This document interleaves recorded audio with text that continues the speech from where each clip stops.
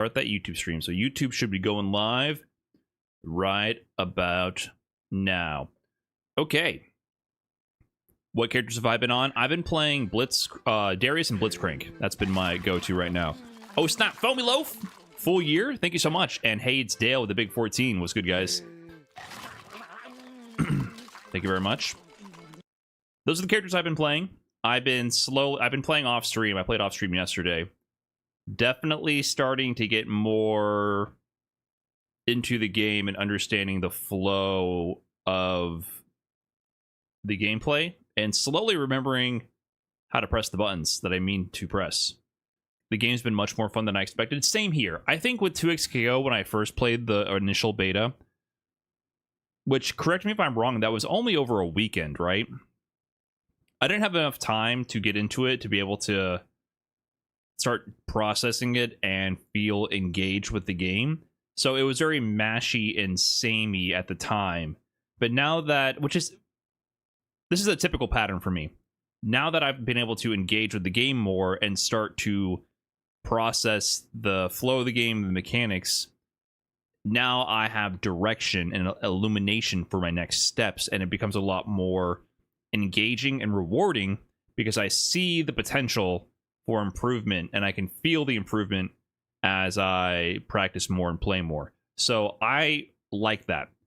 When the game is very creative and very in-depth, but having all that up front makes it too daunting at first without a sense of direction to even know where to begin. And I generally have that issue with these types of games. So now that I have more time in it and I can also learn from other resources, I enjoy it a lot more. More than I thought I would as well. What felt more approachable, Tokon or 2xKO? Tokon, for sure. But then at the same time, Tokon is also more streamlined, so players that are more familiar with DBFZ will also maul you a lot more. I got an invite after using your code. Can I drop my link in chat? I don't know. Is this a scam? I don't know what that means. You can put a link in the chat, but I cannot be held responsible for anyone who clicks on it and gets Omega hacked. So I guess I'll put that as click all links at your deferred discretion, you know. Don't hold me responsible for any Omega hackings.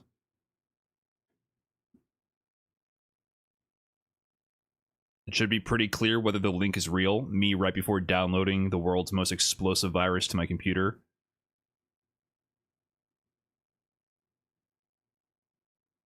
Me right before installing all the spyware and embedded viruses that start farming Bitcoin on my GPU. Has anyone ever gotten a virus from a link where they go, huh, that's definitely a virus? No, this is Vanguard. I see. This link is definitely a virus. Oh no. Be careful, chat. The link might install 2xKO on your computer. Yeah, depending on your perspective, that might be the biggest threat. Many people are boycotting the game because of the kernel access that Vanguard requires.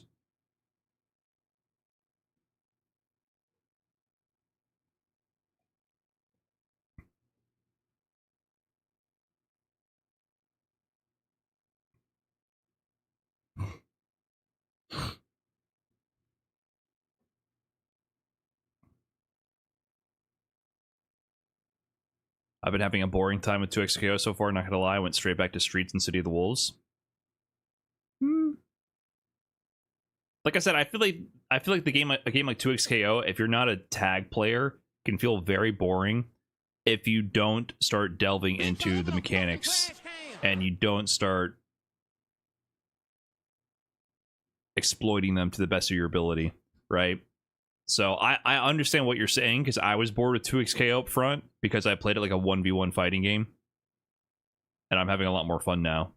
Now that I'm slowly starting to wrap my head around playing it like an active tag game. Slowly. Still not there yet. Slowly. Disco Dom 11 with the big 29. Thank you.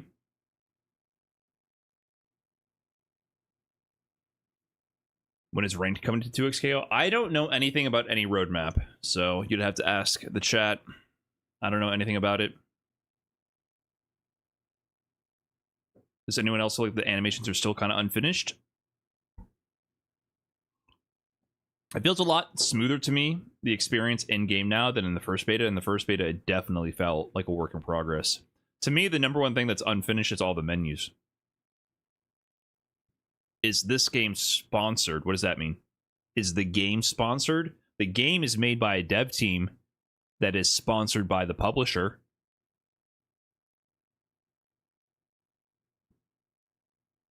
So, someone, yes, I think if you go down to it, all games are sponsored because someone spends either their time or resources or both on producing a game.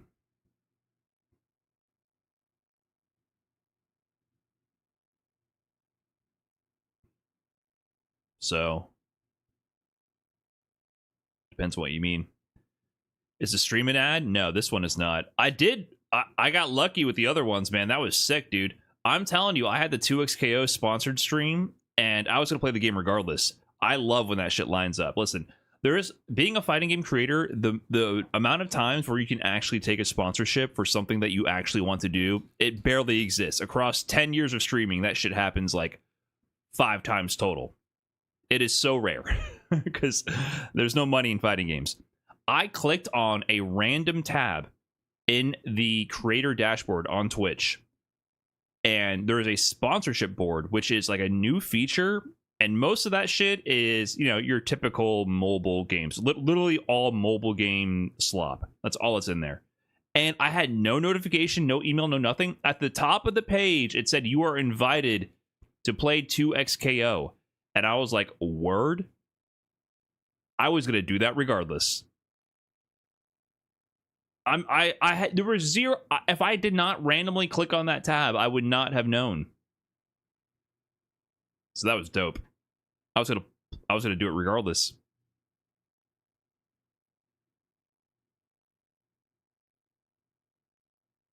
That was sick. So no, the stream is not sponsored. But yeah, I was surprisingly having a lot more fun with the game than I thought I would up front. I did not leave beta 1 or the build up to this closed beta with a good impression of the game at all. I felt bored with it. And now that I'm playing it, I also really like Blitzcrank. I think that helps.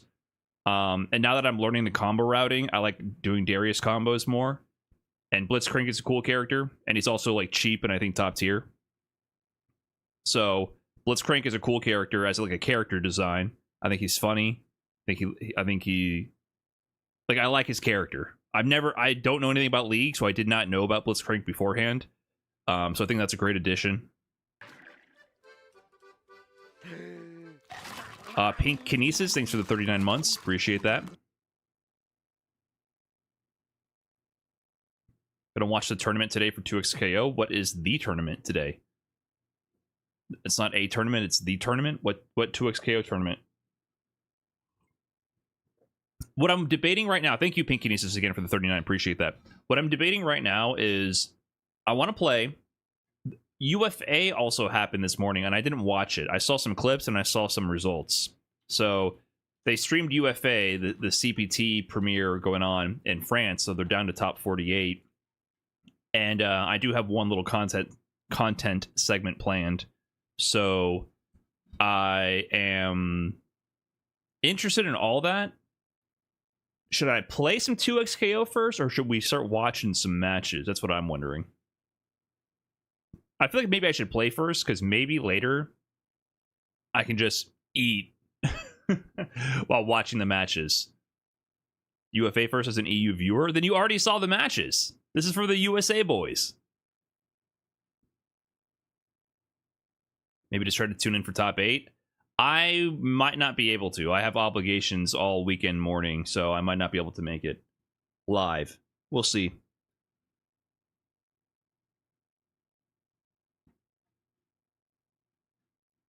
We'll see. Did you see the Thunder and Kills You beef? Dude, I opened my phone. Like I said, I had some errand, had some stuff going on this morning, and I had chores today. You know, I was pretty busy today up until now. And so I didn't get my FGC newsfeed until I was awake for a few hours, and I hadn't seen what was going on with UFA. And when I checked my phone, I opened Twitter. The first thing I see is Thunder tweeting about losing to Capcom balance decisions, GG's, and then right below that, the next tweet was Kills You saying, "Just beat Thunder 2-0 with Mai. He didn't want to shake my hand. Funny, I beat him 3-0 or 5-0 with Cammy and friendlies just the tournament before. But all right, GG's." Like, literally perfect pairing of both tweets. I was like, dude, Twitter is so ass. And my algorithm, listen, with some recent events, it's been horrible. It's been horrible. I had to switch back to the following tab to try to fix my algorithm. But you know, every once in a while it delivers. You know, I was like, God damn it, you're losing me, and every once in a while it pulls me back in.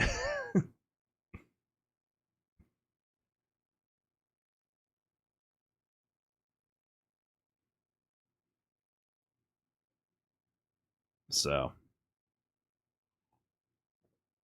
pretty interesting. Yeah, Thunder shouldn't have tweeted all that. Oh, well, if you can't beat them, I literally screenshotted it on my phone. I thought it was crazy. I couldn't believe that both those tweets were on top of each other. I don't want to drag more drama Thunder's way. I don't think he is handling his salt irresponsibly. What was the first tweet in question? Are we going to get into this? I don't want to be a drama tuber.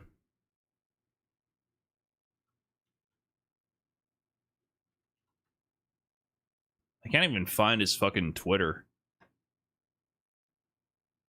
I hate how Twitter, when you search for names and tags, it does not prioritize people you're following. It's so hard to find certain people in the FGC because they have common phrases or terms in their name, and for some reason it just refuses to like filter by who you're following. What up, Deku? What's going on? Is 2XKO good? It's pretty good. It's very confusing. It's going to be a lot, but you can just pick Blitzcrank and Juggernaut fuse, and you'll have a basically Geef with double health and modern controls. I really think you should do that. You should pick Juggernaut Blitzcrank, and it's basically like having Geef with double health and modern controls. So that can be your way in. Lolball22, thanks for the 9 months. Appreciate that. And Dengo Supremacy with a fresh tier 1. Thank you guys. Appreciate it. I don't know. Do I want to go into this? I don't know if this is what I want.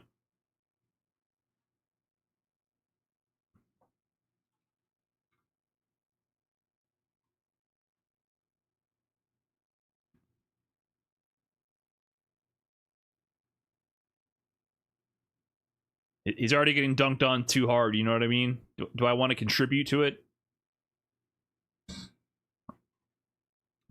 All right, Thunder, one of Canada's finest, tweeted this out. Yeah. Okay, Brian, I see. Okay. He tweeted this out. He said, 49th, I lost a Capcom balancing decision and then Tokido because he dropped to losers early. GG's. So, kind of a... You know, he's salty. I don't think in general this level of salt would be that bad. However, when you take your opponent and write it off as Capcom balancing decision, eventually one of them might, you know, clap back a little bit. And that opponent he was talking about was Kills You. And then Kills You says here, lost to Capcom balancing decisions. While I smoked you 3-0 with Jury on PS5 in an online tournament when you played on PC, then you asked me for free play on CEO, and I smoked you 5-0 with Cammy, then refused to shake my hand because I play Mai. You are trash, and you will always be. So, I think Thunder stepped on the wrong landmine here. Thunder plays Akuma now. This is Joe Ume Rogan, if you don't know, and he's a very strong player, actually, and he has some decent wins under his belt. Kills You, however, is one of the best on the planet right now. He's one of the most consistent players, I think.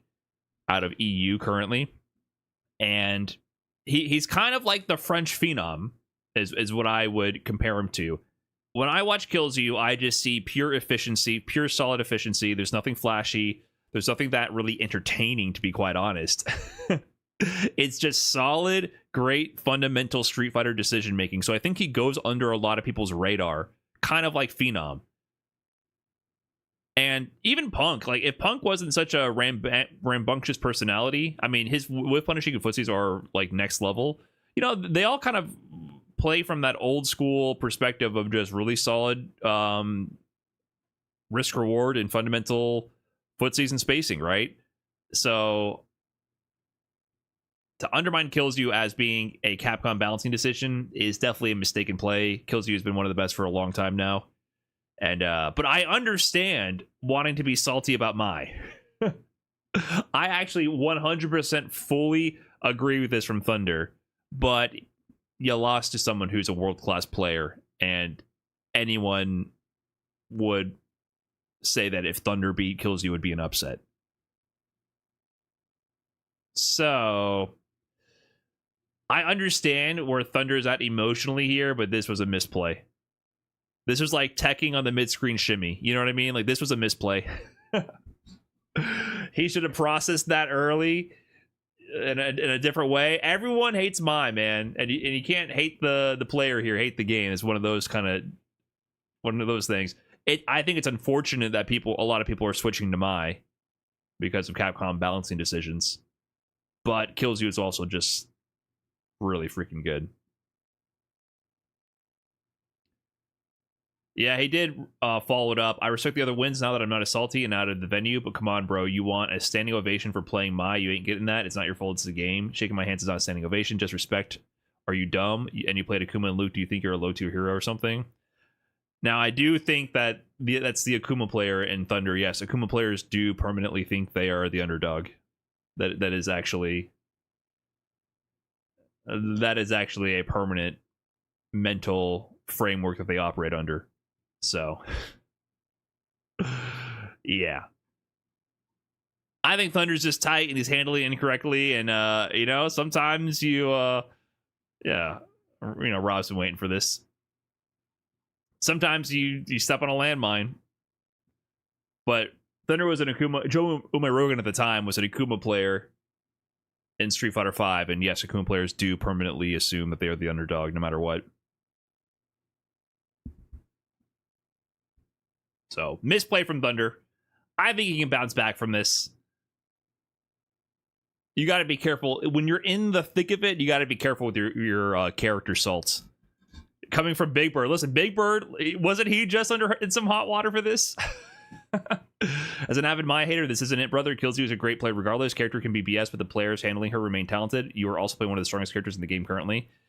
Yeah, like Big Bird was just under hot water for talking about Mai and M. Bison because all of China was saying, hey man, are you trying to talk smack about the GOAT Xiao Hai?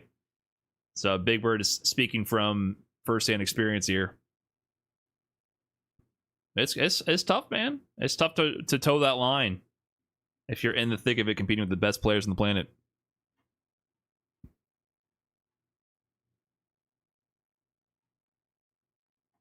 So I think Thunder can bounce back. He's just going to have to keep a low profile for a little while.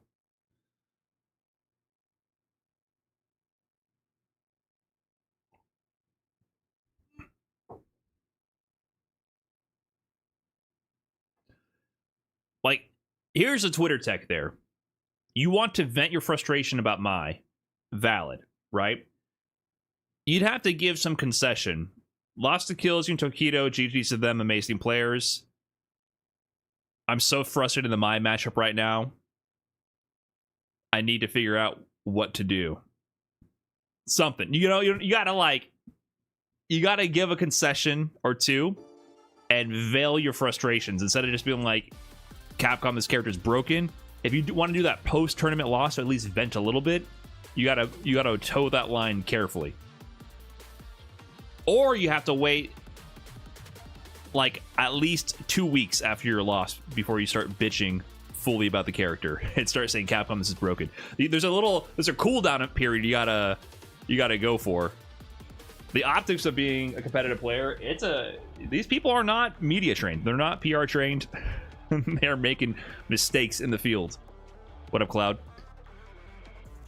Kelsey should be a bigger hater and beat him with his own character. He could. I mean, maybe he could. What up, Sayjam? Everybody needs to be banned from Twitter for at least 24 hours after losing. Yeah, that's why people do the canned responses, right? You kind of have to do the canned responses, because otherwise nothing good comes from it. I think we could all lie a little, you know. Just lie. GG's to my opponents. They played amazing. I'll come back stronger. You know, no one needs to know the truth. It's not the time or place. He should have shaken hands regardless. Yeah.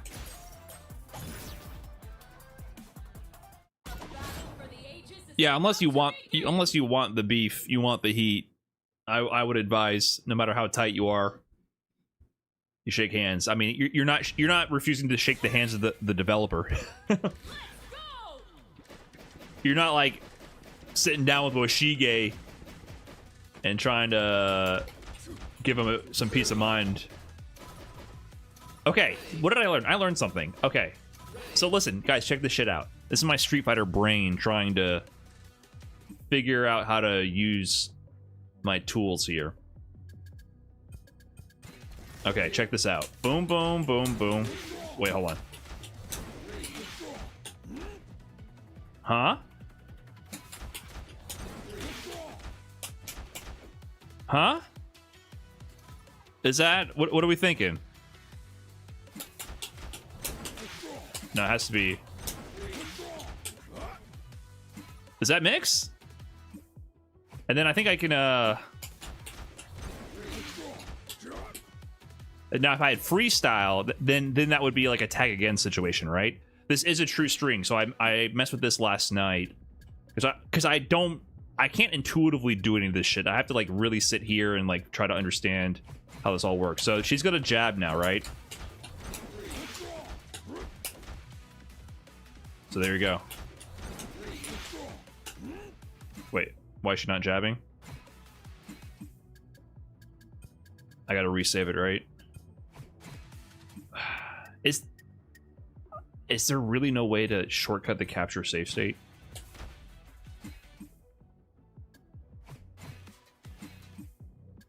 This training mode has some things to work out. Block recovery action. Light punch.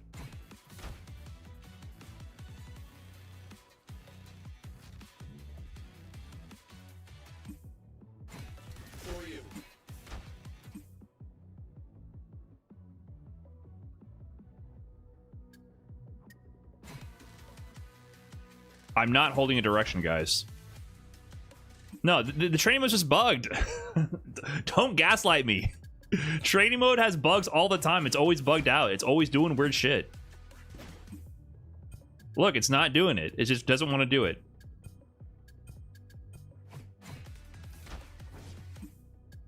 Okay, that spot is broken. Here, let me do this. Let me turn them all off. Okay, let me go here. Let me turn it back on. On. Okay, I had to turn it off and back on again. Now I can capture. Now I can restore. Okay. See, the UI said it was on, but it really wasn't on. So training mode, it has some visual quirks. It's the menus. Maybe you can consider that a menu bug, not a training mode bug. But 100%, there's some issues. So that was all true string. Actually, is that bad that the true string? Is that bad that is a true string? I don't know the rules. If you're in a true block string, is it only high-low mix or is it left-right? In Street Fighter, it would only be high-low. Yeah, but it's no longer a left-right. Yeah. True strings cannot cross up. Okay, that's what I was thinking.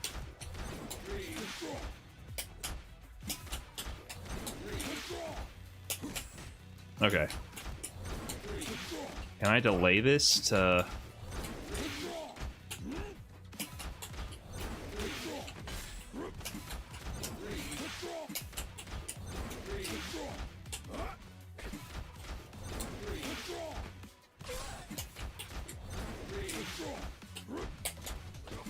Yeah, I guess maybe I can just go for high-low. Yesterday, I was able to go get the cross-up, though. I got to start taking little clips of my training mode activities to remember what I'm doing. Hasserus with the big 50, thank you so much. And Yuakwo with the big 5 months as well, thank you so much. Right. I want this to be a true string up until this part. I want the left-right. Or at least I want the option for left-right. I guess I can delay it. The left-right is not that crazy, though.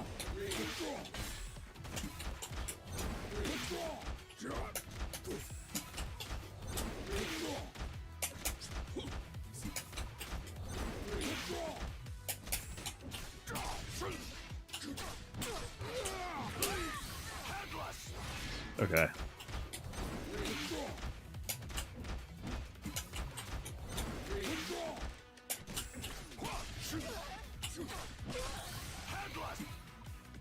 And there's nothing really better I can do with Darius here if I get the low solo. Keith M, thanks for the gifted sub. Appreciate that. So mid-screen, this is what I've been doing. If I get solo Darius and I get the far hit, I do that. But maybe I need to get into launcher faster.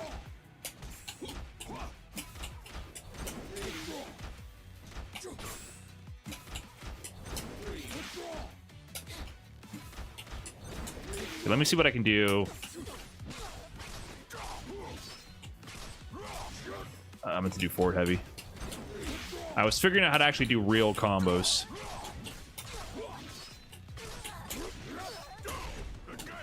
So I can do this. This is better, right?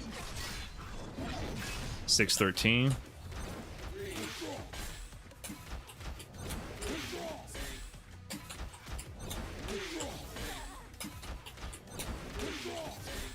What am I doing wrong here?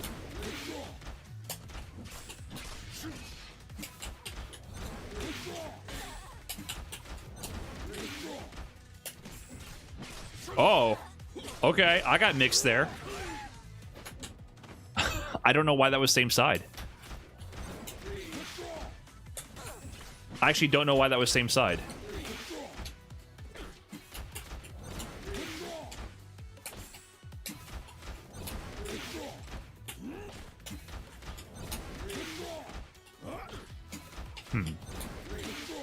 Am I alone in thinking that the jump-ins feel weird in this game?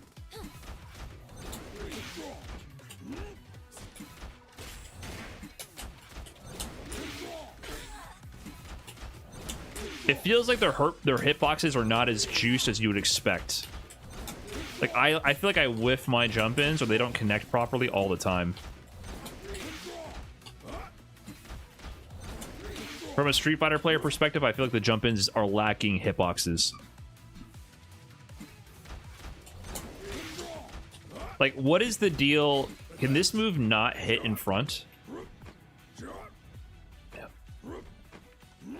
Okay, I guess that's the deal.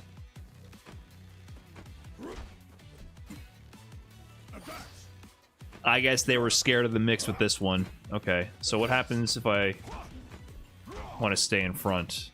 Let's jump heavy.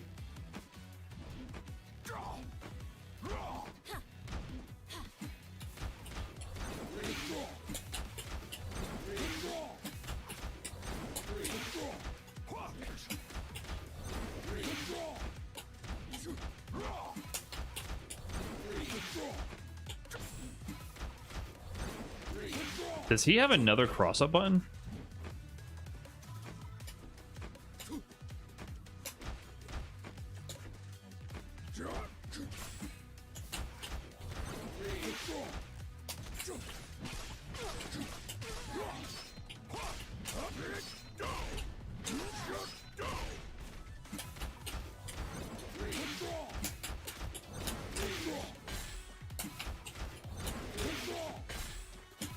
Okay, what is happening here?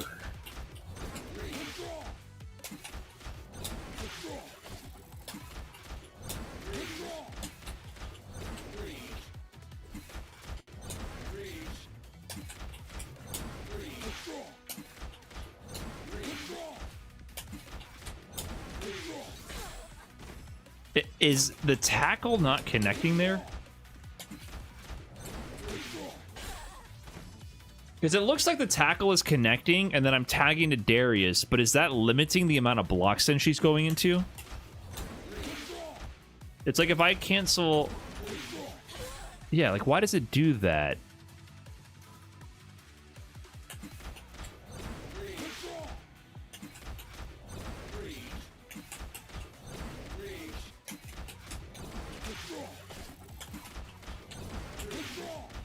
The order the block stun?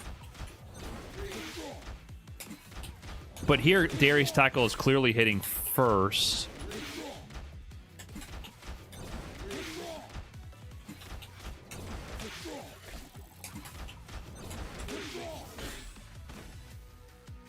See, Darius' tackle hits, I tag, Blitzcrank S is starting up, and for in that instance, there's less block stun and I get jabbed. But if I just wait later to tag, it's like she's in more block stun. What do you mean the tackle's too early? It's hitting.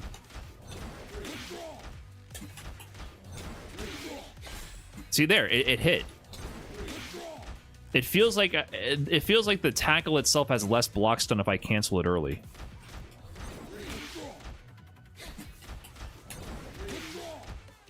The assist is too early. No, there's no. I'm not varying the assist timing. I'm varying the cancel timing. Look, it doesn't matter how early I call the assist, it's still going to work.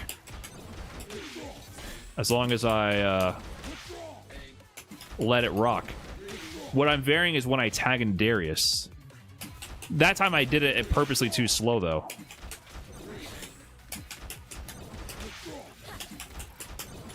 Hold on.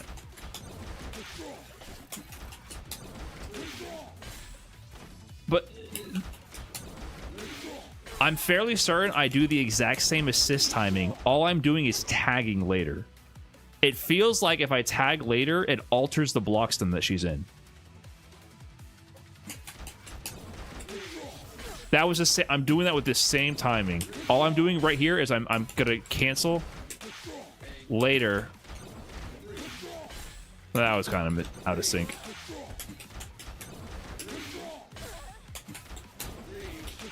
Hold on, I'm missing something.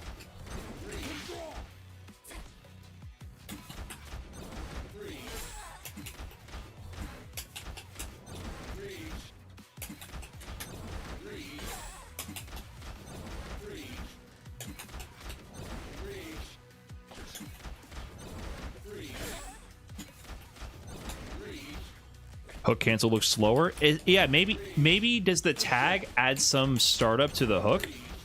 Like maybe the block stun is deteriorating or counting by some frames during the tag animation. Like you get less frame advantage on the tag. Like when you actually input the tag, you're losing some of those frames of block stun.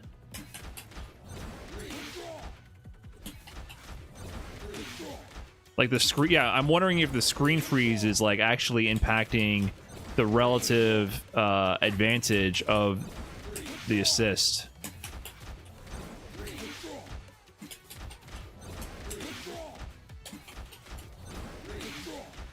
Anyways, I don't know. It's weird. I feel the consistent timing.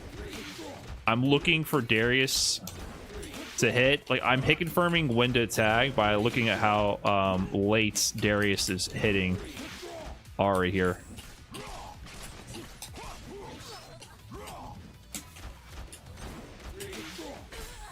That was obviously too late.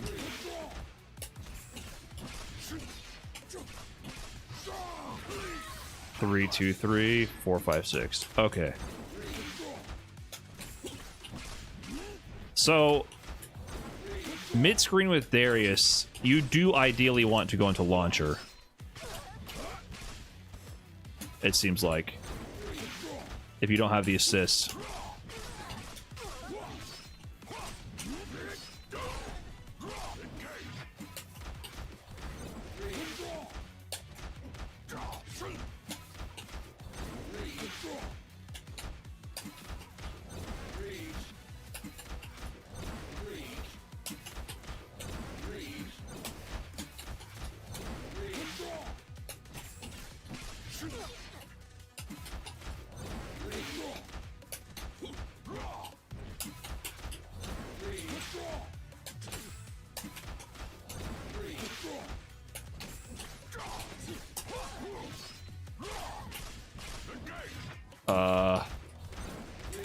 Hold on.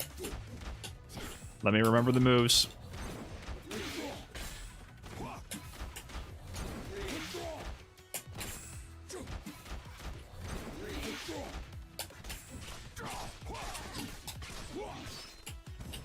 Fuck.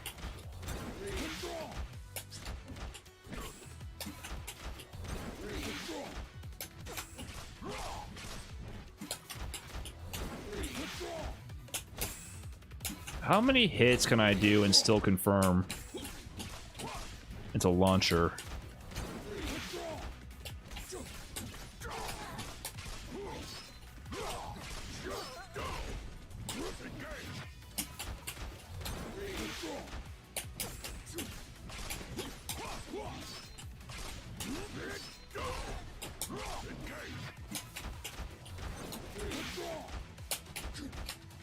Nope. I mix up the low and the overhead with Darius all the time.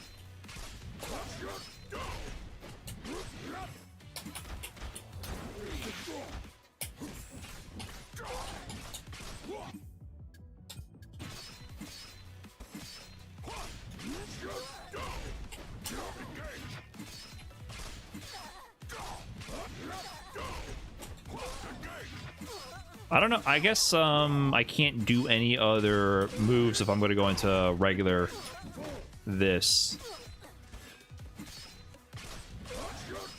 And then I can do this into this to apply bleed. 366. 336.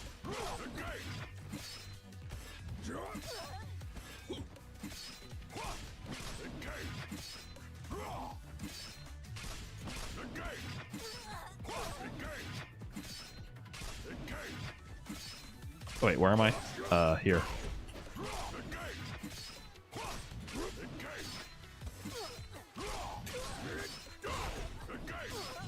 Three, 6, 360.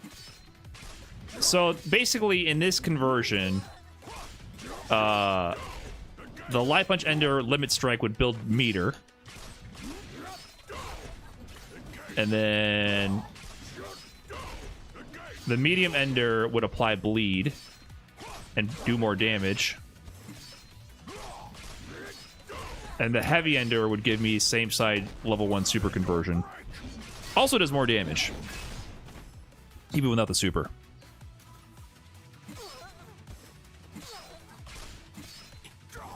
Yeah, definitely would be worthwhile to do the bleed ender here and there. So, especially if you're near the corner. How the fuck do I do the up one? That chip is pretty serious.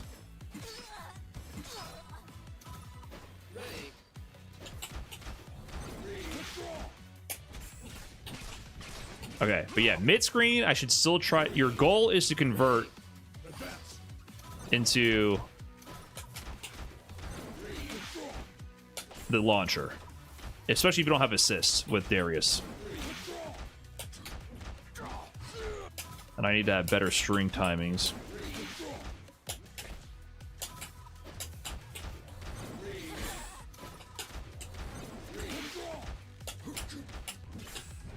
Okay, so that wouldn't work.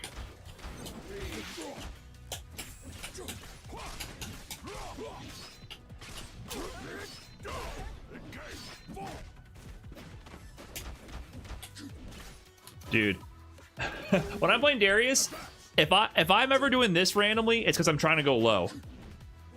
It's so hard for me to remember down back is the low. Down back medium or down medium is the low with the medium button, but down forward is the low with the heavy. But then down forward low with the medium is the high. There is so many things in the heat of a match in this game where your fingers are going to get fried. Like, I have not had a game yet where I'm pressing the buttons I mean to do, just because of the complication of all the different moves. And also, it's a brand new thing. To me, my brain is getting overwhelmed. So that's a big part of it, of course. I'm hoping to reach the point where I can flow. Where I have achieved Actualization, self-realization. What is that thing Bruce Lee says? Whatever, you know the fucking idea. Where I'm actually doing what I intend to do. No, I don't want training. Let's play the game. Probably should have refreshed my Darius combos also, but whatever. Super after the mid follow-up? Right, yeah, you can super after the mid follow-up. You're right, with the S2 super.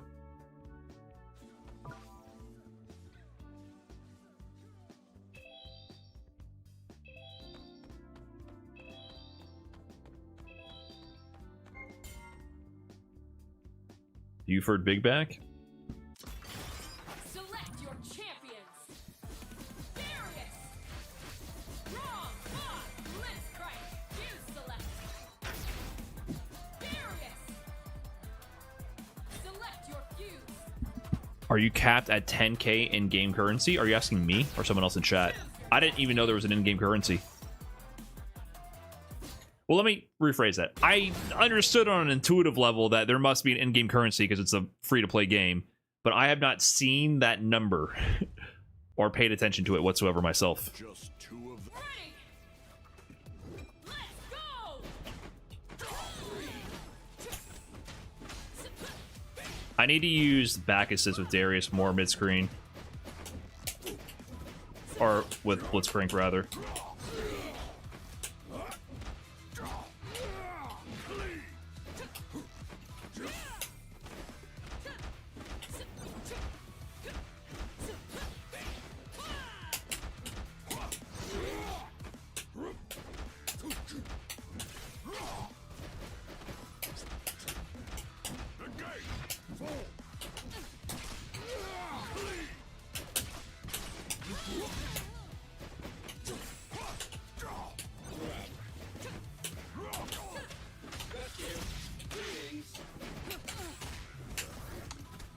Yeah, my air-to-airs are kind of bad. I don't know how to pick up air-to-airs. Ready. How do you throw tech again?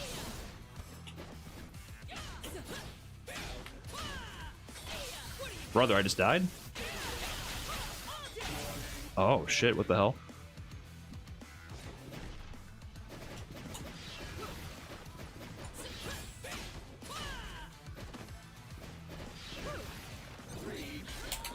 Oh!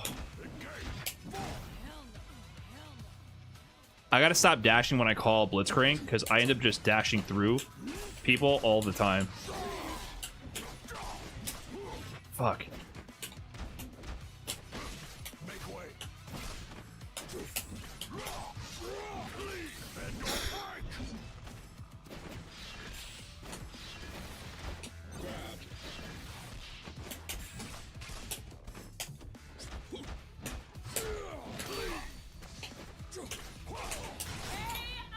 Let me remember how to play really quick.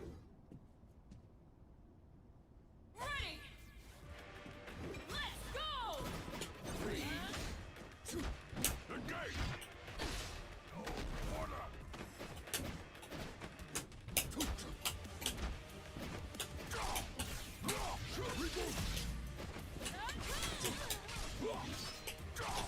I did the wrong move.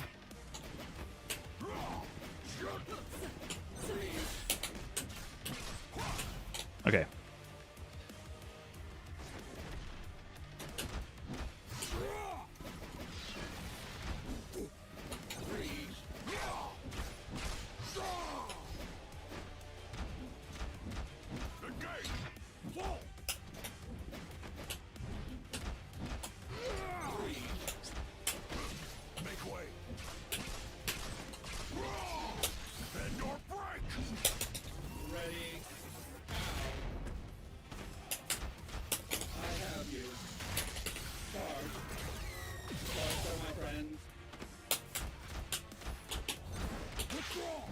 I meant to do the thing.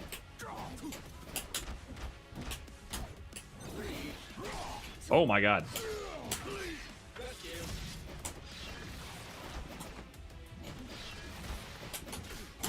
I meant to do the mix. I forgot to press the S with Blitzcrank. They got the axe.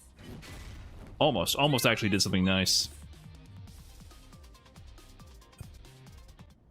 It's been interesting how little Darius I'm actually seeing compared to others for how broken everyone swore he was in the beta. He's a noob stomper for sure. He's like definitely a day one god. But I've seen a decent amount of Darius. I've seen very little Braum. Braum's a character I haven't seen any of.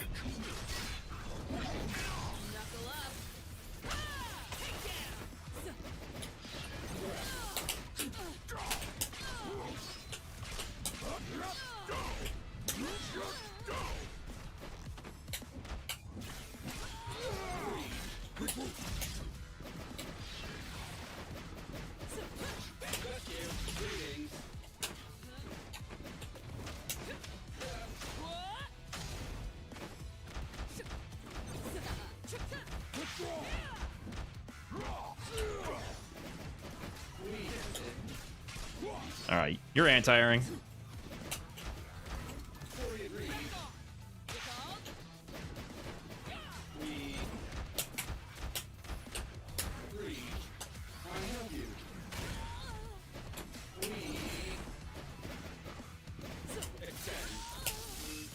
Oh, fuck. Hey! I did the mix. Little unsatisfying because it put me in the corner and only did 1 hit of damage, but whatever. And it got me immediately killed.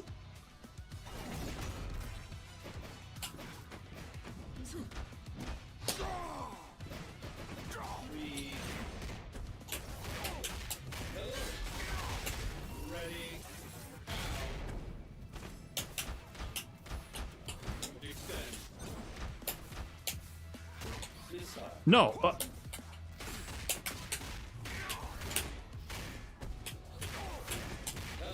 Okay. So close. So close to doing what I mean to do. We're getting there.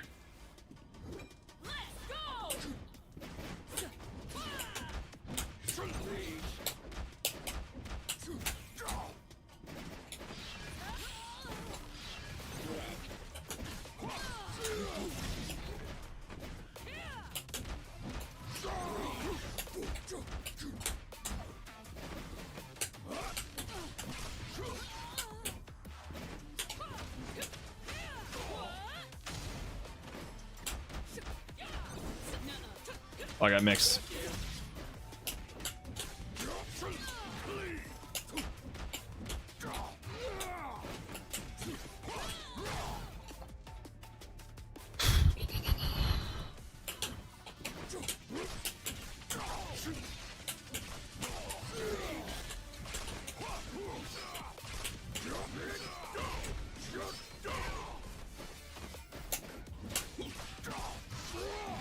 I need to approach with medium more often.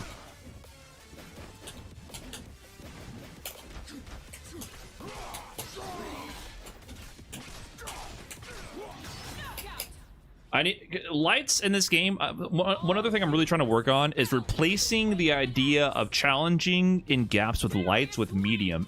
Lights they have zero range at all in this game. It's medium. If you're going to challenge movement, challenge gaps and strings, usually you want to press medium.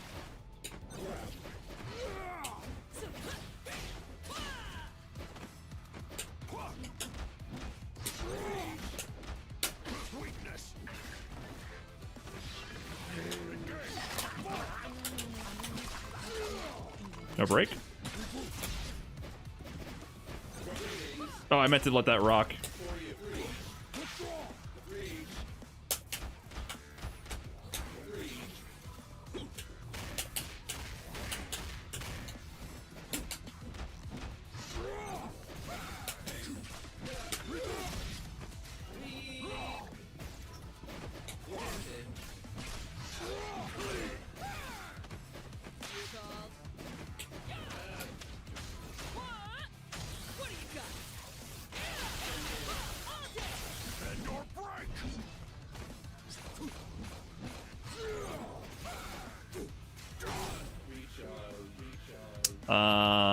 I meant to jump with a different move.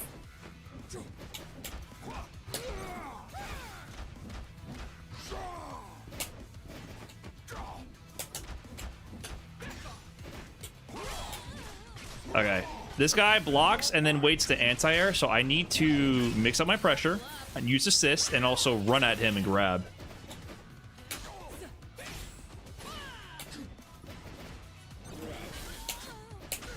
Oh god. Oh, that was slop. Okay. Yeah, he's just waiting. He's playing like a Street Fighter player. I need to stop giving it to him. I needed to like actually reset my pressure. Because he's actually blocking.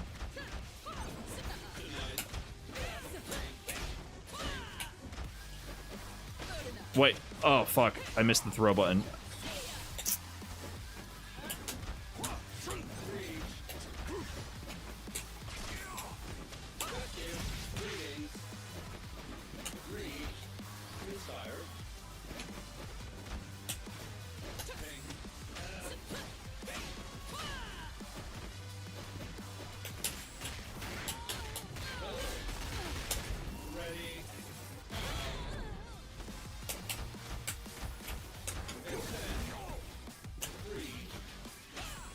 Wow. I think I'm dead. I also got to remember that when people drop combos, usually they're still at advantage.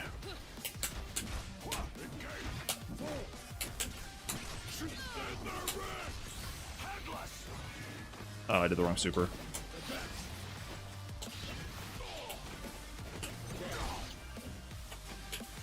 Nice.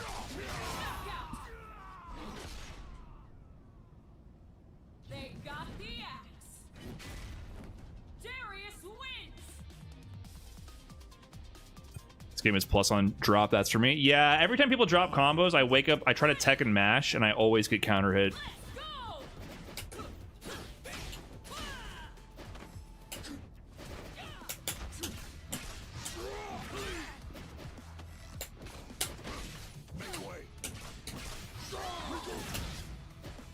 Go.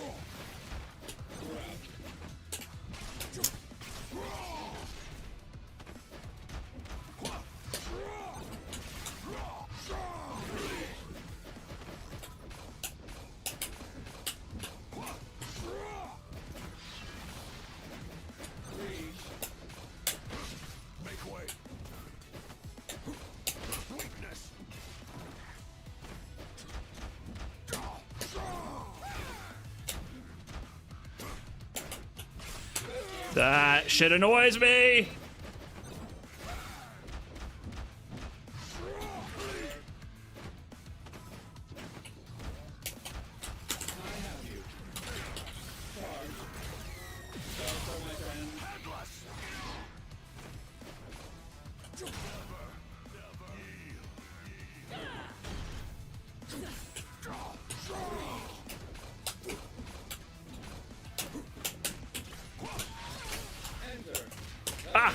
Okay, I didn't mean to do that.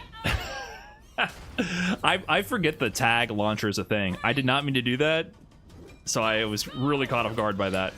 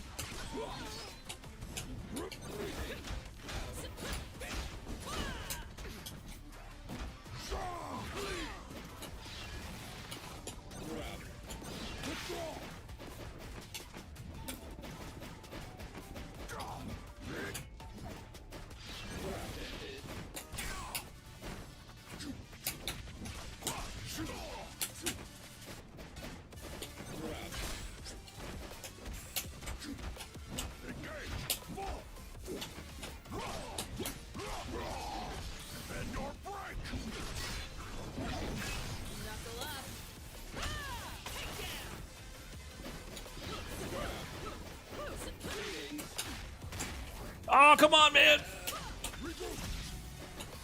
No, what am I doing? I thought it was Darius. Come here. Okay, okay. Almost remembering my moves.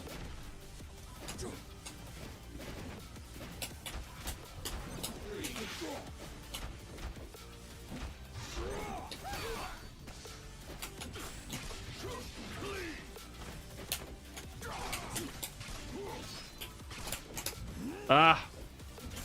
Fuck. Forgetting my moves. Forward heavy. It was forward heavy there. I had the combo. Come here.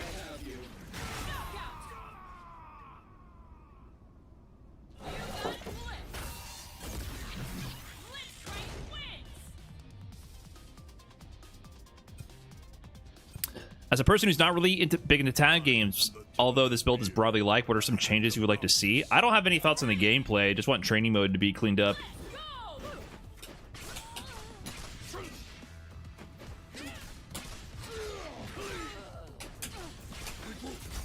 Faded?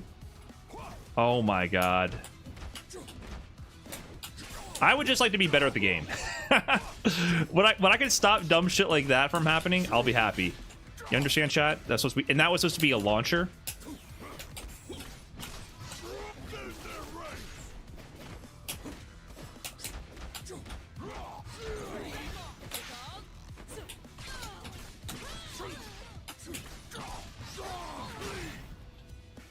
My only complaints right now are all skill issues.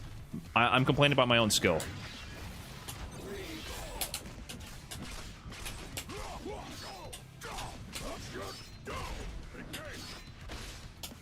Okay.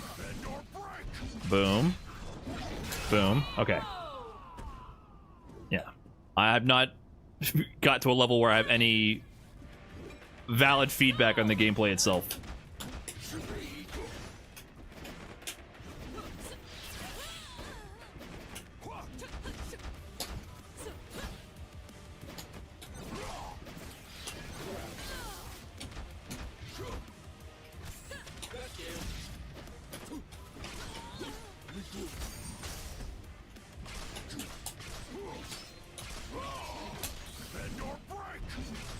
Okay, at least I didn't drop that one. I couldn't really get a good conversion, though. I feel like it was too high up for a relaunch.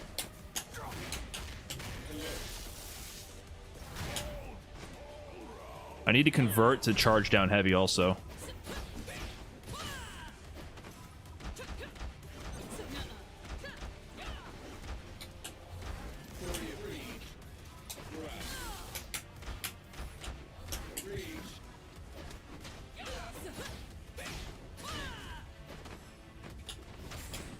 I gotta stop jumping at this dude. All he wants to do is hold back and wait for an anti-air attempt. And wait for me to fuck up. Because I do be doing that, because I should have killed him there.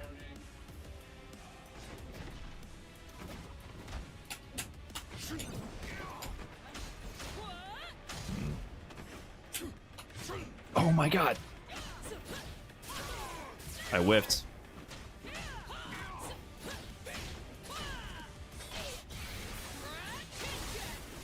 I might just be dead because I whiffed.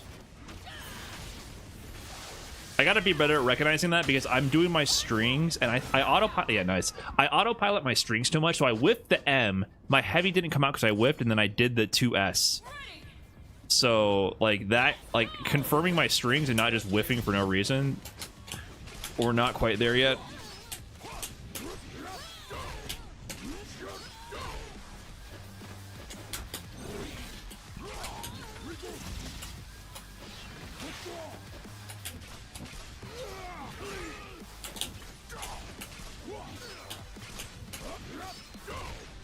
Oh, it's already over?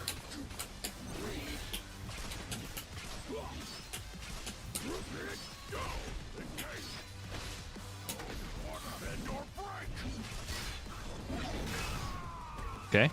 Kind of confirming combos at least.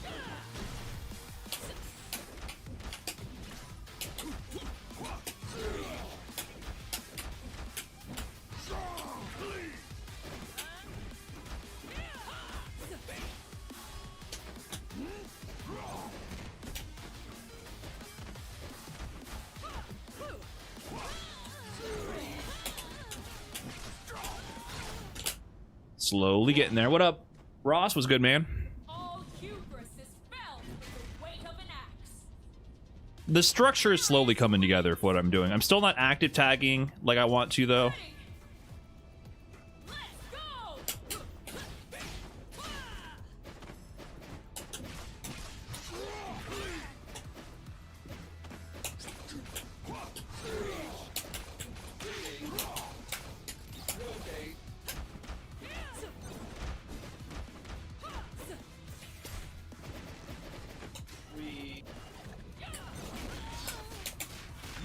That was kind of silly.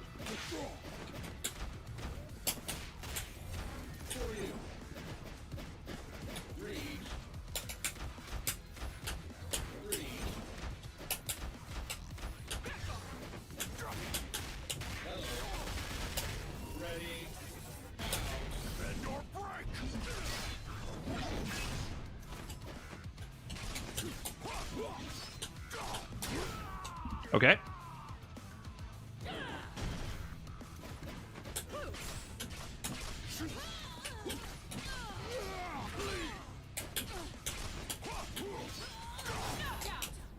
Combos? Ready.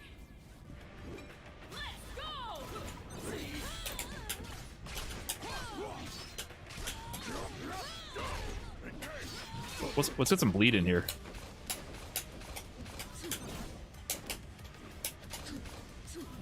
I keep doing overhead on accident.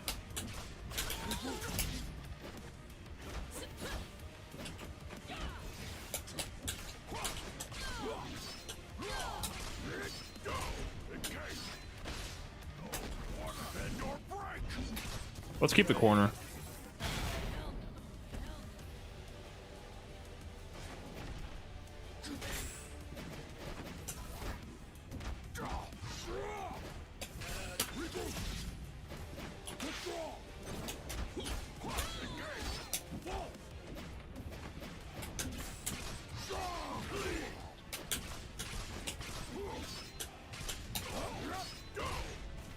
Oh, what?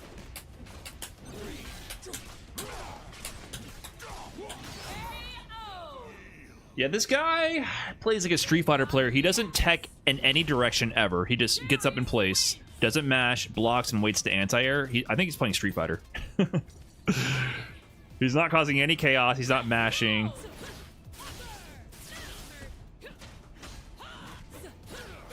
You gotta do the OTG one? What do you mean? You're trying to me? Oh no.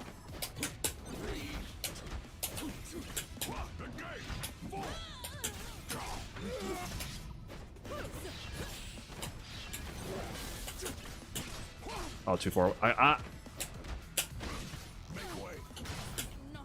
Okay.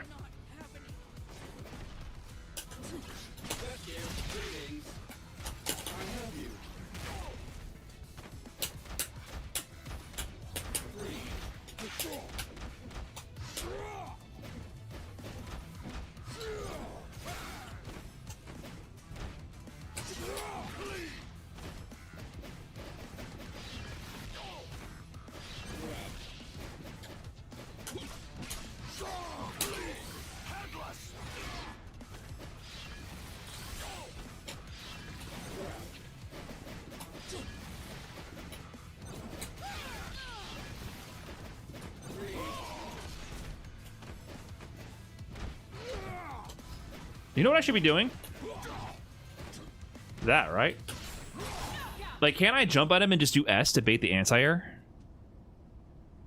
Maybe I should work on that against this guy since he always anti-airs.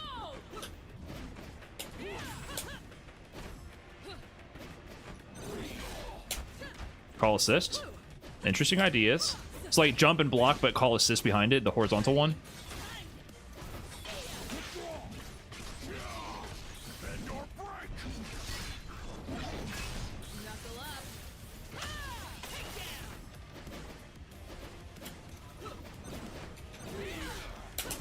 Okay, well, that probably would have worked, but he had assist out to cover that.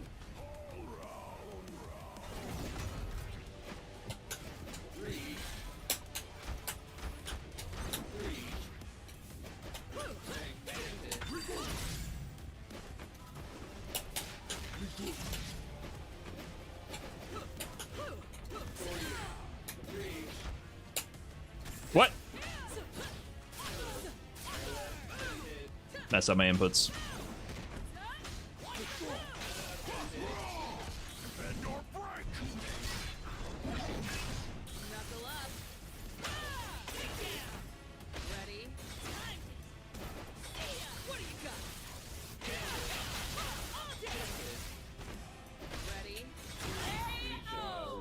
Scooped.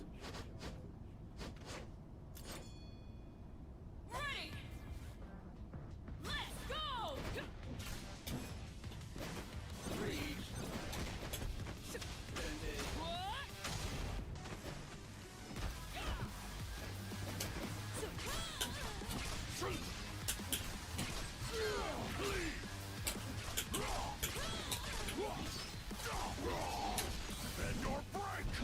Kind of mess up the routing, I think, here.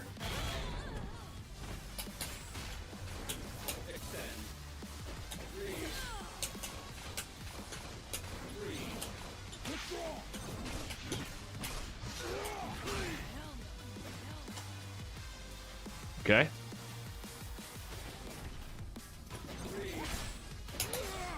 See what happened there? Did he snipe my assist? Like Blitzcrank got hit as well.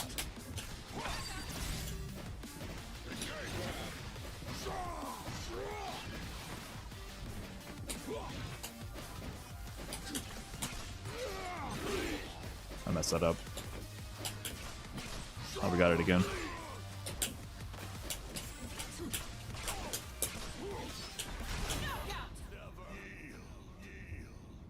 All hubris is felt with the weight of an axe. I always forget you can't grab their tech rolls. Darius ready. Is that training from like Street Fighter Cross Tekken? Go. What games let you grab tech rolls?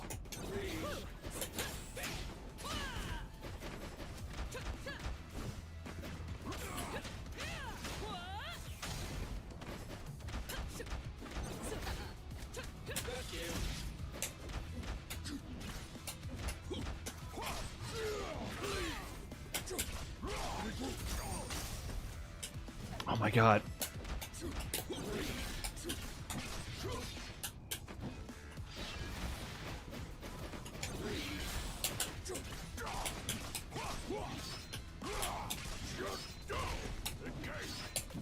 What? I brain farted.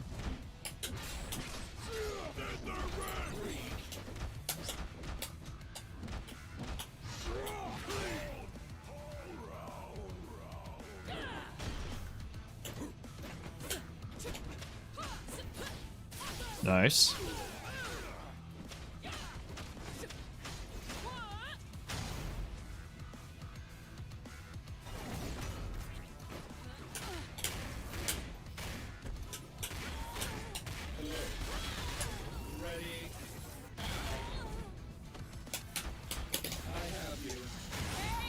I have you. I have you. Blitzcrank's a cool character, man. Maybe League was onto something. I don't know. I've been a League hater my whole life.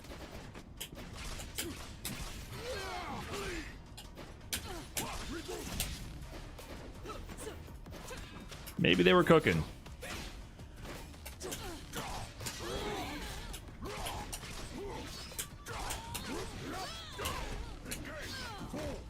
I keep forgetting to do heavy. Oh, now you're mashing. That's the first time he's mashed on Wake Up. Yeah, expose my fake meaties, dude.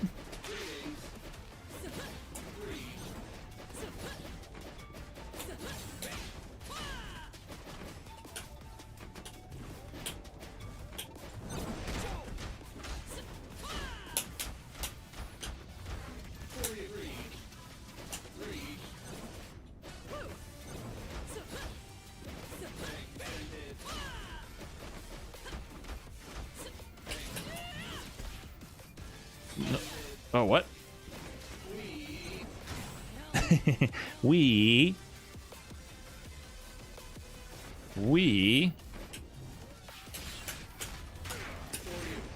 I forgot my combo.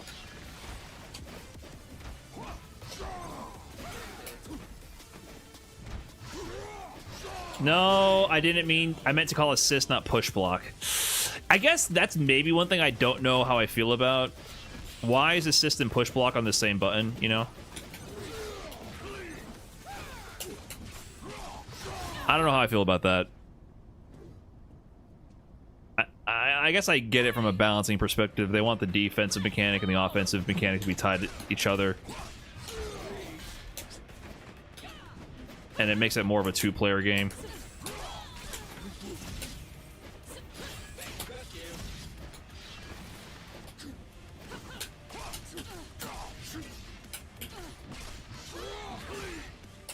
Oh my god, where's my dash?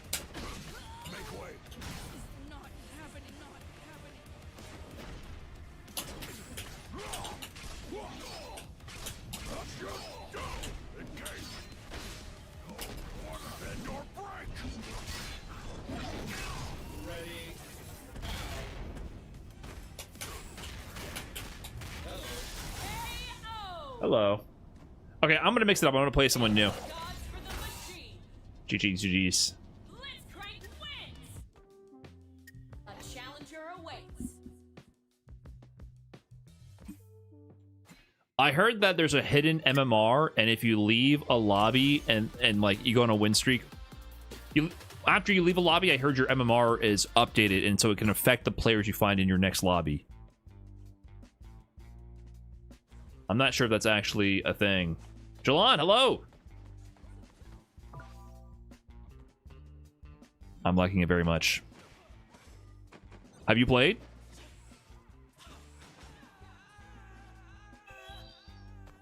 Hopefully you're doing well. It's kind of a hard game. It's a tough fighting game. Having this my first look. They got some stuff in there to make it easy. Like if you're just trying to play casually, you can pick like the Juggernaut fuse, which lets you play with one character. And you have like twice the health. I liked it more than I thought I would, to be quite honest.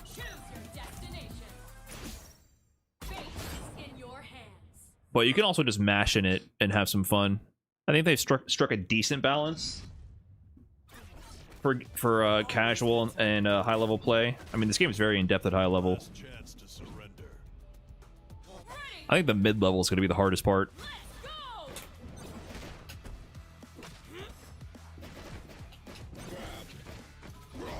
Whoops.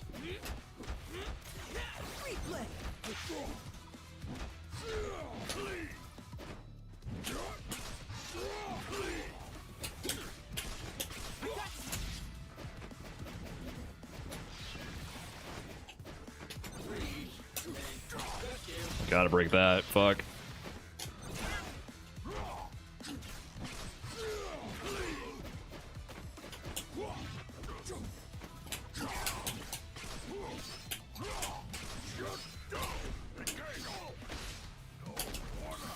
Okay.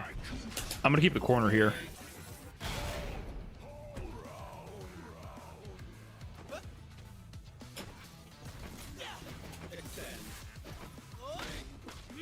I gotta stop dashing like I got movement like Echo when I'm playing Blitzcrank, man. What? Okay.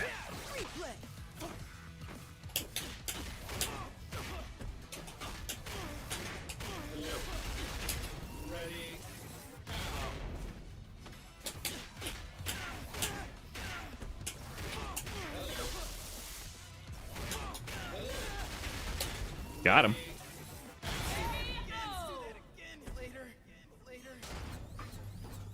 Got him.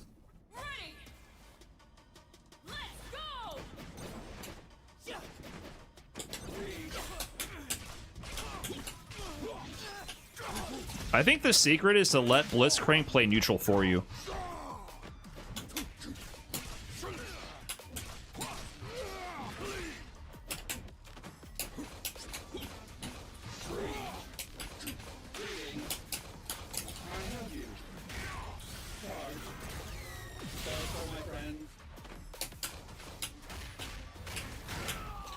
Okay, I'm also getting the rhythm of like pacing my strings to hit confirm. Yeah, nice. I was definitely gonna kill you there.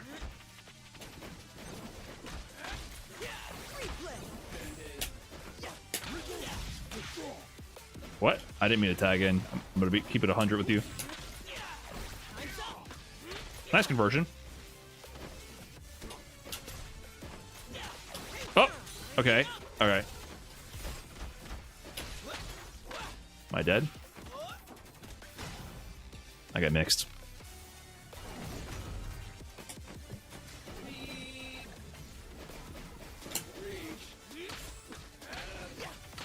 I meant to do the anti-air one, but I did back.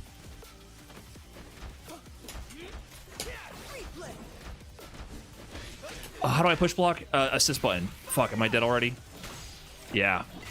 I'm trying to push block. I forgot what button it was. Blitzcrank assist to anti-air is back assist. But to do the anti-air special, it's down and special. That is so confusing. That is so confusing.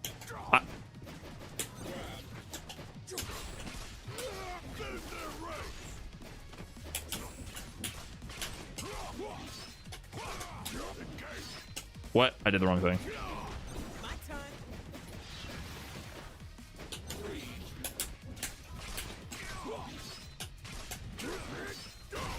Cool.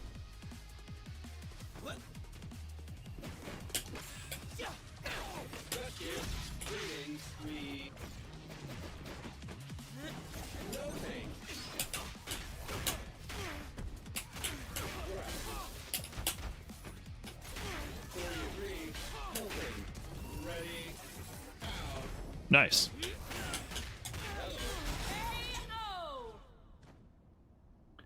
Nice.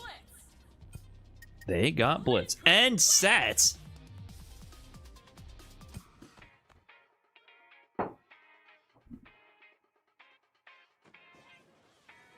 First to one.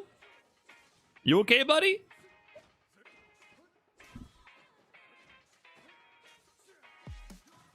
I thought that was a perfectly fine set.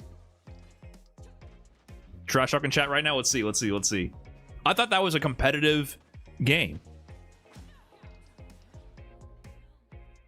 Blitzcrank users gotta get mutilated in front of their offspring.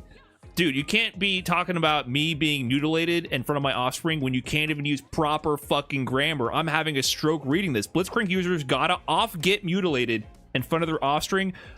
You can't come with the trash talk. Is this the average league experience?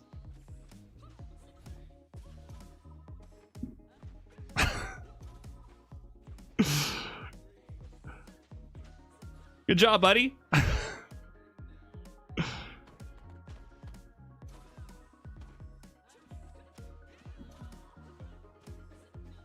Cornball? Are you kidding me? First the one?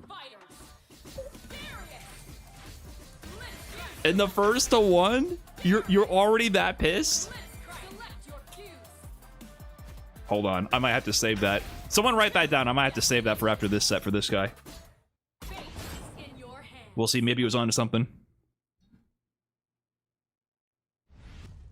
Blitzcrank users gotta get mutilated in front of their offspring. Oh, well, if you can't Casual beat 'em, sidestep thanks to the join prime. I'm spamming that in the chat right now. Oh, he had something cooked devious right there. Oh, dang.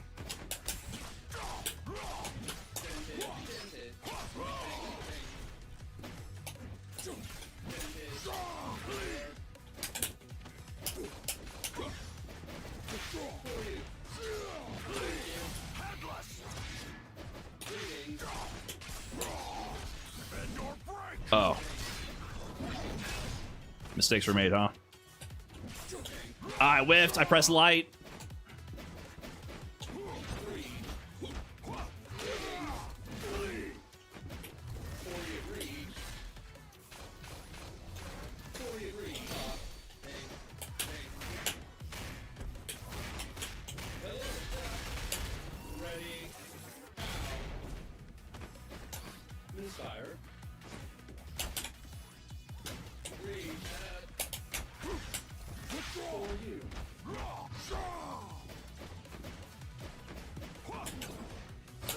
No! Nice, nice.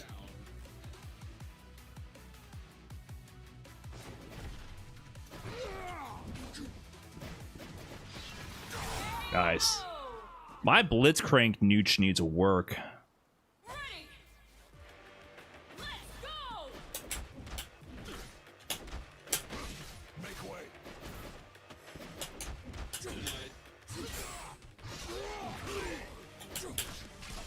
Oh, fuck.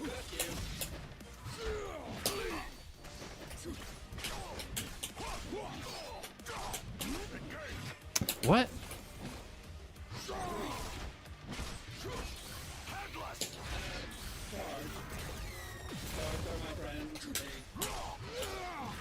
I should have killed him.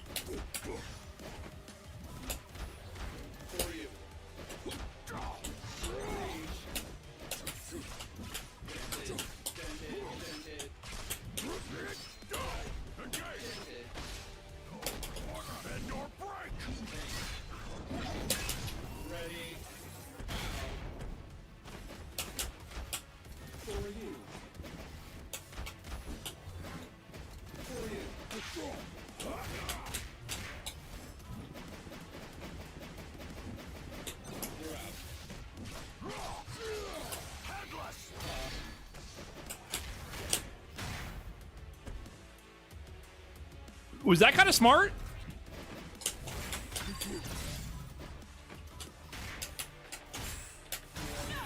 By the way, who was that in chat said, wow, this guy's cooking you? Wait for the next fucking round, brother.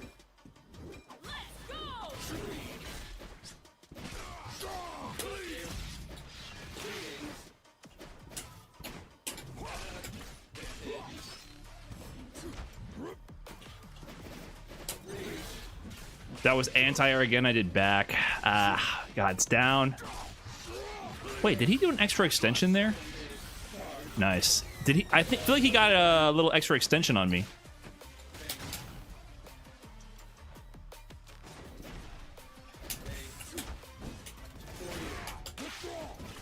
I'm cooked. Chatter was right. Okay, he's using a lot of advancing guard or retreating guard.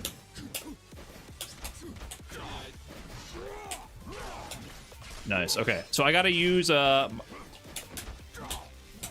skills.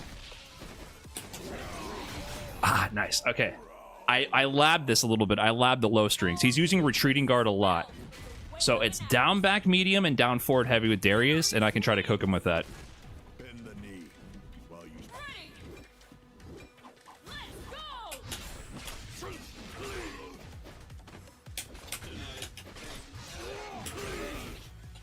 Oh, I messed that up.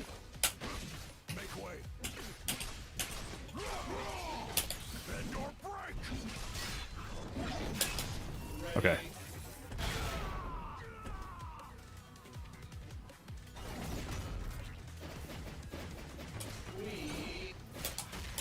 Dang.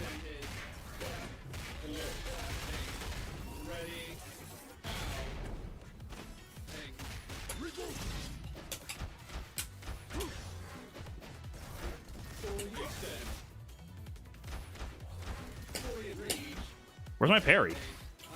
Wait. What? Oh, did I not have meter?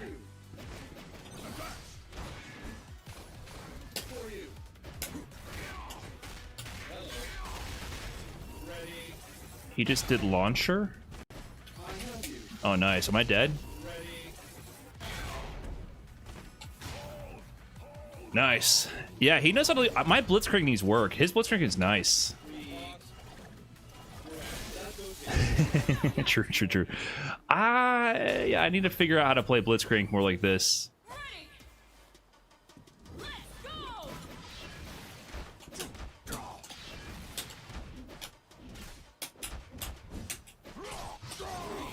And that should have been back assist.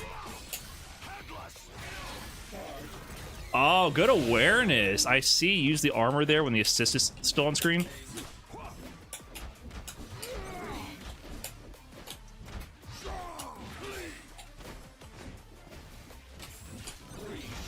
I'm not synchronizing like I'm supposed to be.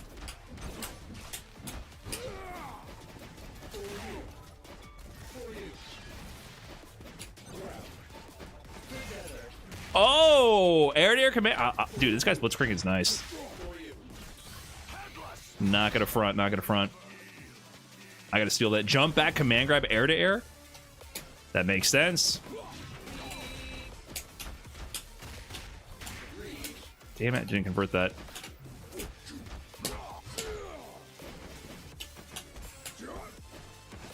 I should have done it there.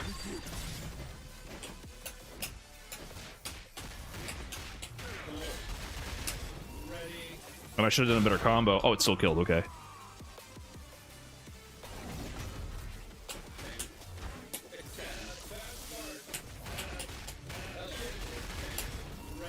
Okay, he's just accepting death. Okay.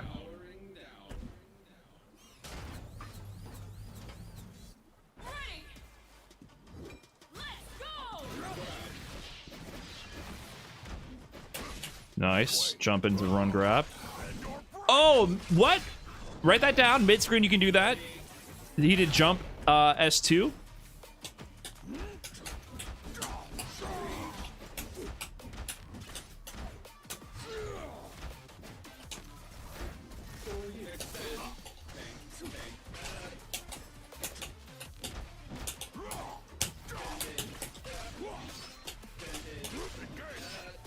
What?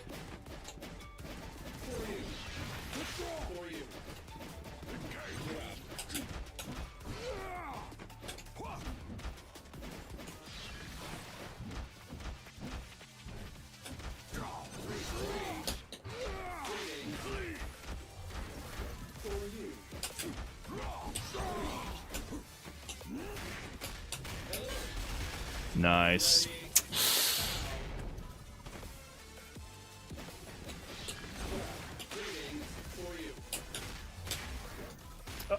No, my conversion space. I should have just gone into S.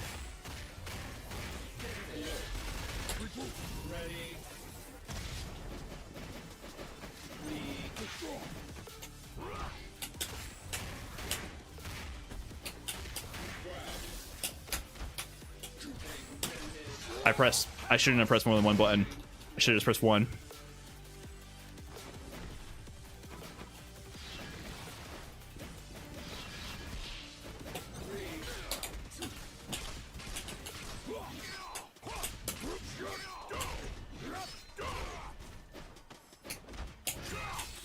Wow, you went for it? All right, nice. Can you throw that armored move from Darius? They got the axe. Darius wins. Yeah? Okay. I see. Ready. Let's go.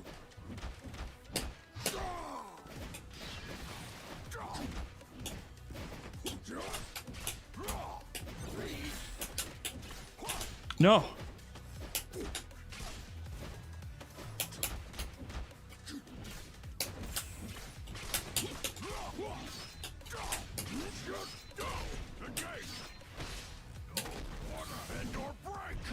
So I got me thinking about my lows a bit more conscientiously. Okay. He's blocking retreating guard. I got to stagger strings. I did not mean to tag.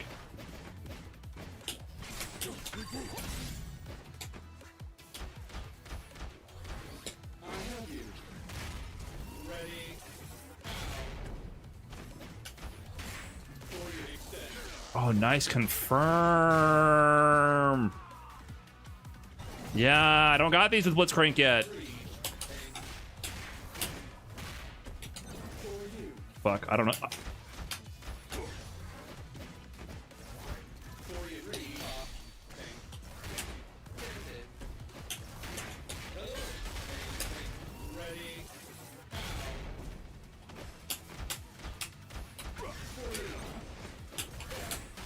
Ah, come here!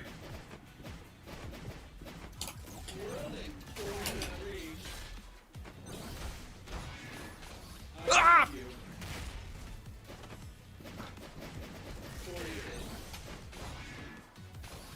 Ah, no! What? Oh, what did that guy say? Copy and paste that chatter message right now. My jump in whiffed?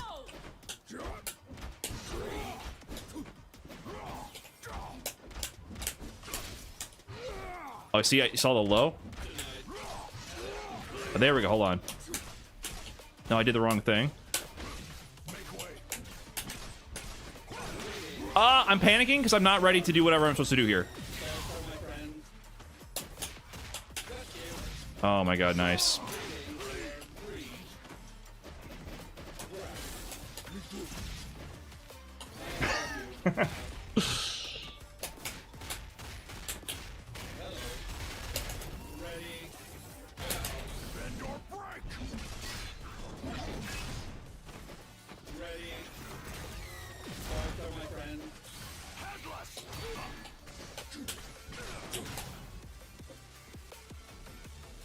I don't think I need to parry that. Does parry add scaling, by the way?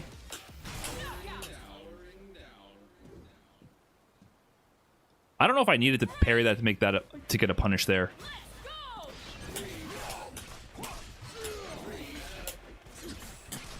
I'll take a reset, sure.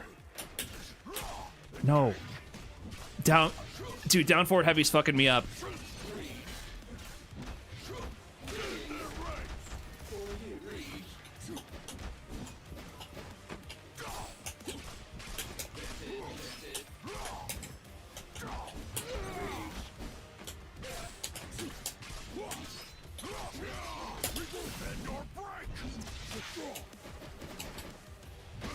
Nice.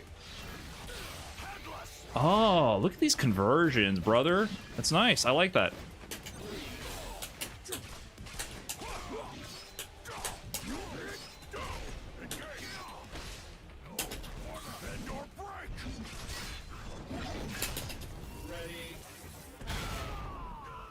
I'm learning a lot playing this guy.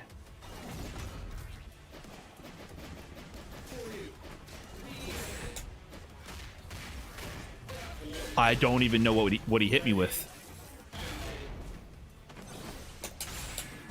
What?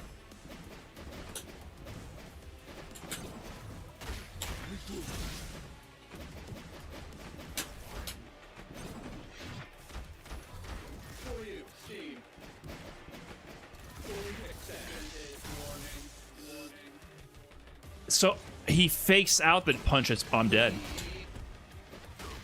Oh my god. Oh my god, I can't stop his blitzcrank. I need to copy everything he's doing. I don't understand how to use blitzcrank in neutral at all. You should use super assist more. Is that done by down and assist? I don't know how to use that on purpose. I only get that on accident. And is that only when the other character is dead?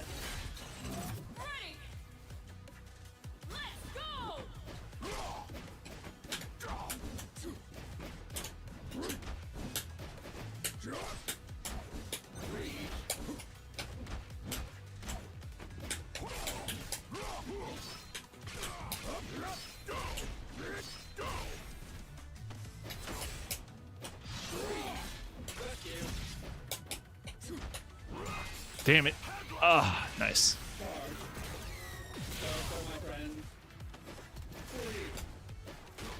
Oh, we got a pick up there?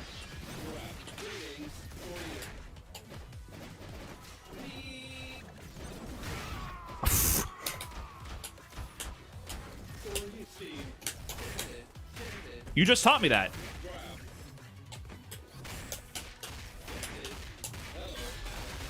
You just taught me that.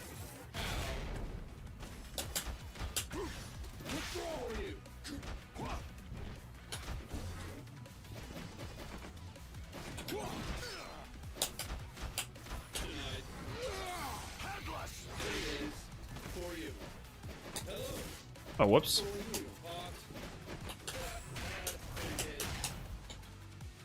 Okay, okay, okay.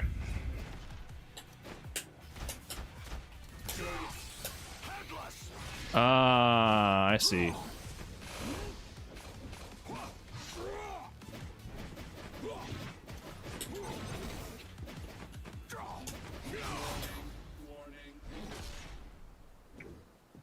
Yeah, this guy's a lot more aware of all the different mechanics than I am, for sure. I'm learning a lot playing him.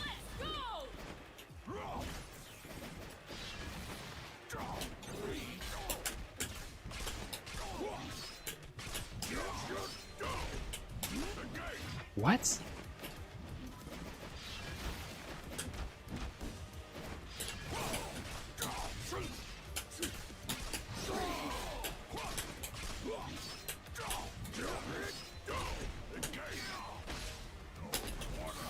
It's also interesting that he saves his burst. You know, like everyone, including myself, just fucking mashes the break immediately.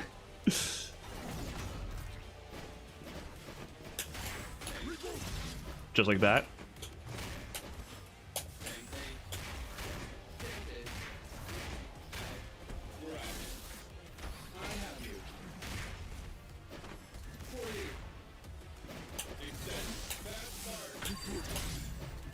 What? Where's my jump?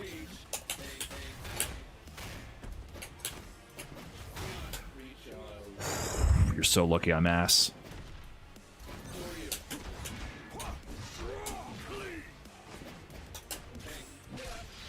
What?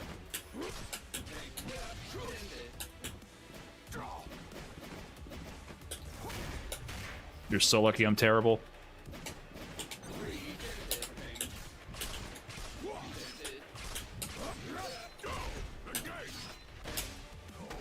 Please die. This won't kill, will it?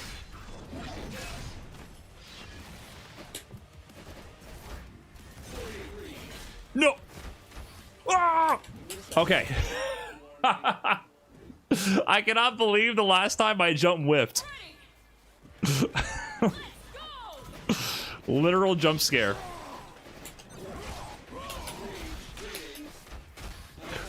I see. He does the down M into command grab and just goes for it. Oh, I got baited?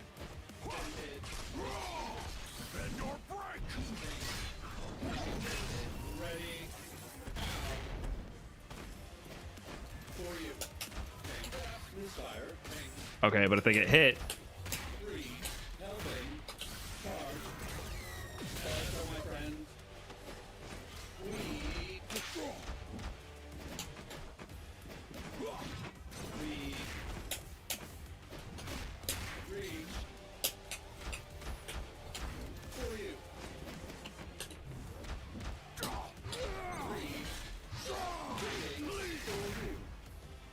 Interesting. Okay.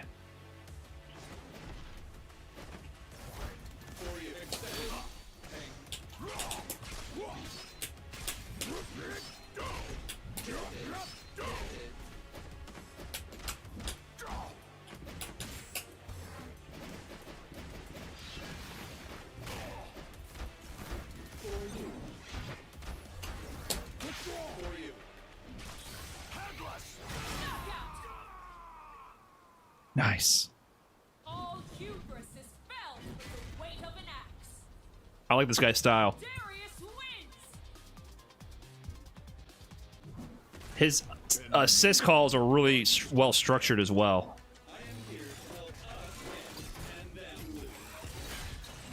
Ready.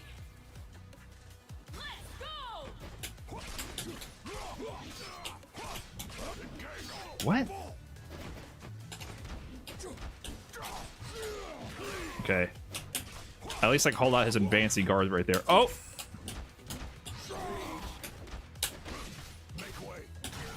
Okay.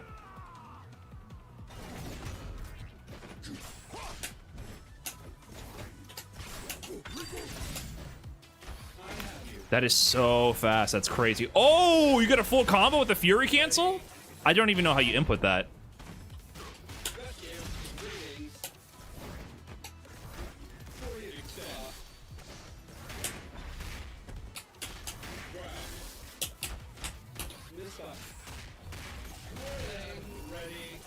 Okay, do I have to hold? Do I hold the command grab there? That's why that didn't work. Got him. I did not get him there. Oh no, this is the opposite of got him. I was negative on that and I died now.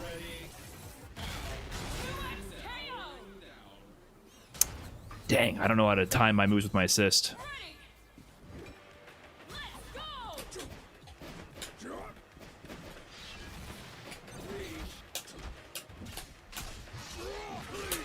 Does this work?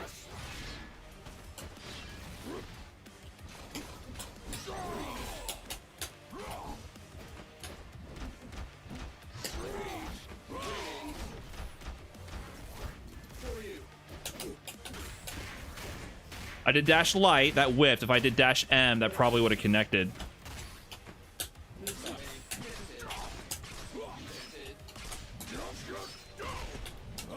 What?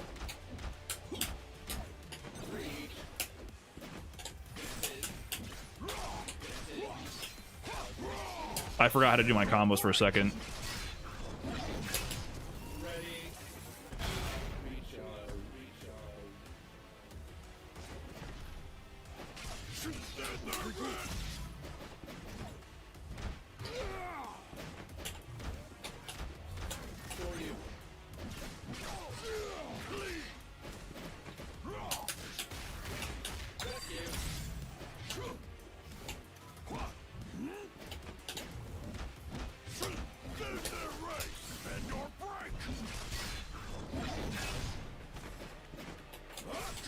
Oh, huge cross up. Damn, nice.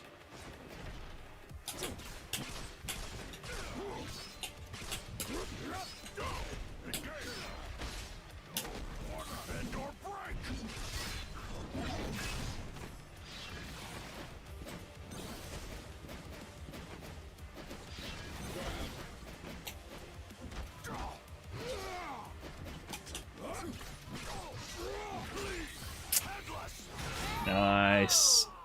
Well played. Super assist? Like you're saying me super assist? I could have done something? Alright, GG's, man.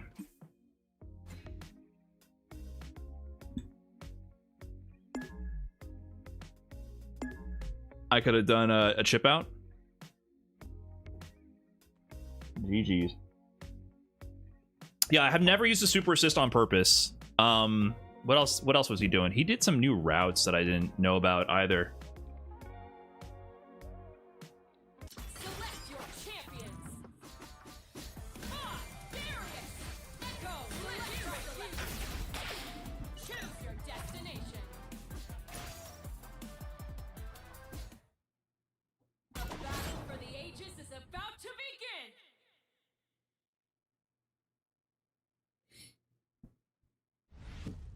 That was UGG's. What's up, Nerd Josh?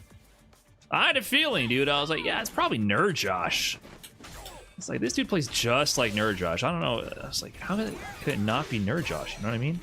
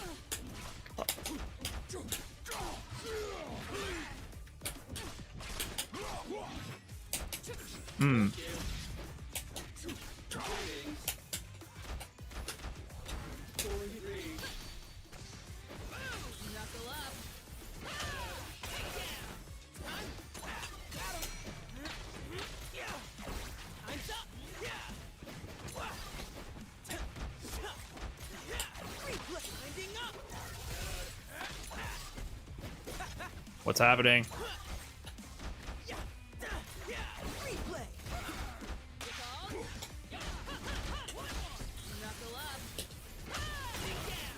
Wait, what? I don't know what happened there. Okay, I don't know what just happened. I tried to parry that super. Was that a block string? And I had no clue where my... I had zero idea of my health in that moment. I had no context for what was happening. Too much was going on. Ah.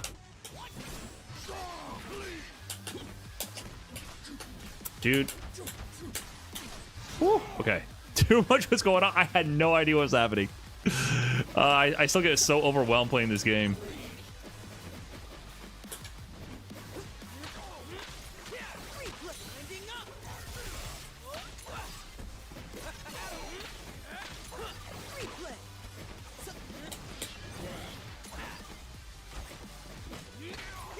Alright, I gotta do that, huh?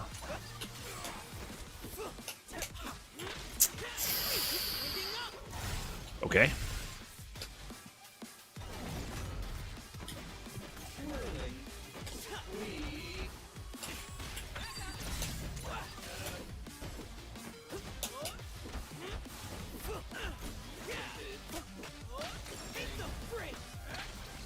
What's happening?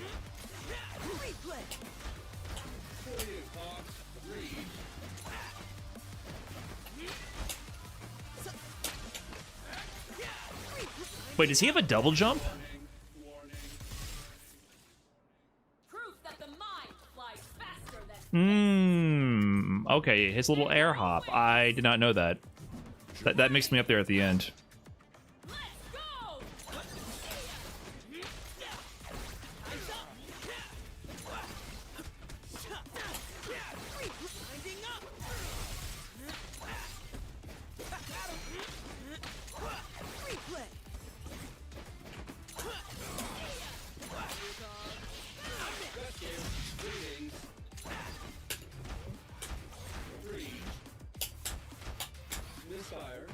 How do I get that to hit?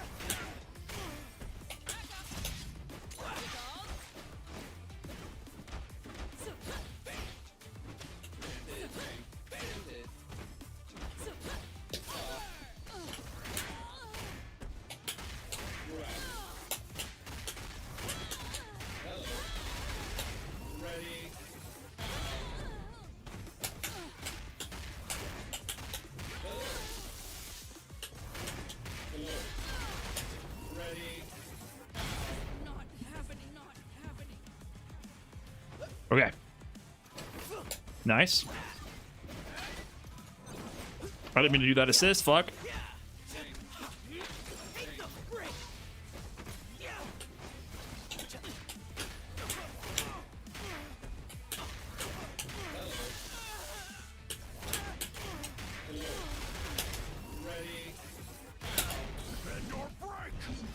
Oh.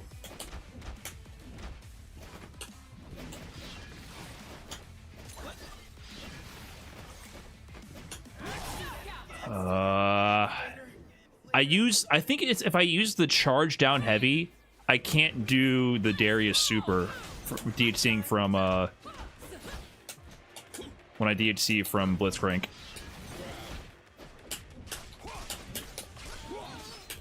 I'm gonna do this, I'm too high up, right?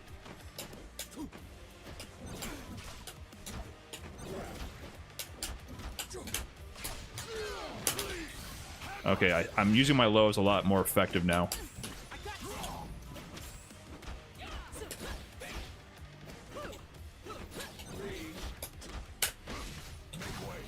Okay.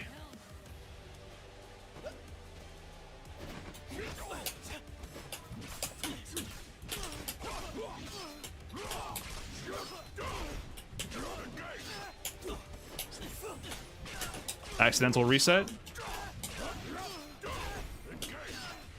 What? Again, accidental reset.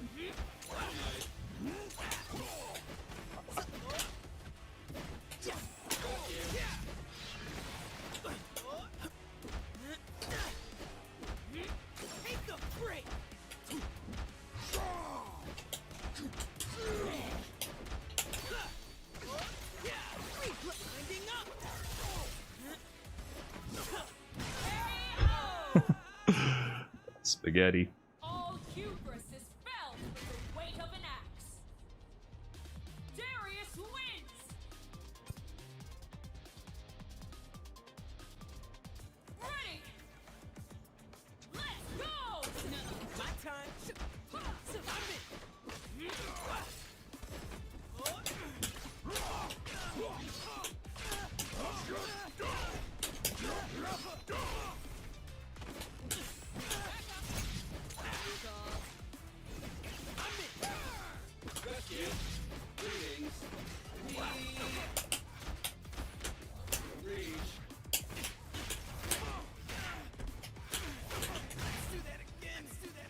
Okay. I see, you gotta hold it.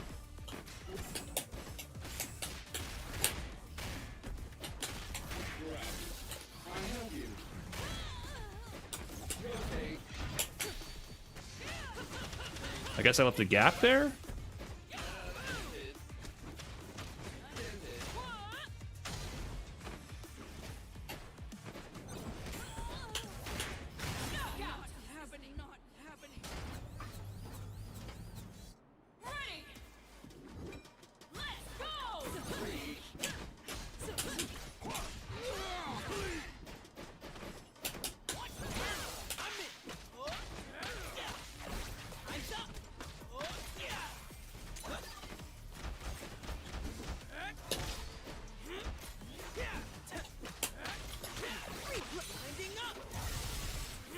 Okay.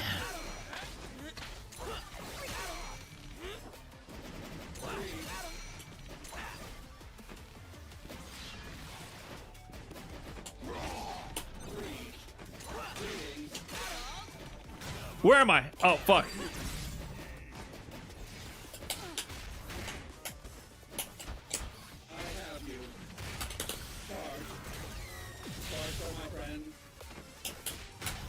Okay.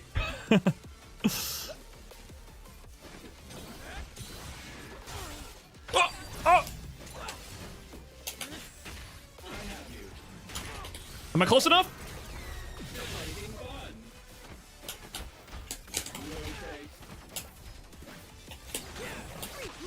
What's happening?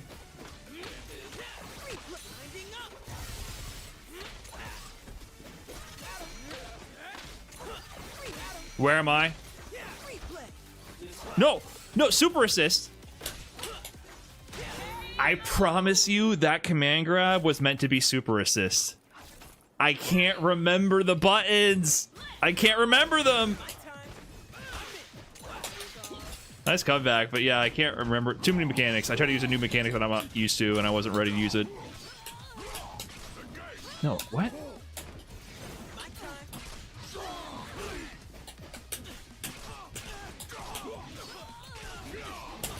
I'll take this.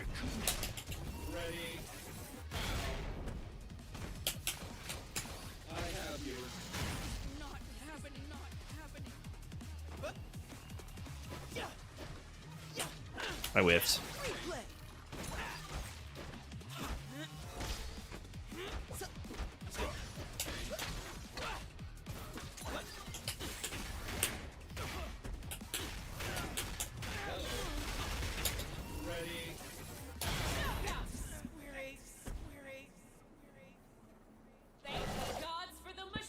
Thank God for the machine.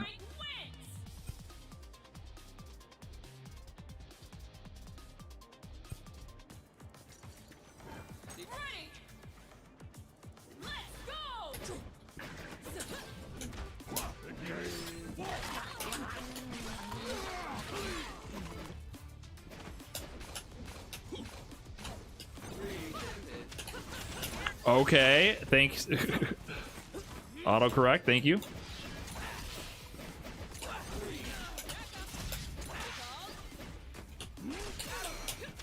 I see.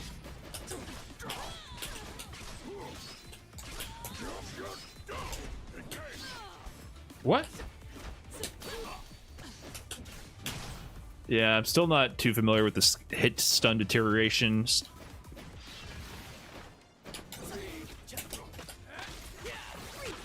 Okay, I tried something funky there, and I'm the one getting funked on right now.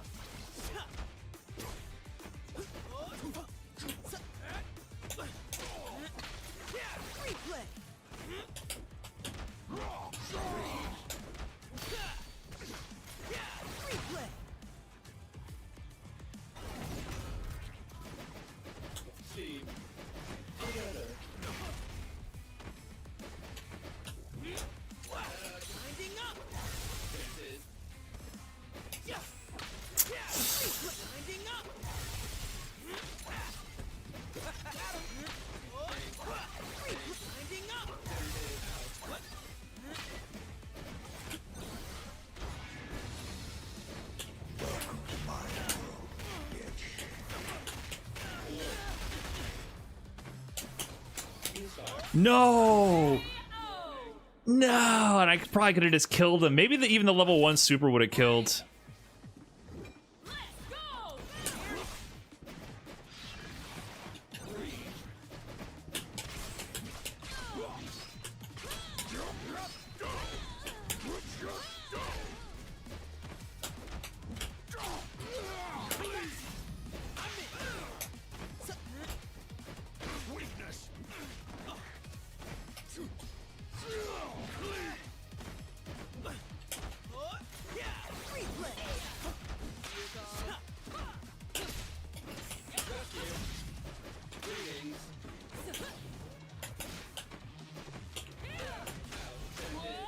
Thank you, by the way.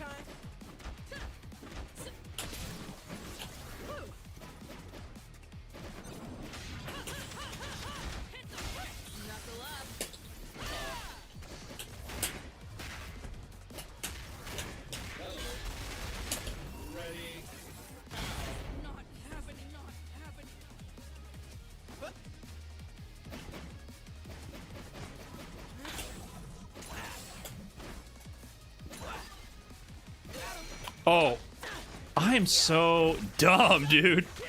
You know, I saw the projectile behind me, and for some reason I'm like, yeah, I can backdash into it to block it.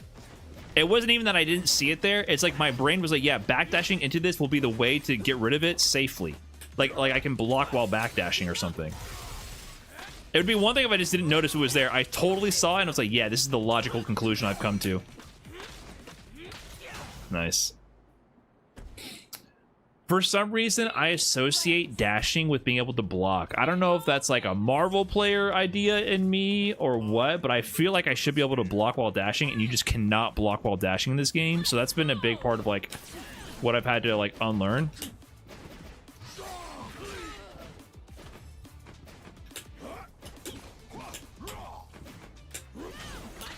It's like you cannot block while dashing. Nice. I got a little carried away because I was doing weird strings that I normally don't do, and I got nervous.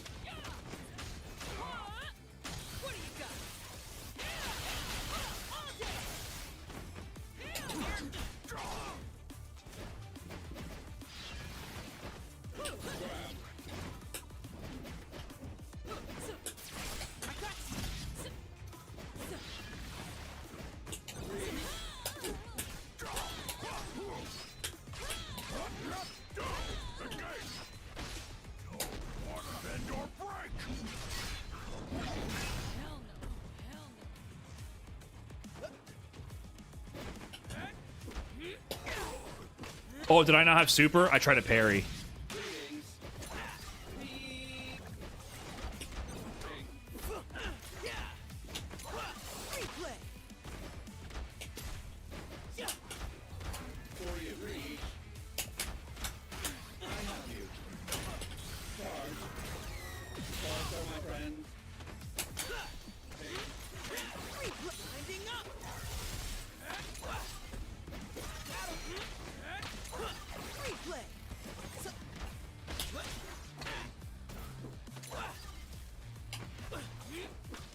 Dude, fuck. Ah, scrambly ass echo, man.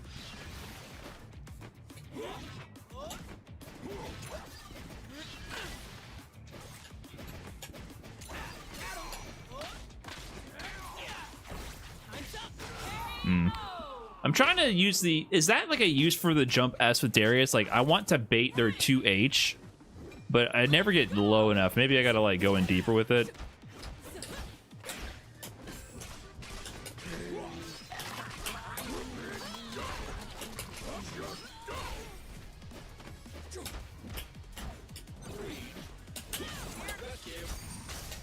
Oh, shucks. Nice.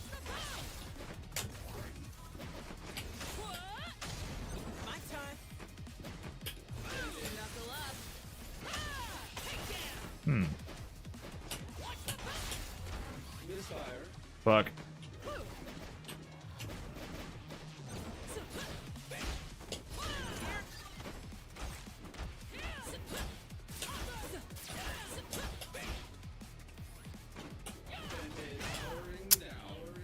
I don't know how to play neutral with Blitzcrank. I gotta figure that out more. Nice. Alright, I kind of cooked by Vi this round. Sajam, thanks for the 102. And Ado Gaboom with the 2 months, and Hubster X with the 9 months. Thanks everybody for all the subs and resubs. And Set. We're just getting started, my man. What the fuck? Alright, I'll take that opportunity as well to... Let me cancel this. I'll use that as an opportunity to take a break also.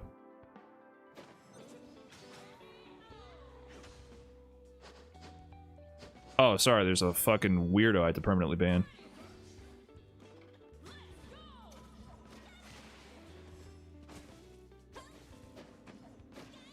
Or did I ban the wrong weirdo? Who's being weird?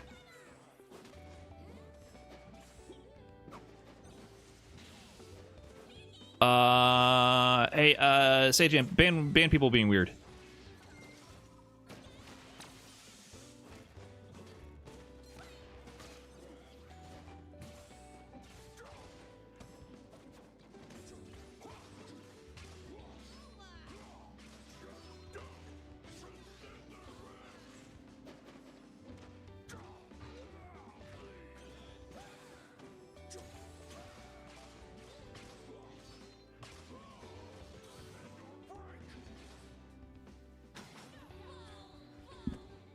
Anyways, be right back, guys. Yeah, Sage him, shoot to kill or whatever. BRB.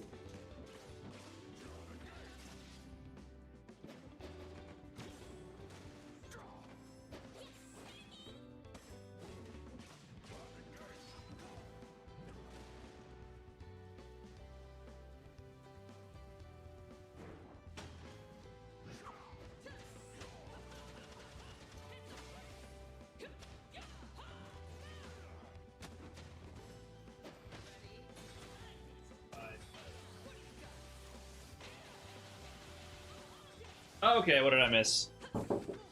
What did I miss?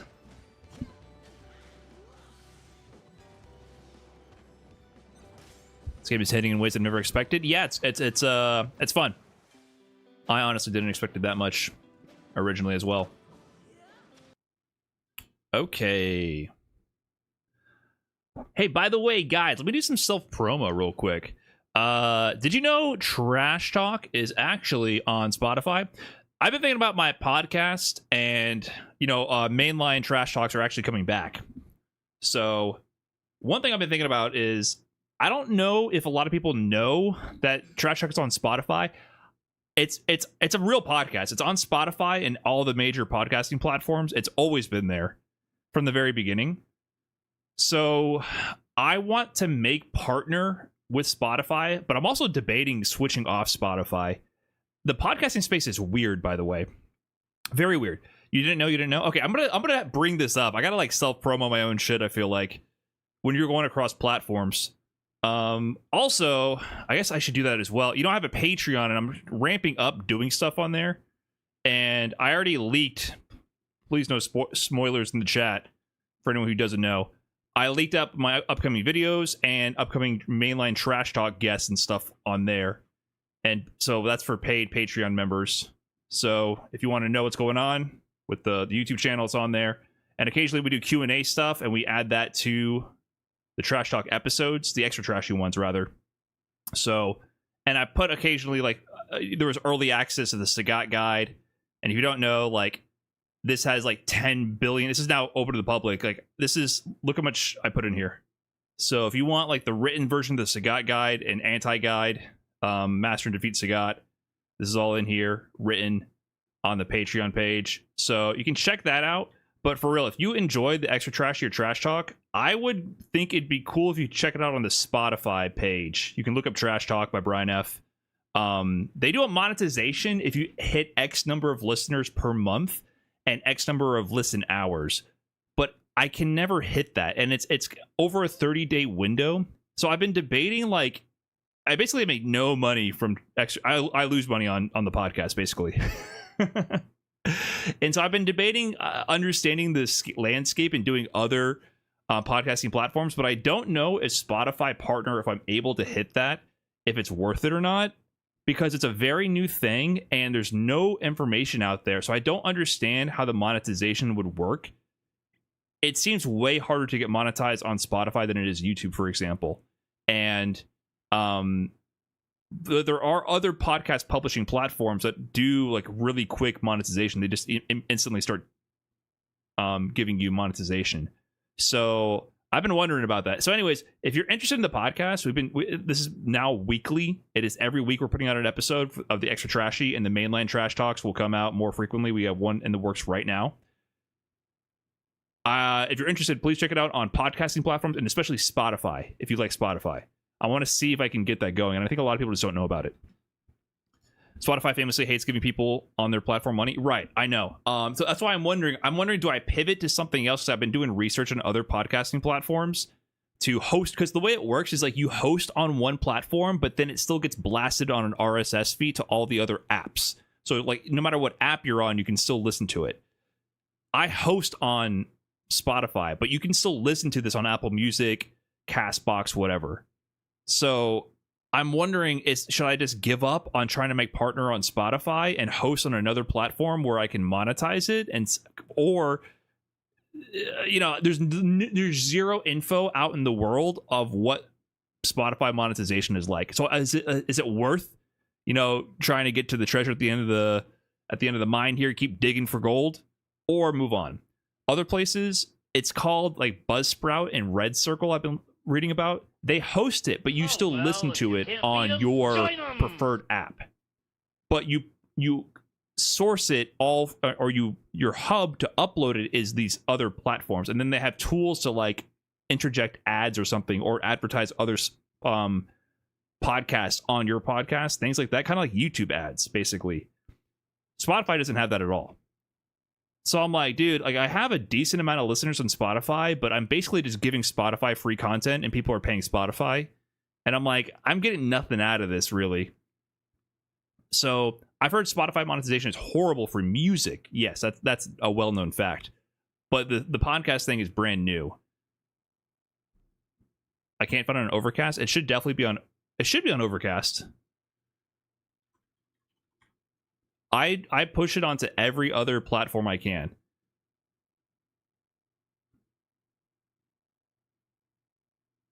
It's definitely on Apple Music. It's on Castbox, Good Pods, iHeartRadio, Amazon, Apple. I think it's on Overcast.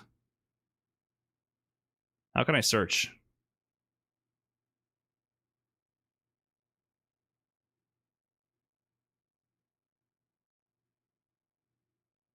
It won't. It's forcing me to log in. Oh, you found it? Is that the link for it?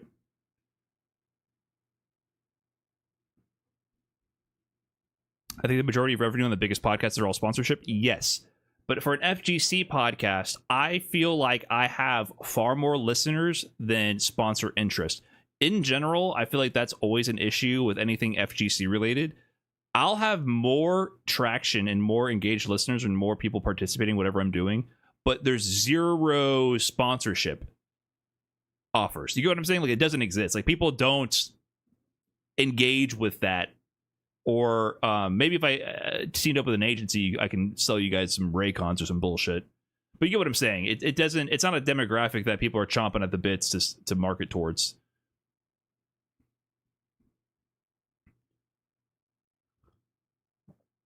Have you considered maybe putting up the Spotify version a day or two earlier so the YouTube version doesn't eat the views? No, and that's fine. I don't mind. They'll be published at the same time. Early publishing will happen for the Trash Talk episodes for Patreon supporters.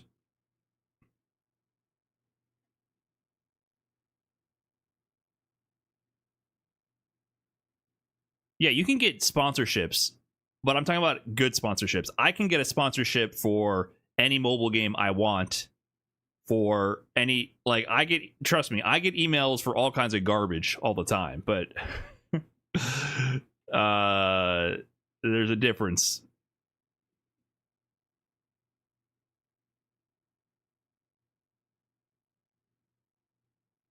Trust me, I can do garbage sponsorships whenever I wanted. I'm just okay with, like, medium garbage. Get GamerSup sponsorships. I want to get back into the coffee game. It'd be so sick. Anyways, Trash Talk on Spotify if you're interested in that. I'm going to keep bringing that up just to build awareness. Brian telling me to shave my nuts. Yeah, I'm down to do another Manscaped ad for sure.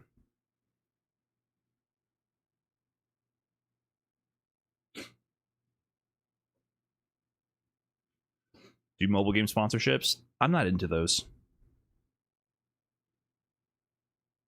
Was the coffee one they forgot even though it's still going for years? Yeah. Yeah, I mean, that'd be sick, dude. I got my cup of coffee right now. Anything but gambling? Actually, yes. Gambling is where I draw the hard line. I cannot believe how much sports betting has taken over our culture. Two Step for Jesus, by the way. Thank you for that Fresh Prime. It is unreal. I think gambling is by far the worst normalized addiction out there. I'd rather sooner be sponsored by alcohol than gambling. I think gambling is I think gambling is so much worse. Whoa, what is that? What did I just do? Listen, alcohol is terrible for you. It kills people all the time. Horrible for you. Totally way too normalized for how dangerous it is. However, I think there's an upside to alcohol. I think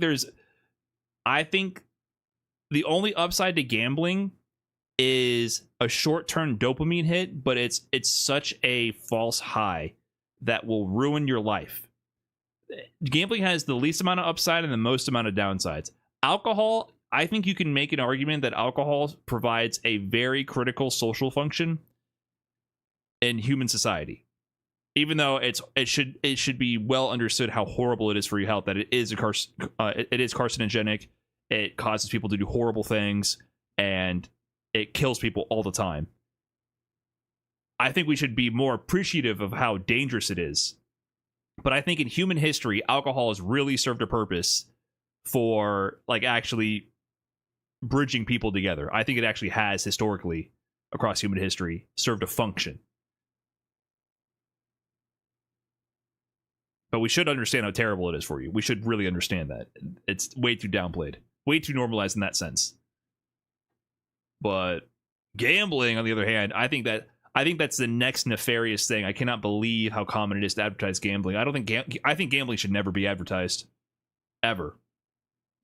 I firmly believe that gambling should be pulled off the airwaves. If you want to, and it should not be accessible on your phone. I cannot believe how many like famous celebrities and comedians are doing all these gambling sponsorships. The bag must be so deep. Like I'd much rather, I have so much less moral qualms about people doing alcohol sponsorships than gambling. It's all sports betting all on your phone. I can't believe people are doing that. Did LeBron do one? I know Kevin Hart and fucking Jamie Foxx is all over Vegas. That makes me sad. Jamie Foxx is one of the most talented human beings of our time. And he's shilling for Caesars sports betting or something. It makes me sad, dude. Eric Andre doing sports betting, it feels very out of character. I saw that. It feels very out of character. It's got to be the most insane bag.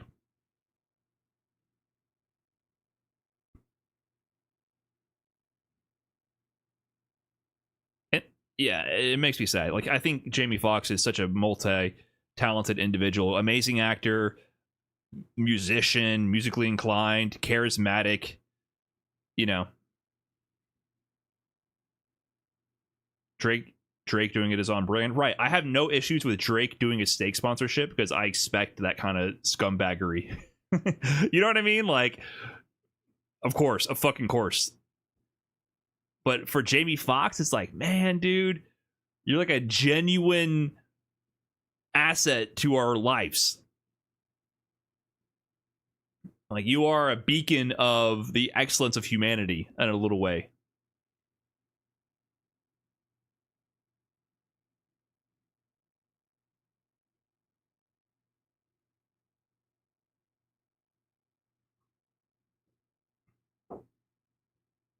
Anyways, weird stuff. Yeah, so gambling I don't mess with. I do play blackjack at Vegas for sure, but like I said, I would not advertise that. There is no upside. You are going to lose money, and any joy you feel is fake and temporary and will result in you having a lifelong crippling addiction with the lowest rate of healthy recovery options and the highest rates of alternative endings to your existence. Don't mess with it. Slots are so much worse. Yeah, slots is like brainwashing your grandma to scam them out of their retirement fund. Terrible. Okay. Let's talk about some content real quick.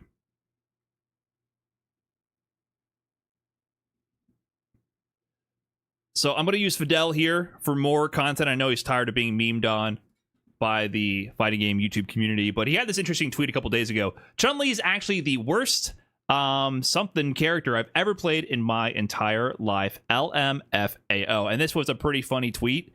Not in the sense that he intended, because right after this tweet was sent out into the world, one Goichi might have taken that personally. Now, Goichi's having quite the year for himself. He has won Evo and City of the Wolves, and also then went on to win the Esports World Cup for City of the Wolves. So he's had a big payday in Fatal Fury City of the Wolves this year. He's one of the goods of fighting games. He has won Evo across multiple titles and World Tour finals as well. And he's really adding on to his resume as being one of the best multi-genre fighting game players of all time, period. But he's also taking up the mantle of being one of the best Street Fighter players in the world as well, period, because he won the world's largest online fighting game tournament ever for singles. He won the Japan World Warrior #1, which had over 2,300 players in attendance, and he won it with solo Chun-Li. So, yeah, as soon as this was like literally hours after Fidel tweeted that, and Goichi goes on to win with Chun-Li alone in the biggest online tournament in the most stacked region in the world. And not only that, you can see Haitani here also in 8th place with Chun-Li as well. But it's pretty interesting. Even Dogra was in there with Elena, using a lot of Elena getting second. Pretty interesting results in this tournament. But not only that, but this same weekend that Goichi won with Chun-Li, Chris G won F2Con with modern Chun-Li over players like Dual Kevin and Idom. And then another CPT World Warrior with top level competition was won in the Middle East here with Hamoud with primarily Chun-Li. Chun-Li won 3 tournaments this weekend within hours of Fidel tweeting that Chun-Li is the worst character I've ever played in my entire life. So what a turnaround right there. He spoke it into existence. You can't make these kind of claims without the universe trying to find a way to turn it back against you. So what is going on here? And by the way, shout out to Hamoud winning the CPT World Warrior Middle East. He did it primarily with Chun, but he also played a lot of Elena and a decent amount of Mai. But it was primarily Chun using this top 8, and I believe he beat Big Bird with Elena. So Elena did big work at both of these tournaments, with Dogra getting second with primarily Elena, and Hamoud taking on Big Bird with Elena as well. But the reason why I'm even bringing this up is because Hollywood Rob TV here had this point after the discussion around Goichi's win was stirred up. He said, I think fighting game players overvalue the importance of character choice, at least strength-wise. A character who fits you is more important than tier, especially in a pretty balanced game like Street Fighter 6. He goes on to clarify, pick a top tier is misunderstood. Pick the strongest character of the characters who fit you. If Sim is the best character in the game, but he doesn't fit you, you won't win with him. You'll win more with the 10th best character in the game if they fit you. Do we agree? What do we think in chat? Do we agree or disagree with one Hollywood Rob TV here? I think it's a pretty interesting topic. Agree? Yes and no? There's merit, some merit. I think there's some merit. Cold take, I agree. I mostly agree. But I do think this is an interesting perspective or an interesting take because it reflects the genre at this moment in time for sure. Because we can look at historical data for this, right? Has anyone really won with low tier characters in these high stakes events? Like, look back to Capcom Cup history. Kakadu won with JP, strong character. Uma winning with Jury in season 1. Jury was definitely not the best character in the game at the time. Everyone in season 1 was complaining about Luke, which Chris Huang got second, JP, and Ken. Those were the 3 villains of the time. Jury was looked at as almost an underdog at that point. If we go back through the history, Capcom Cup 9 here with Meta RD, he won it with primarily Luke. There goes kind of a monkey wrench in the theory. He did use Birdie against Ending Walker, I believe, in that set. But Meta RD was the original poster boy for picking the character that most fits your style. In fact, he won in 2017 with Birdie, which many people considered not to be the strongest character in the game. People after Meta RD considered him to be very strong, and that was due to Meta RD showing the world the special techniques he had with like bullhorn pushback and other interesting techniques that no one was really exploiting at the level of Meta RD was at the time. But he was known for being the character specialist originally, and when he finally bounced back to being like the world champion years later, 5 years later after winning his first Capcom Cup at the age of 18, he did it primarily with the #1 character in the game, Luke, right? Idom did it with Laura, but he also used Poison. Idom is another example of kind of a character specialist. Laura was not considered at this time, 2019, to be the best character in the game. Considered to be strong, but a very similar situation to Meta RD, I would argue. And you can see a lot of this throughout the history of like the Capcom Cups. Generally, strong characters win, but usually, or not usually, but every once in a while, you'll see characters that are good, but not considered the best. And usually character specialist character, like Birdie and Laura and Jury, kind of. Jury just was not considered the top 3 at the time. But there's also a lot of examples of the best characters in the game winning. JP is considered one of the best at this time. Rashid in 2018 was considered the best. Knuckle Dew won with primarily Mika in season 1. A decent amount of Guile as well, but our Mika was considered the best character. Kazunoko winning with Yun at the end of Ultra. Best character Ken, yeah. Evil Ryu, yeah. Like, a lot of these characters are arguably #1 or at least top 3 or top 5, not top 10. These are top 5 minimum characters at their time, right? And if we go back to Evo If we look at like for the later years of Street Fighter, Mena RD winning with Blanca, that to me speaks to the character specialist in Mena RD. Now he does have a revolving cast of characters just in case, but this is like a Birdie situation. Blanca, very strong character. Very strong character. However, is he top 5? Not exactly. But he provides a unique way for Mena RD to approach the game and to potentially have more tricks up his sleeve that other people might not be prepared for. Looking back at Punk winning with Cammy, Cammy's really good. Like in that season, you could argue she was top 5 for sure. Angry Bird winning with Ken, you could argue he's top 1. So usually you see mostly strong characters win. Kawano winning the final Evo for Street Fighter V with Colleen. Colleen was really good. Probably not top 5 at the end, but really strong character. So I would go that's kind of like a character specialist sort of route with Kawano winning with Colleen.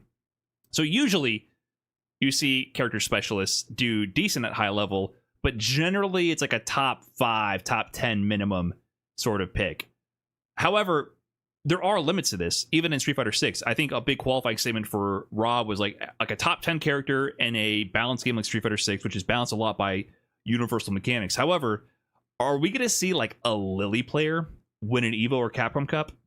Now, Chakotay had a lot of success with Lily, probably the most success of any Lily player by winning Combo Breaker 2024, I believe it was. It might have been 2025. 2024, yes. With Lily right when season 2 released, and that had over 1,600 entrants in it. However, this was not like an international CPT tournament. It was like a really big NA tournament, and he won with Lily. However, the people often consider Hibiki to be the best Lily player in the world. He hasn't won any of these major championships. You don't expect to see Lily in top 8 of Evo and top 8 of Capcom Cup. And if we look at some statistical numbers here, always from Cat Cammy the Goat here, you can see with the Japan World Warrior #1, people were using Chun-Li as a talking point for saying being a character specialist and fighting with your not top 1 character is effective. I honestly think that Chun-Li is a little underrated in the West.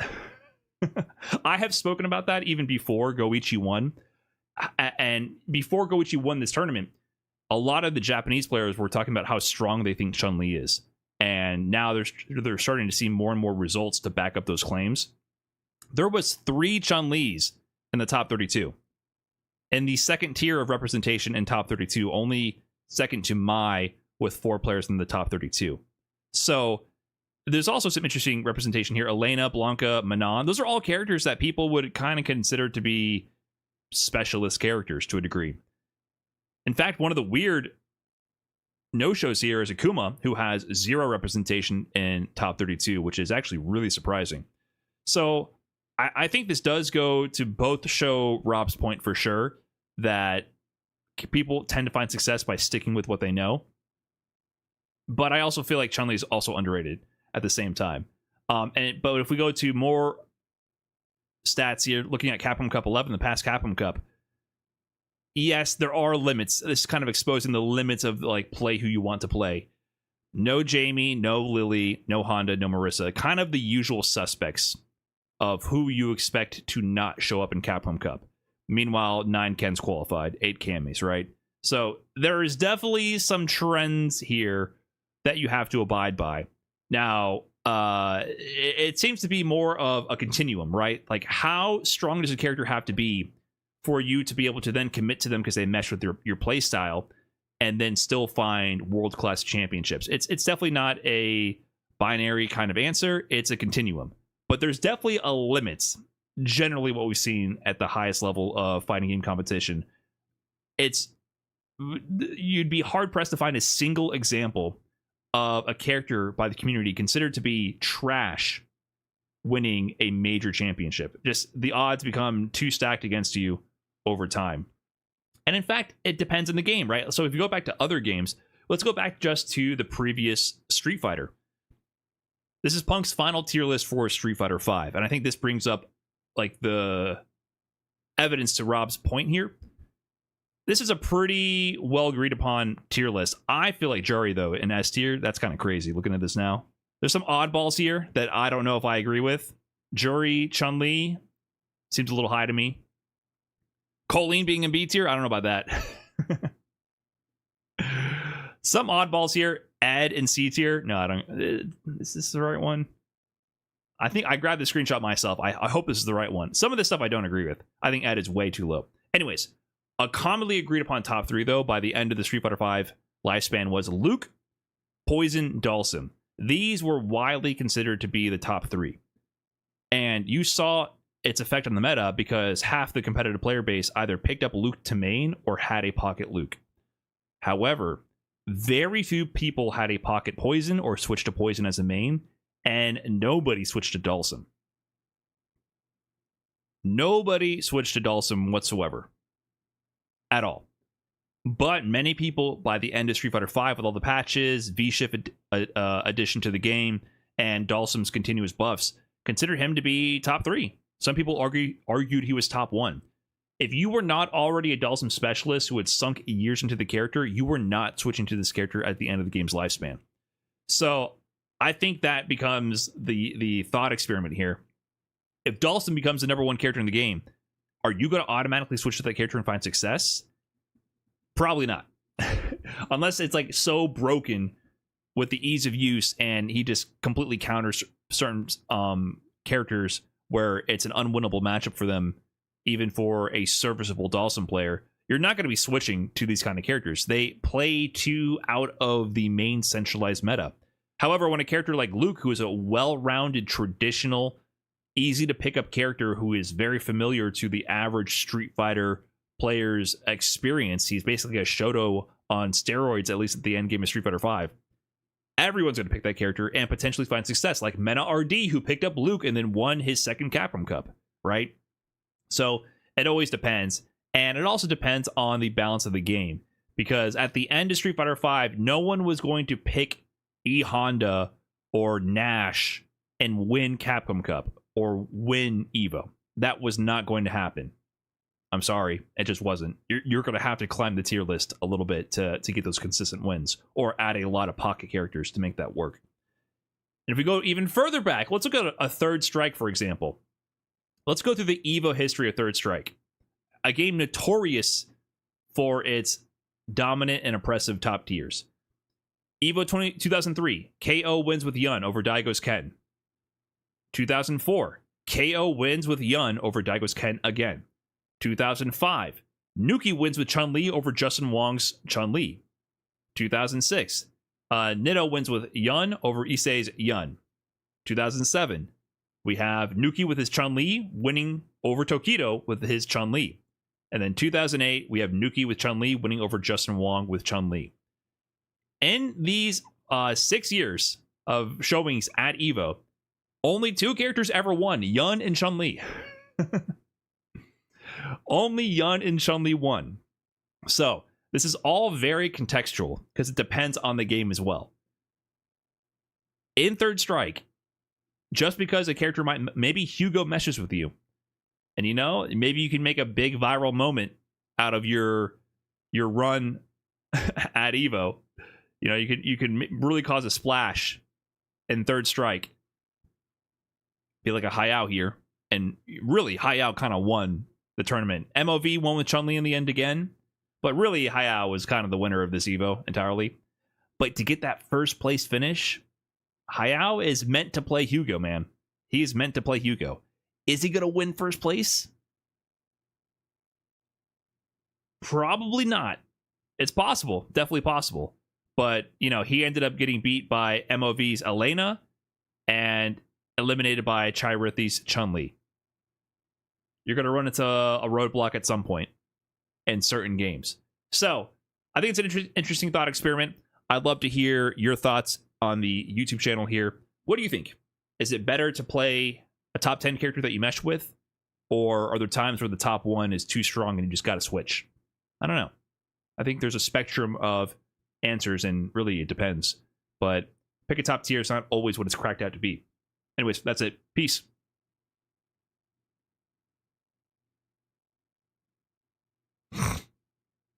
Okay. Content created.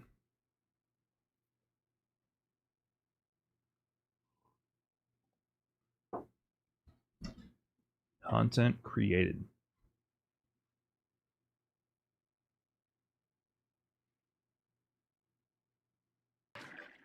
Come back. Thanks for the 32. That is very kind of you. Appreciate that.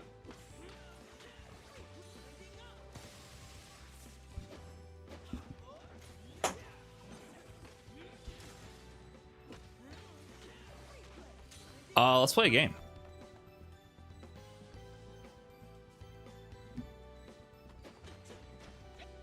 Remind me of Gazzy TV. Also does these insane one-take YouTube vids just off the cuff.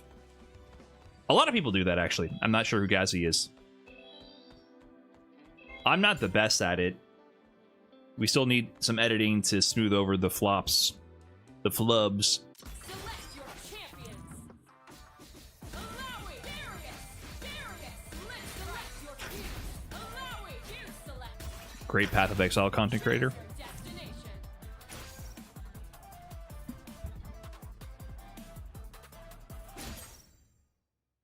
I always hear about PoE. I wonder how people like continuously make content out of those PvE games. I am the tip of the spear, the hand of Noxus. I feel like you need PvP to keep things going. Let's go. Headless!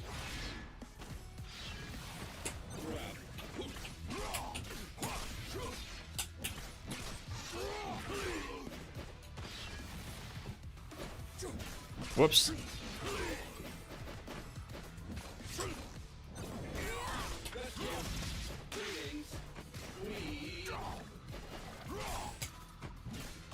Oh, that picked up? Nice.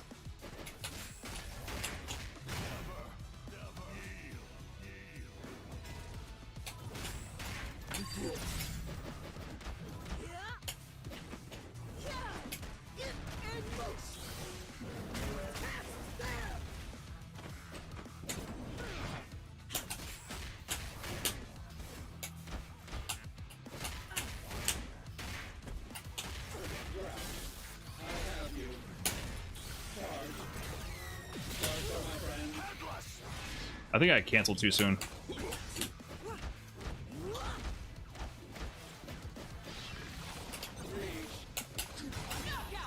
Nice. Have you seen Elden Ring Night Rain? Yeah, I've seen it, of course. I never played it though.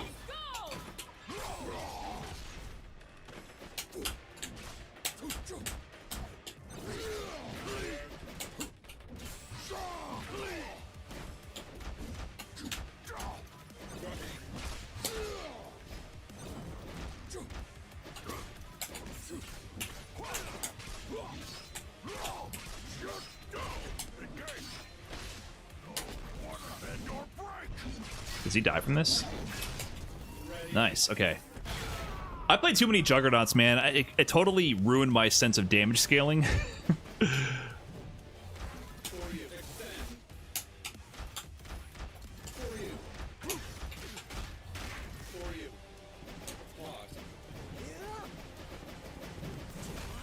What?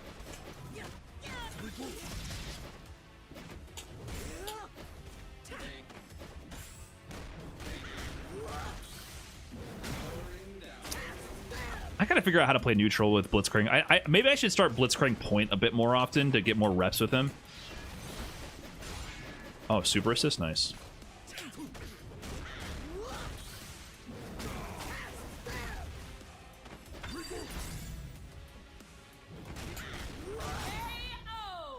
That was weird. He dashed up and did Fury. Could I punish that? Probably not, right? I blocked it.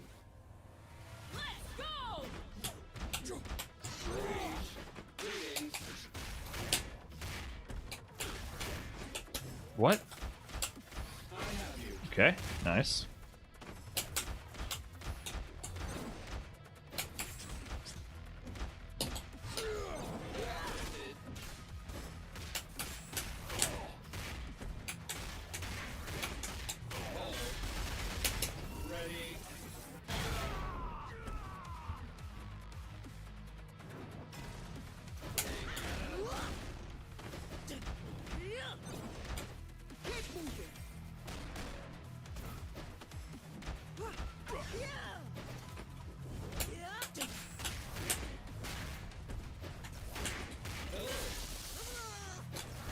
Oh my god.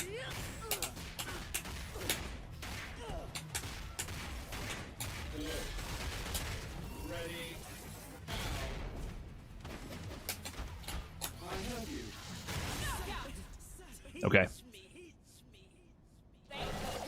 What's the parry window in this game? Seems a lot bigger than Street Fighter 6 perfect parry. It's pretty big, it feels like. I agree. Definitely more than 2 frames. Because it's just a... there's no imperfect parry. It's just a parry. And you have to guess high-low.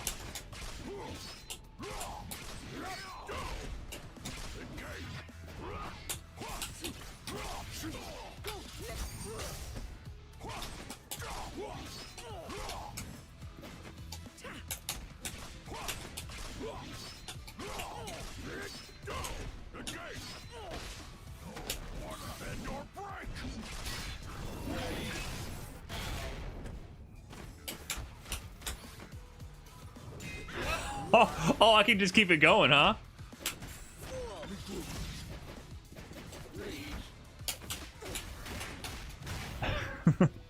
I can just keep it going. Just keep running away.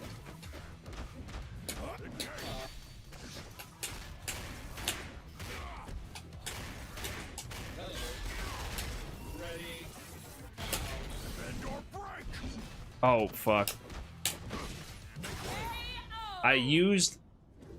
I guess the ground bounce counts as like an OTG limiter. So if I use the ground bounce with the charge down heavy from Blitzcrank, I can't use the OTG super from Darius.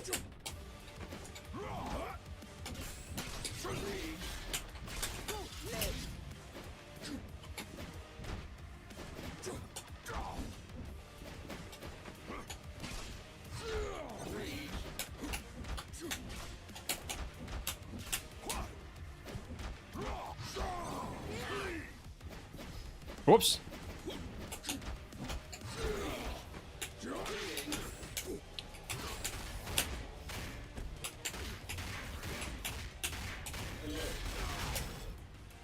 Okay.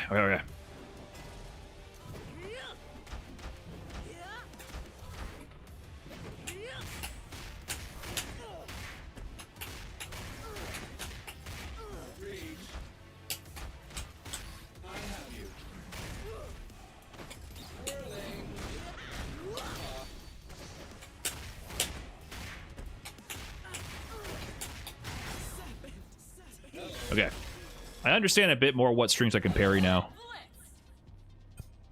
Blitzcrank wins.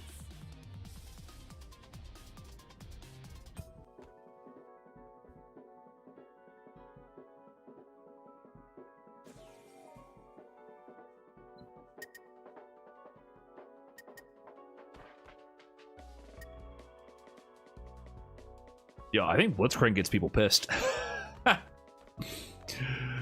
People are not happy about Blitzcrank. I definitely play the most, like, scrubby feeling team for sure. For sure. I think I'm gonna get a lot of ragers.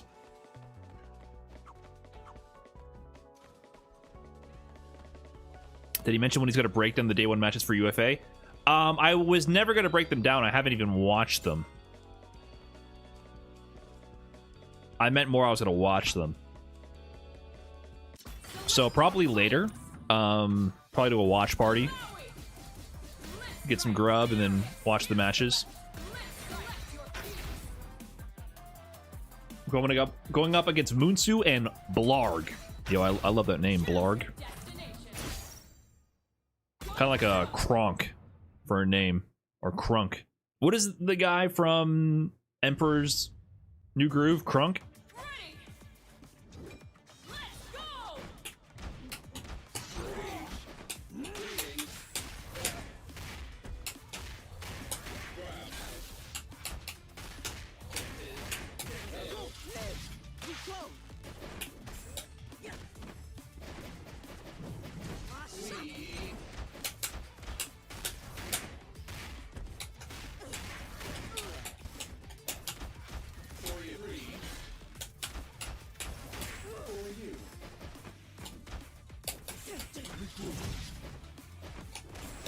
True.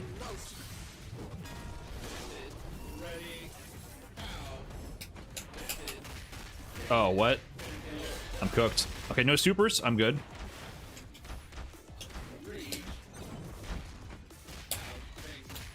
Ah, nice.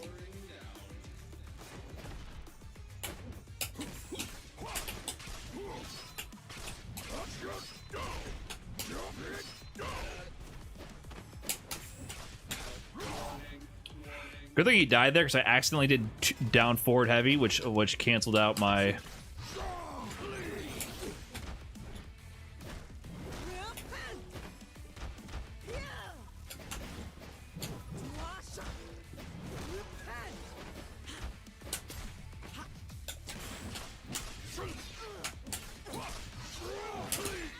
Does this work?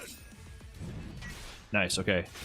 I probably should have dashed up and done a combo though. I got the knockdown. Okay, it worked. Whatever. Whatever.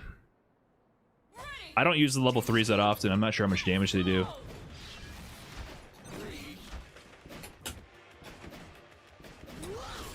Oh shit, okay.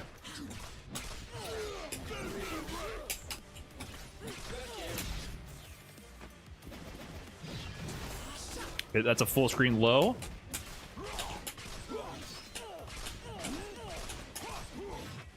I did a new combo I wasn't familiar with, and it cost me.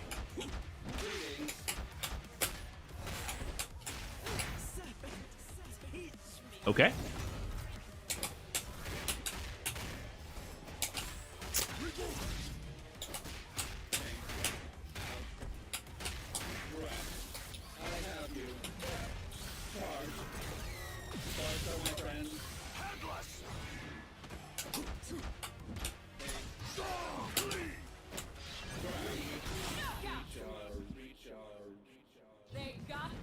Give the poor guy a turn to play. No, thank you.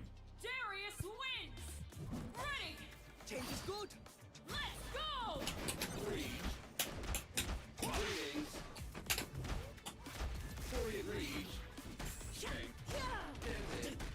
motion.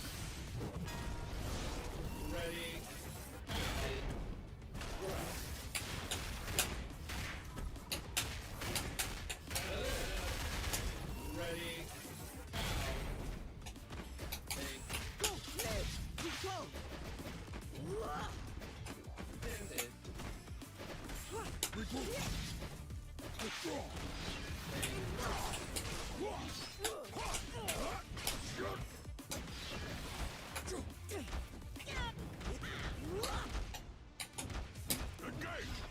Oh, nice. He had the right idea. I just totally whiffed.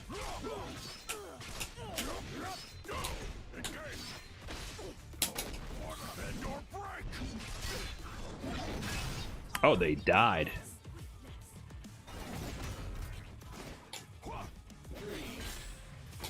I jumped.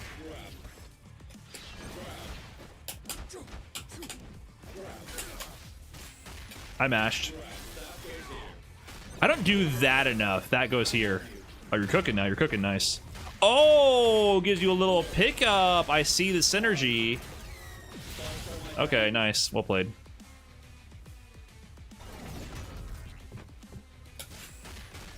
I'm cooked.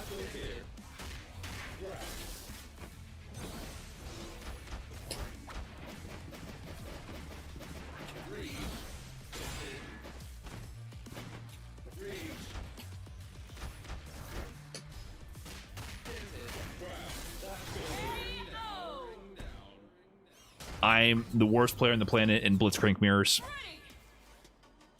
Let's go.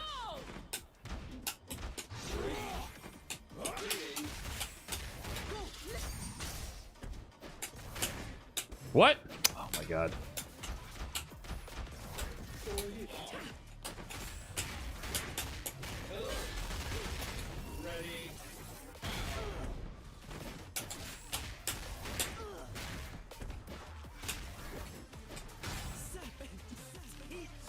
We're working on it. We're working on it.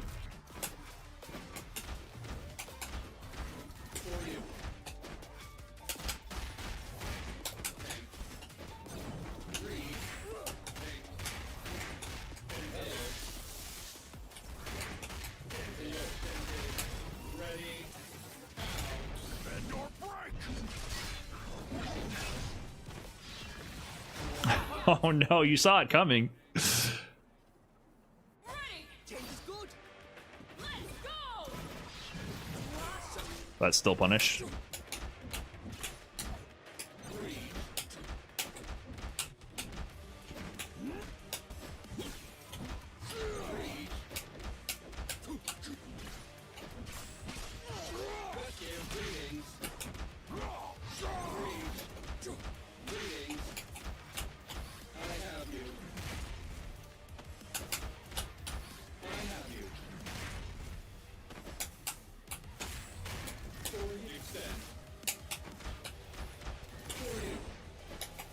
No, it didn't pick up.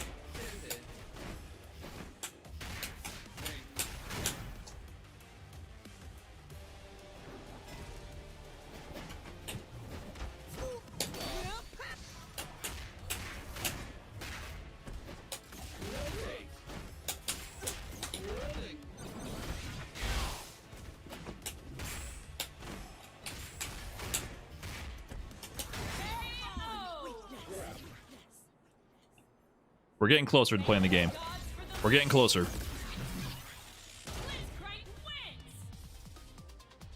I feel like I'm almost not ass at this game.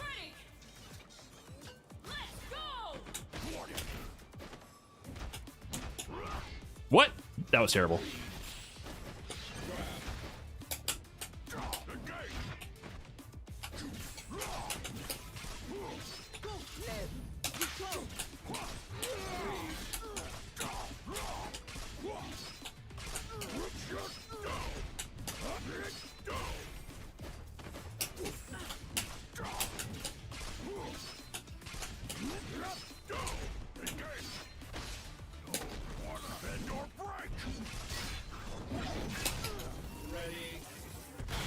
Sweet.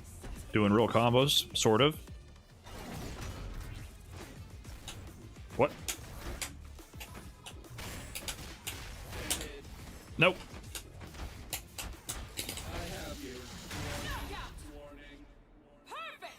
Perfect. Change is good.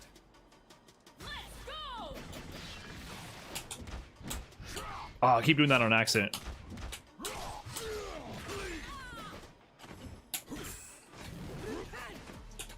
Nice. I messed up.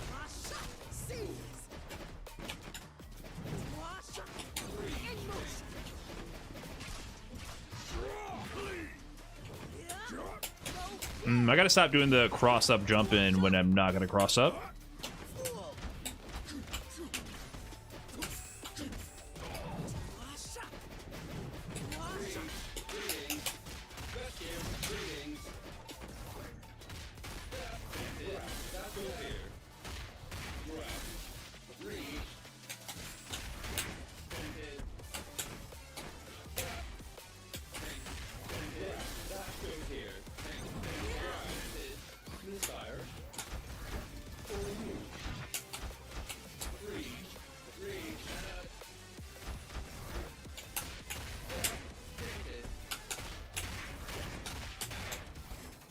Ah, I'm messing up my combos.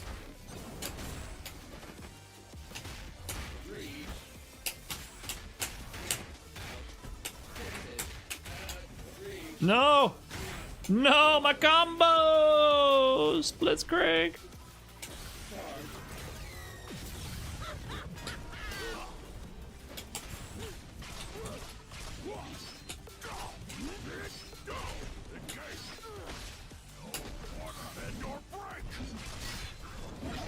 Okay. Interesting.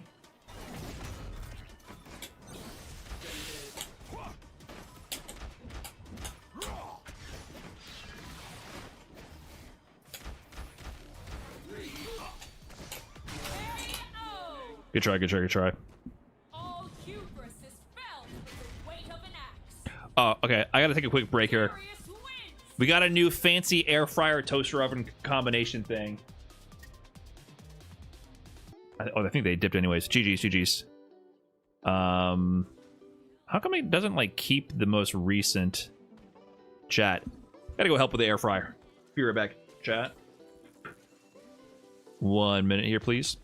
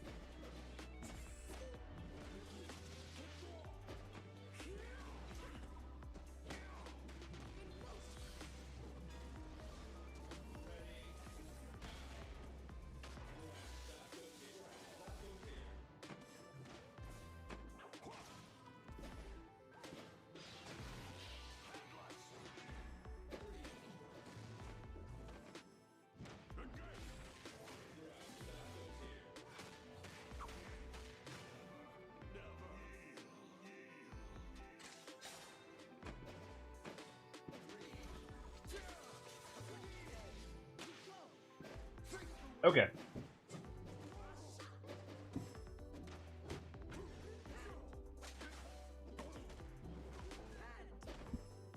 What did I miss?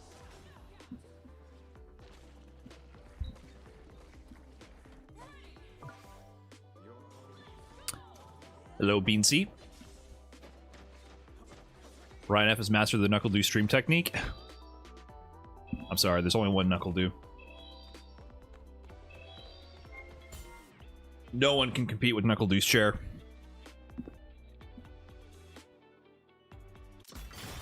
Select your champions. Go. Furious. Blitzcrank. Select your fuse. Let's crank. Fuse select. Choose your destination. Hey Brian, can I face against you? I'm in your lobby. I mean, I'm just hitting the button thing to play. Unless this is you? Ravenous? Sweet. Always wanted my own goal. Ready. Let's go. Replay.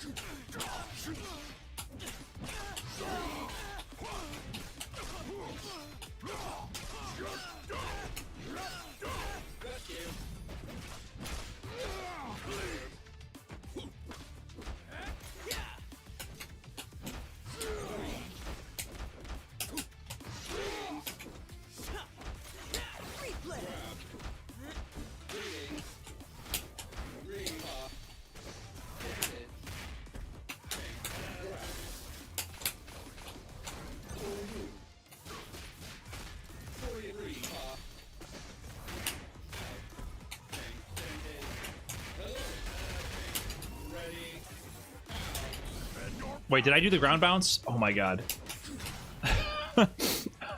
One day I will pay attention to that.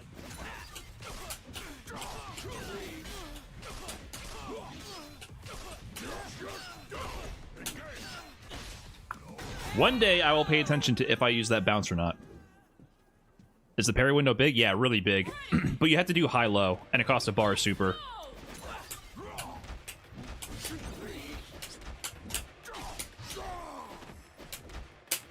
Whoops.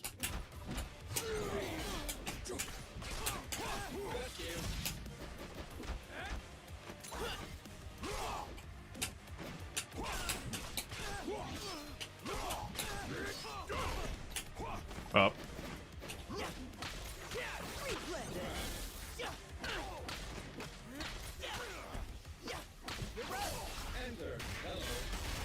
Oh, interesting. Good combo route.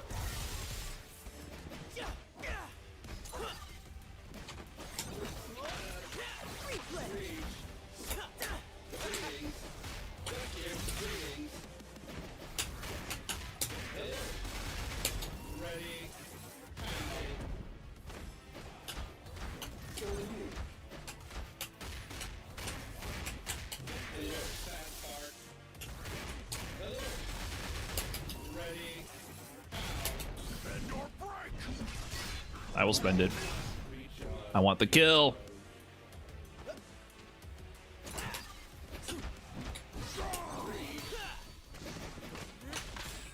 Oh, no, I jumped into it? Oh, man, these buttons, some of these buttons have massive hitboxes. I saw him hitting my assist and I went to go punish him for it.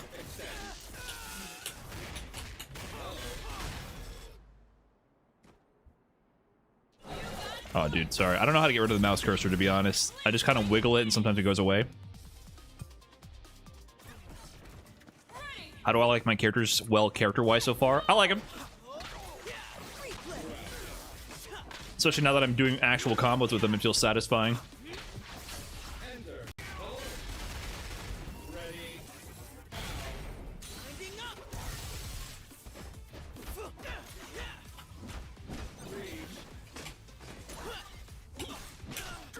No, down forward heavy.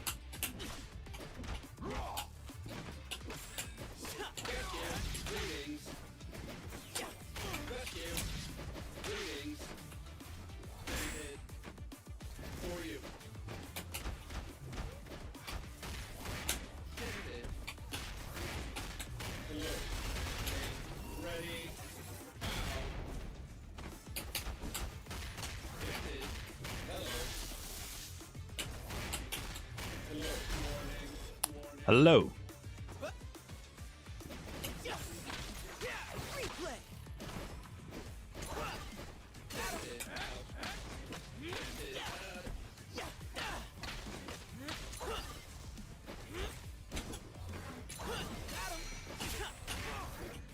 Too far away for that, huh? Yeah, I gotta get better at converting far away with Blitzcrank, and also just playing the nooch with him. Nice. Echo gives me a lot of trouble. He moves around really quick, and while I'm trying to move, I always get clipped by him.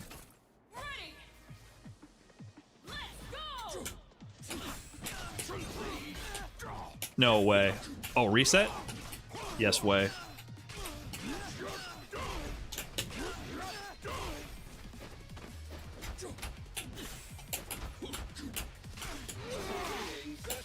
Oh, I messed that up. Okay, hello.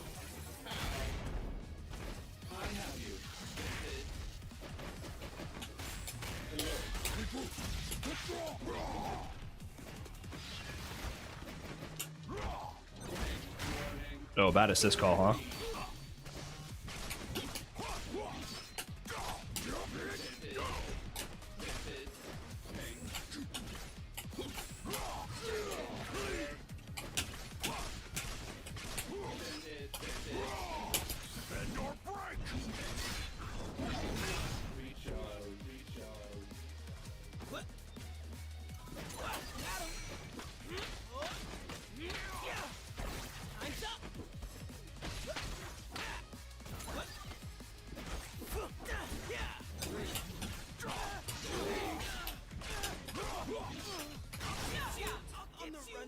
Okay.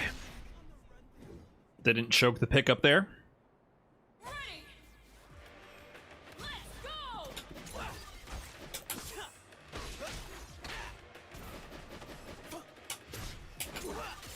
What?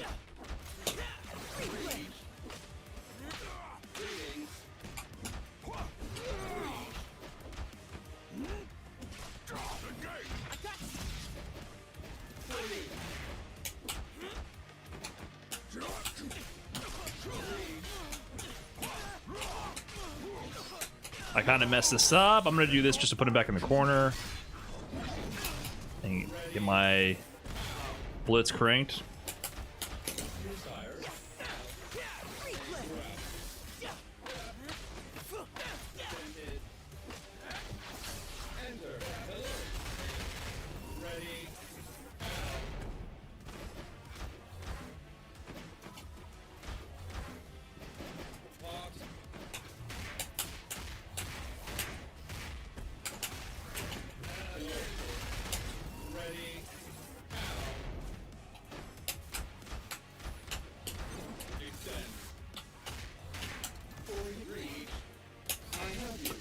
Oh, he had armor? Is that what happened there? Nice.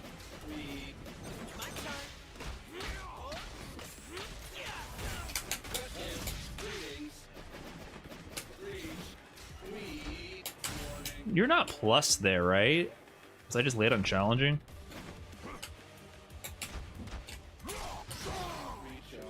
Okay.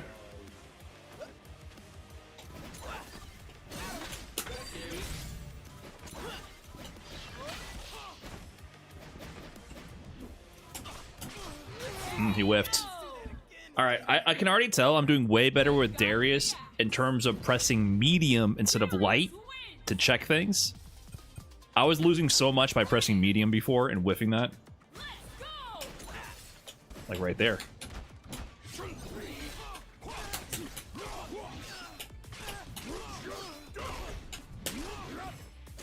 I missed my dash.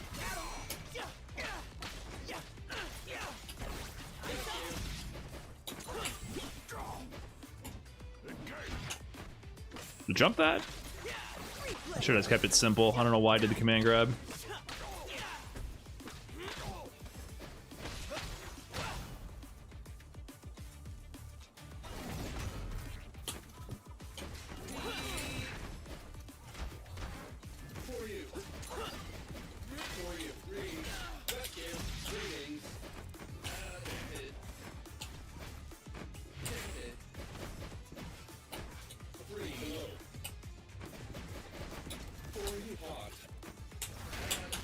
Baited?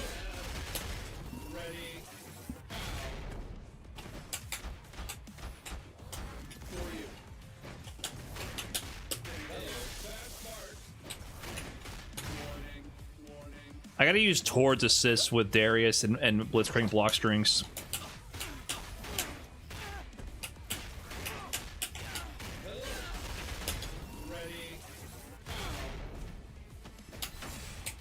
Take the break.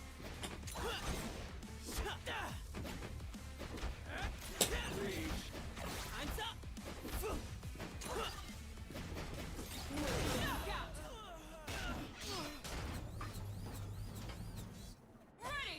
Does Larry get any improvement with the Steam?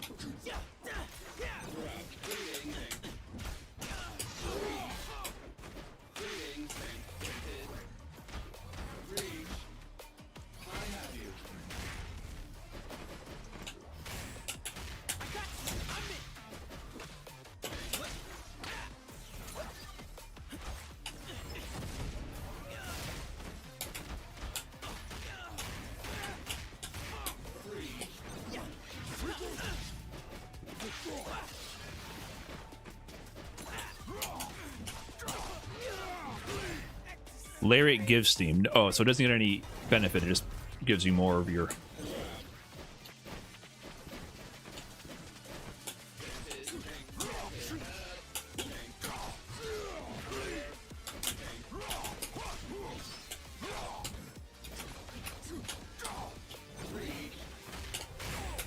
Oh, big buttons. No! My health.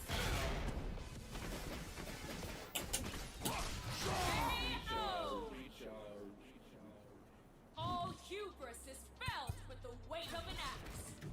Just two of them. Woo, excuse me. Ready? Let's go! Nice.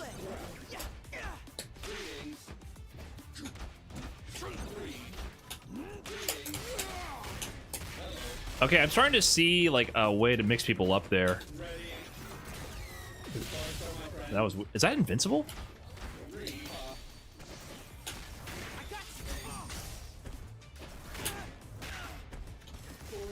Oh, I already... So...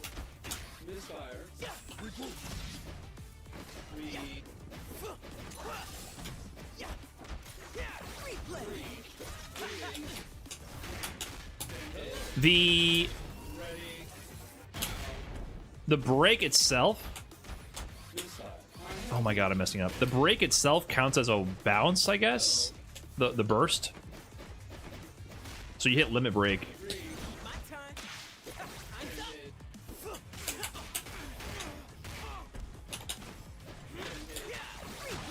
I'm messing up too many conversions right now.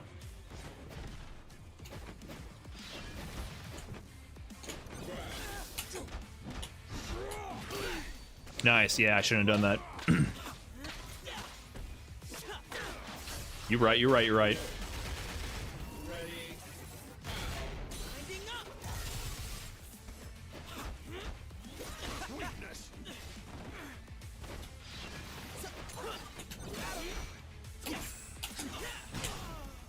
Okay. Meter does the super meter, or sorry, parry depletes your super meter, but if it's successful, you get the meter back.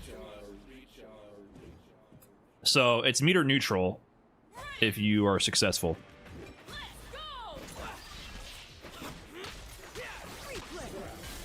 Nice conversion.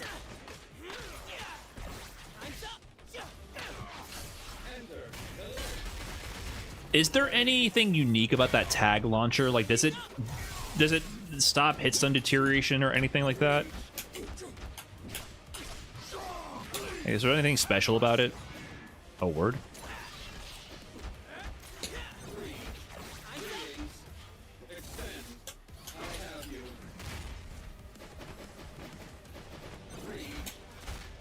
My time.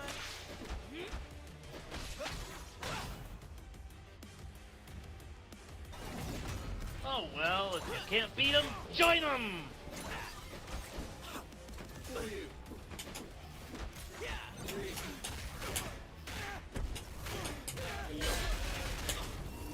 Thank you.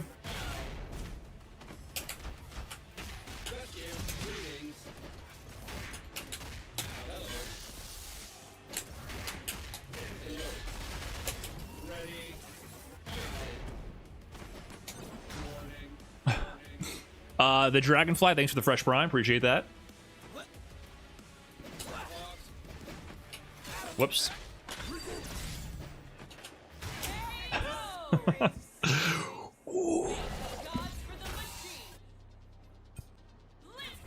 Watching you learn helped a lot more than watching other streamers since I was struggling with the same things. Thank you. Yeah, you're welcome, chat. I only pretend to be asked to help you guys, you know, relate to me more and to improve my relationship with my chat so that, you know, it deepens the chatter streamer bond. And then you can slowly see me reveal the layers of what you're supposed to be doing.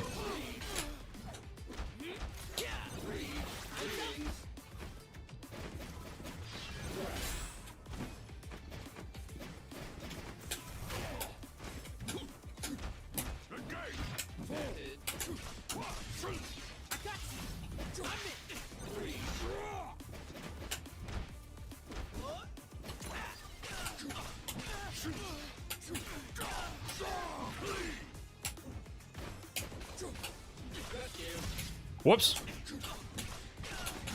Yeah, I don't know. I didn't mean to burst.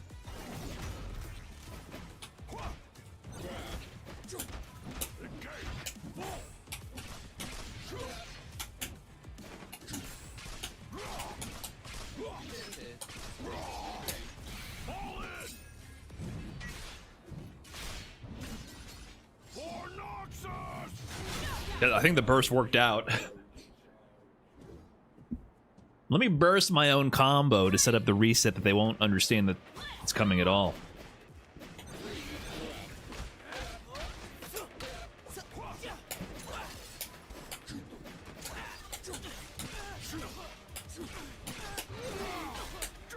No.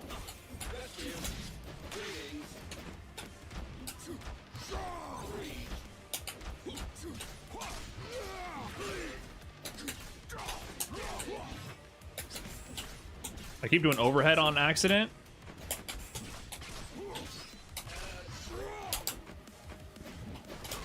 Nice.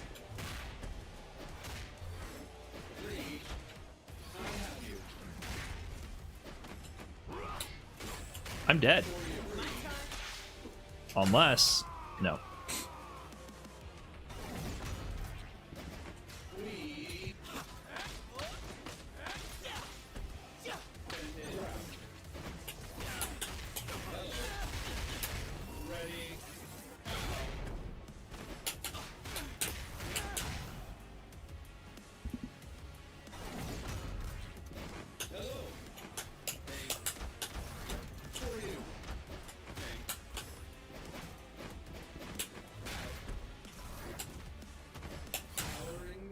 Almost had a cool pickup there.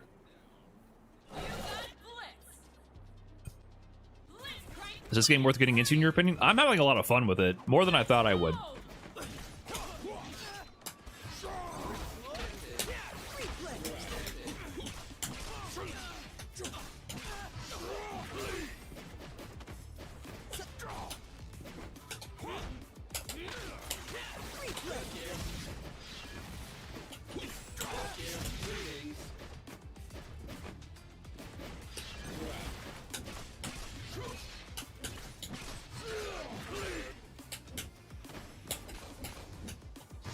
Whoops.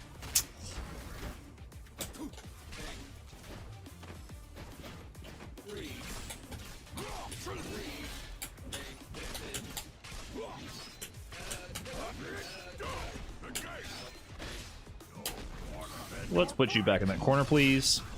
Thank you.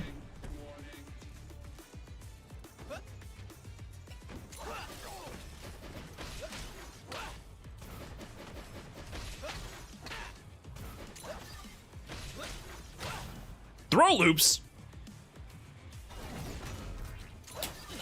Fun's over.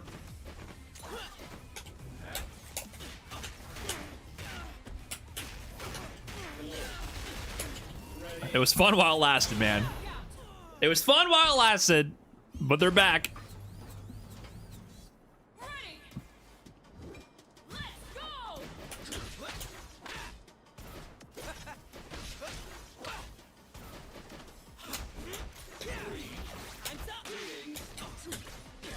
Damn it.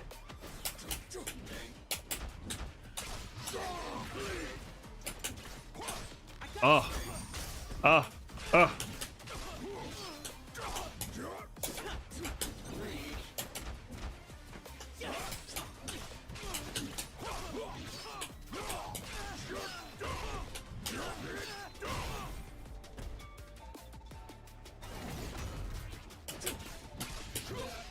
Oh, I didn't have my assist.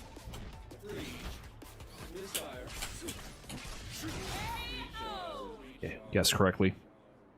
They got the axe. Darius wins. Let's go.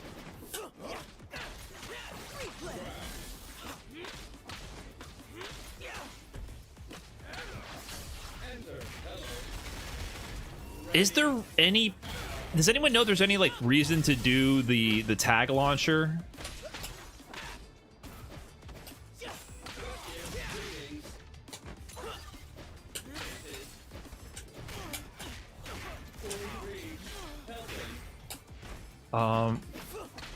Couldn't I have swapped sides? Or is that only with the anti-air version? Like, does it help out your combo route at all? Oh, that's a bad assist call, huh?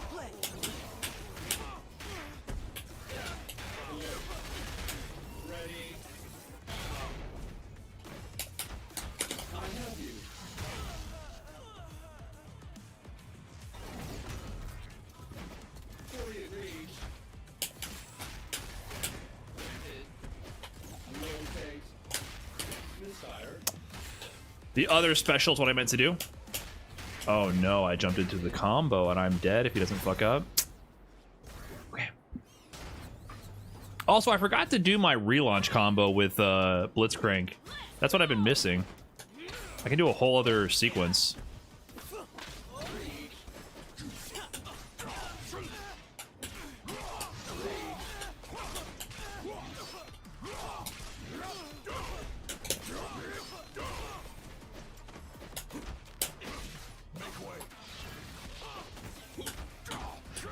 What? Not what I wanted to do. Okay, it worked out. Tag launcher gives you an extra wall bounce for limit strike. Okay, see, that makes sense. That seems like an actual reason, right? I figured there had to be some kind of, like, actual mechanic.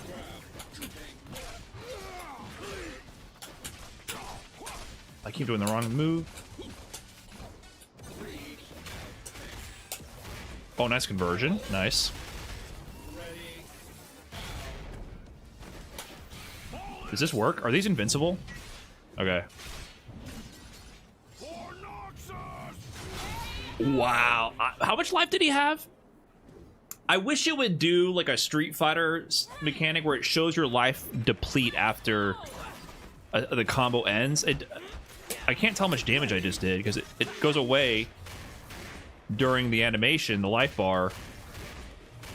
Then I don't have a frame of reference.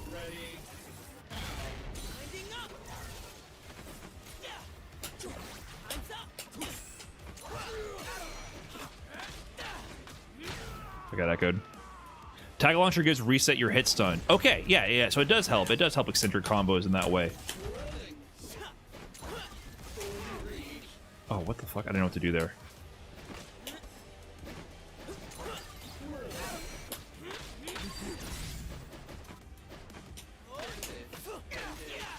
Mistakes were made. This might be the end, boys. Unless...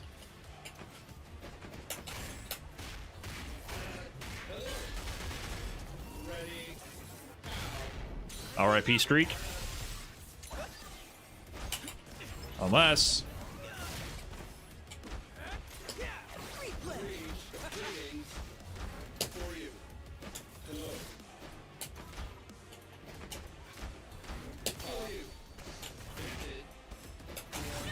Nice. Thank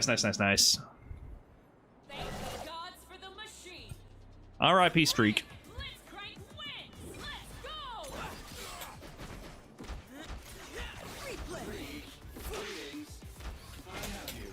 That'd be my buttons there.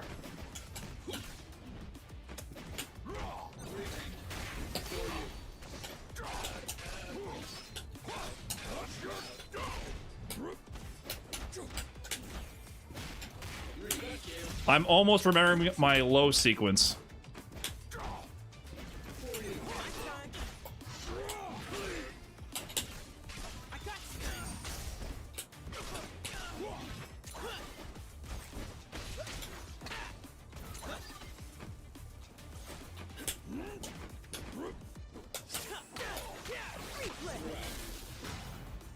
Down back medium for low medium, and then down forward for the heavy.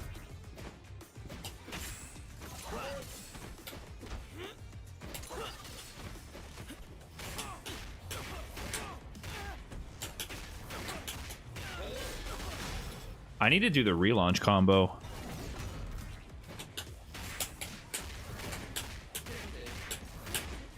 Almost had it. I can almost remember what I'm doing. Oh, I just got smoked. Yeah, let me stop sucking ass so I can stop getting smoked. Ready. Let's go.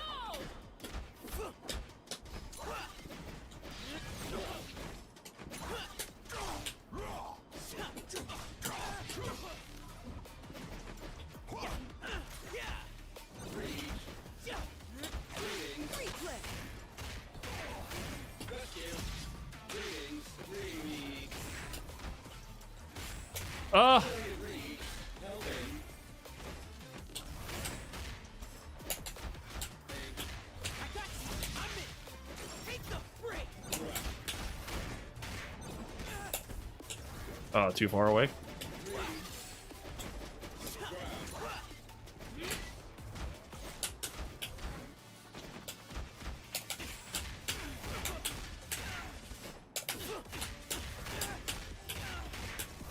Okay. I gotta do that relaunch combo.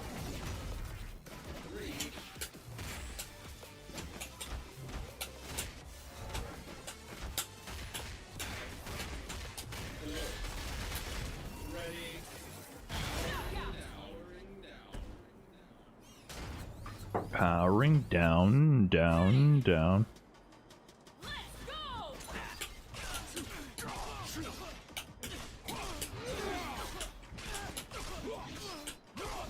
Kind of mess up the combo.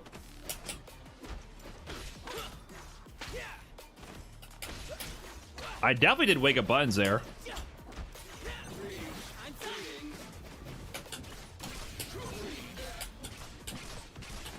Oh no.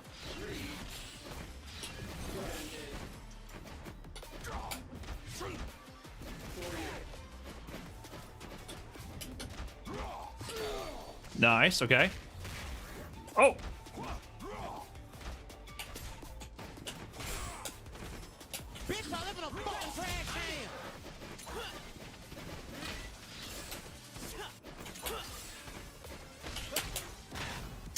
I begin scooped right now.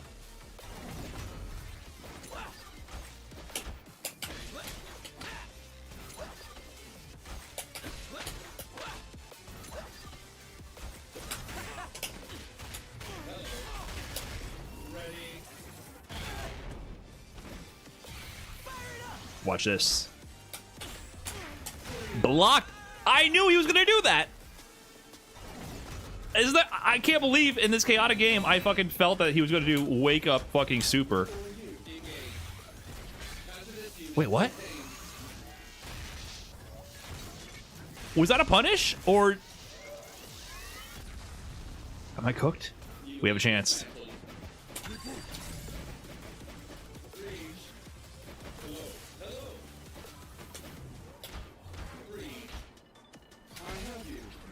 No. Ah, nice. Did it punish? Yeah, it's a command grab. I was holding down back. I should have jumped it. I forgot his level 3 is a command grab, but I thought I was out of range. That had so much range.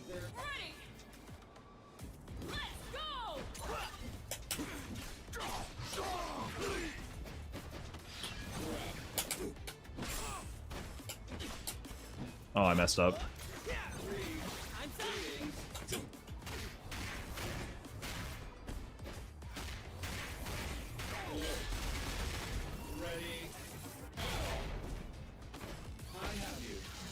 I'm dead?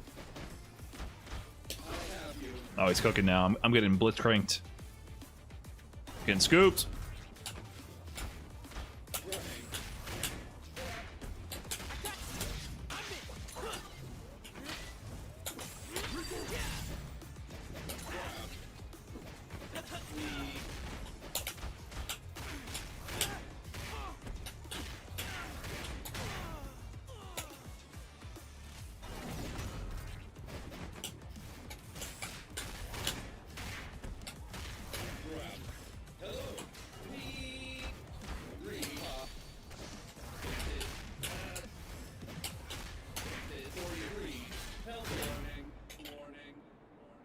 Okay.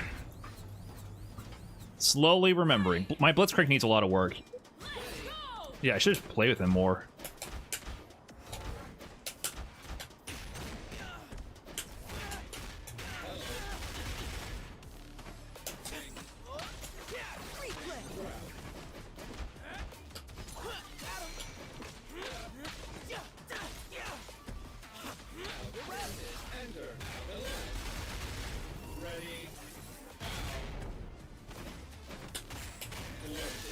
Oh, nice air-to-air situation.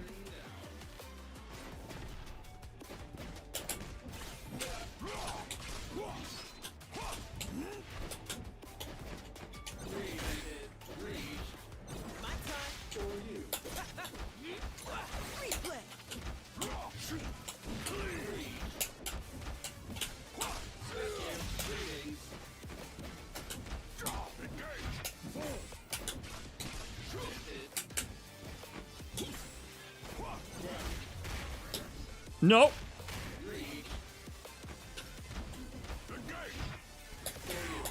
Excuse me?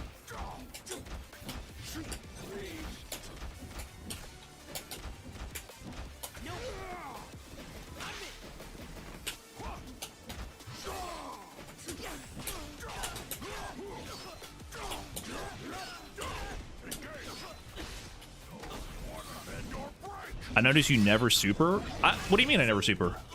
When would I do super? I do super at the end of combos.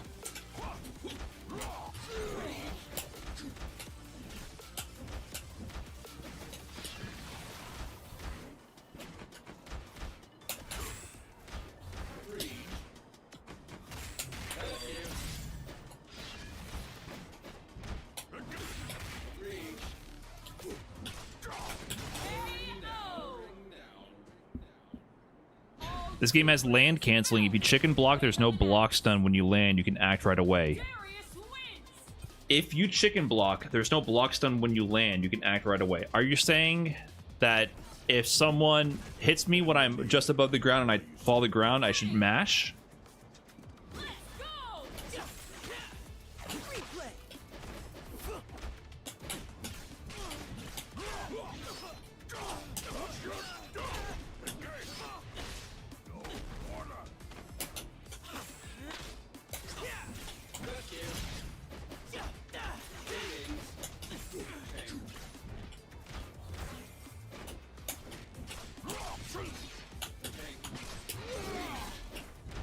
What?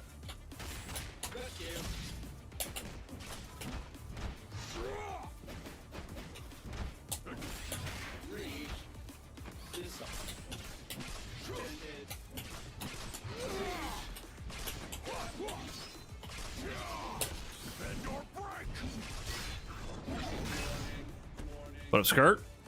She blitz on my crane till we 2x KO. When is Riot gonna hire you to make the theme song for this game?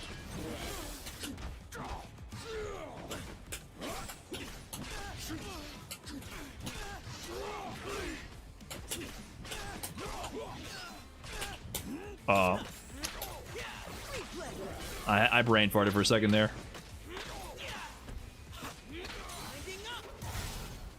Damn. I was cooking for a second too.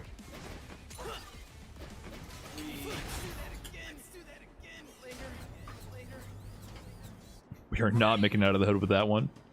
Duncan, Ohio, thanks for the big 38, by the way. Appreciate that.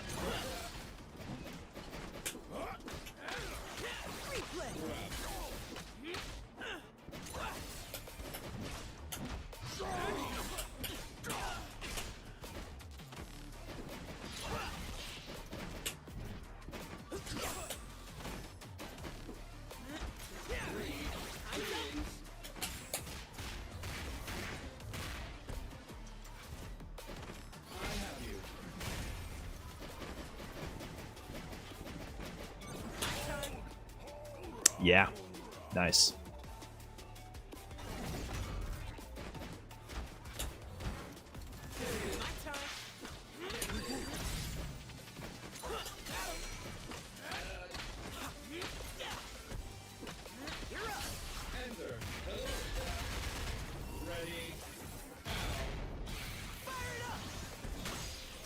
Oh, am I dead?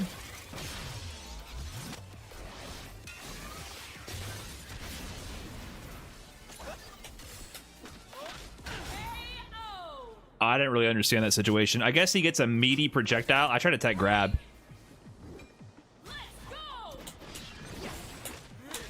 Uh-oh, bad spot. Bad start, bad start, bad start.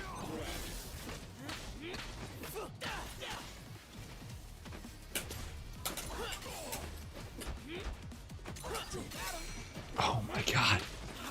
Jump back projectile with Echo makes me feel bad.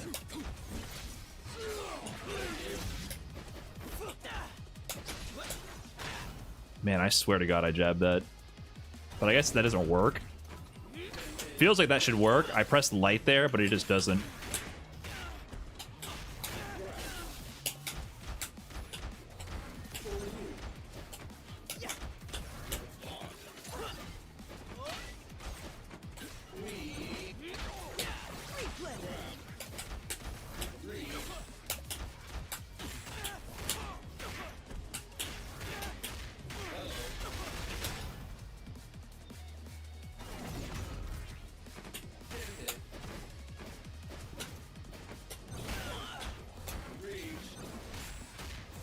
Oh, what?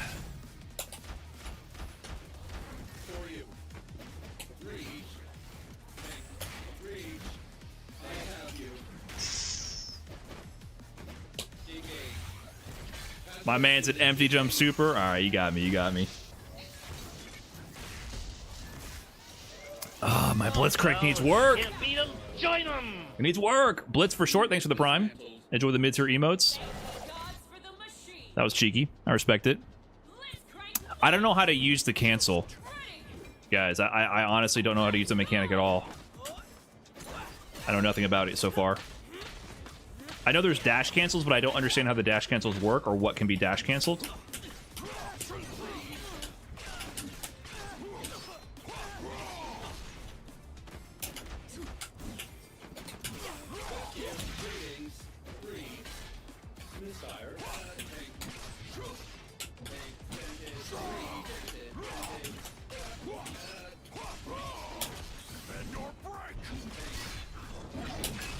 I mean, I literally don't know the input.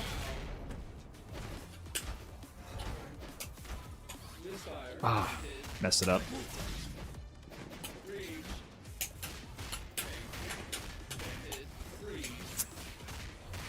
Tried to do a relaunch combo, but I did the wrong order of the heavies.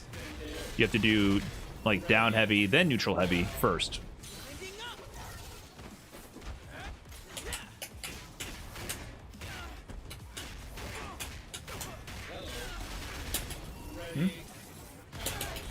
Wait, it's not gonna work. I meant to do the low, not the overhead. I keep doing the overhead on accident when I mean to do the low. Man, he'd be dead. Low, low. There we go. Okay. Oh, give me a minute. I'll take a break. We got food ready.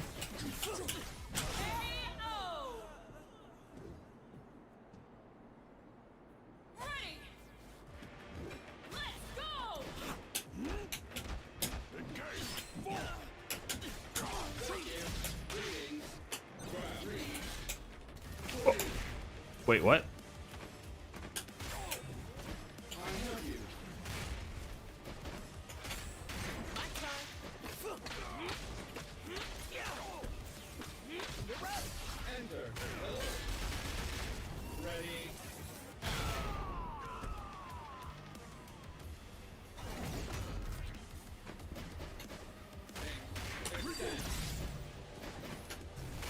What?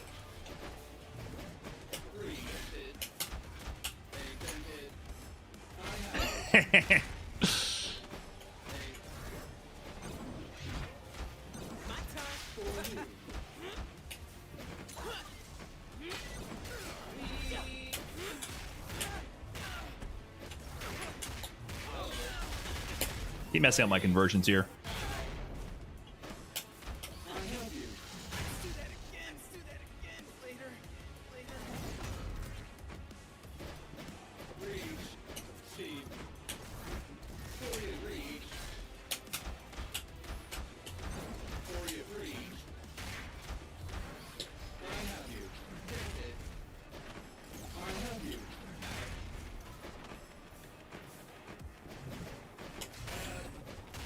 Oh, dude, I lose the Blitzcrank mirror every time. Ready. God. Let's go.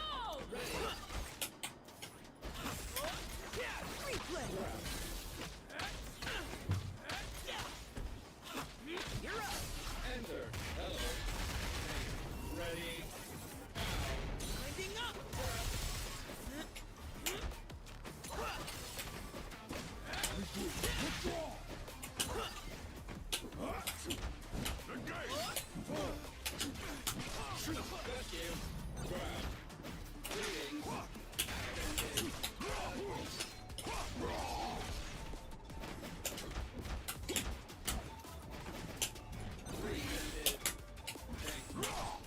What? Dude, how did none of that convert? Oh, man. Oh, just out of range for everything. Needed to use my S2s or something. Fuck. I'm getting mixed. What? Oh,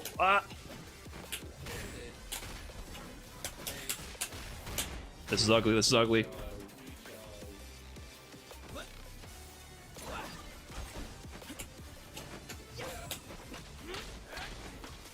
Nice pickup, nice pickup. Dang. Okay, I gotta take a breather. I gotta help with the food real quick. I guess I gotta get off the cab. I can't just get up and walk away. I don't particularly like how it auto cues you.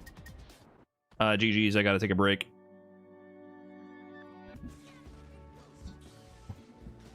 BRB chat. 1 second here.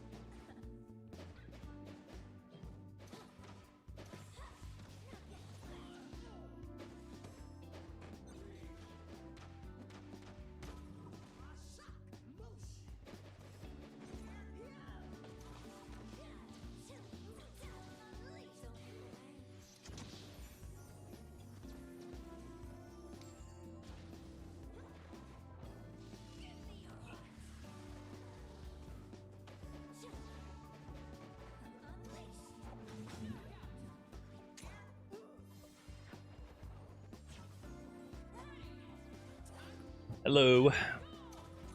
Okay. We're investigating the pork belly. We're making we got the new air fryer. So, first time doing pork belly in it. Learning the ropes. We got a Breville air fryer toaster oven. You know, we used to have a basket air fryer. I become definitely a big fan of the air fryer. The basket air fryer, I think that thing was lying about the temperature. This Breville air fryer should be trying to burn at 350. You have to actually pay attention to what you're doing. Select your fighters. Allowing. Darius. Let's select your fuse. Yasuo. Fuse select. Did Brian F not like Vi? I thought he trended towards boxers. I don't know why everyone always says that. I played Balrog. I did not think... People said I played Ed because he's a boxer. I do not think Ed resembles boxing at all. And also, I don't think Vi resembles a boxer at all.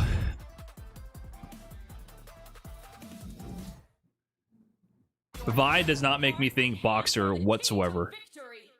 It does not trigger the same pathway in my brain.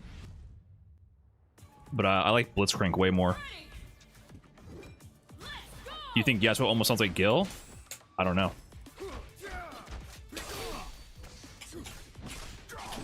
Dude.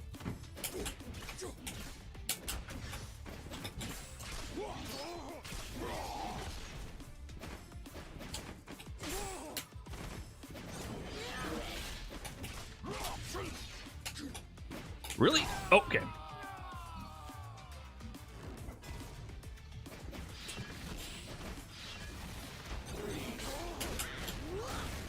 Oh, the assist tanked my head.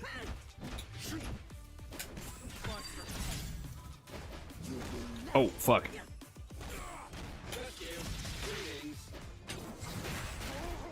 Ah! Fuck! Ah! I'm getting a little lost in the sauce here.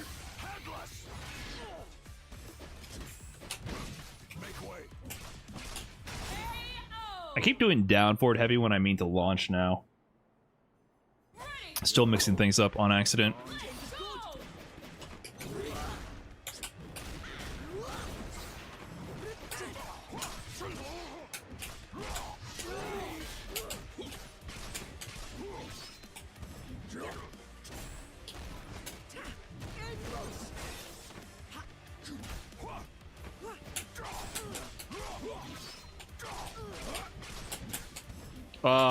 Brain fart, fuck. I could have killed.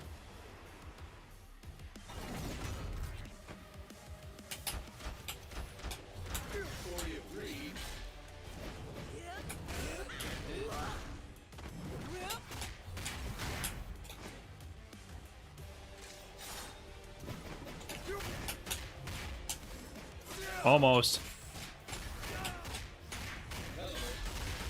I'm trying to do the combo.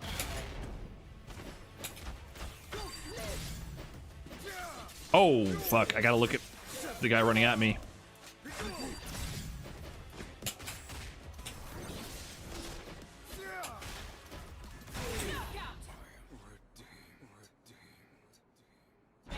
I promise to play better. Let me just tag in Blitz, man. I gotta play with Blitz more. I keep doing shit on accident. I accidentally ran up to this man and did rocket punch in his grill. Let me get Blitz in there.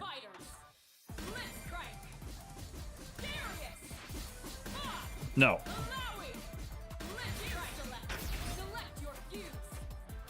Juggernaut? He's playing Juggernaut Blitz?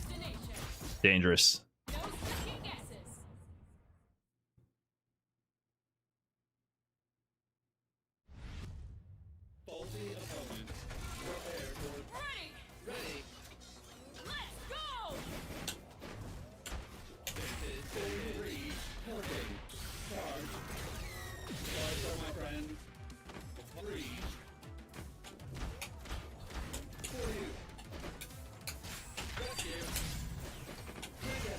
Oh my god, where's my health? Oh no. Oh no. Oh god. god, this is what I'm saying. I'm on the precipice of doing good things and I do bad things instead.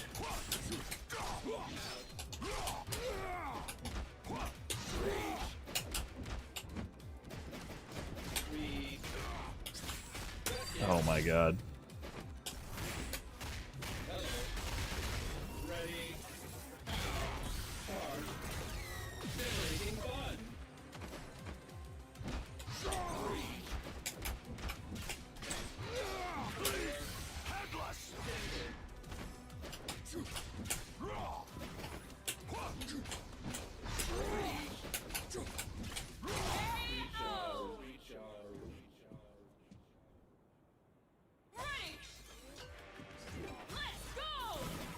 Oh, I forgot to switch.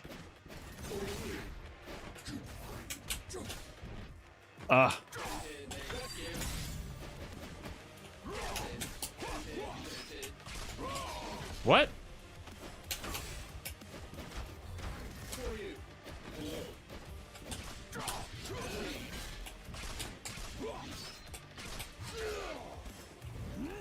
What am I doing wrong? I keep getting the wrong input.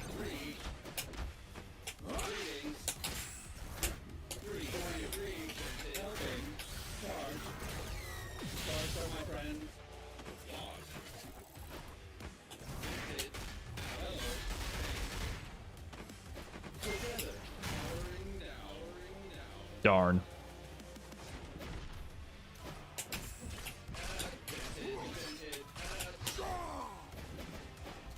What is happening? I keep getting S2 when I do towards heavy.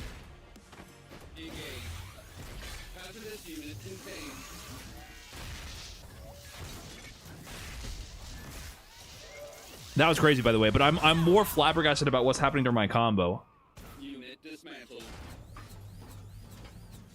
I don't really understand what's happening. I keep getting towards S2.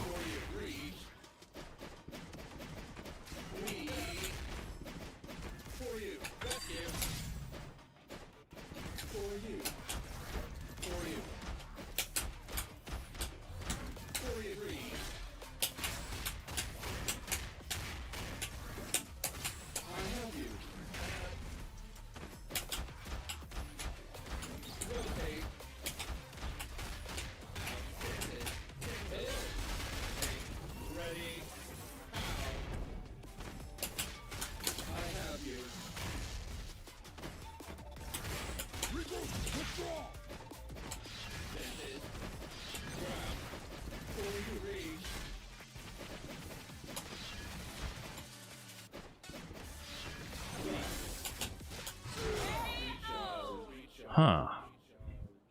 They got the axe. Yeah, I wonder if my controller settings are messed up. Let me play Darius. Let's go.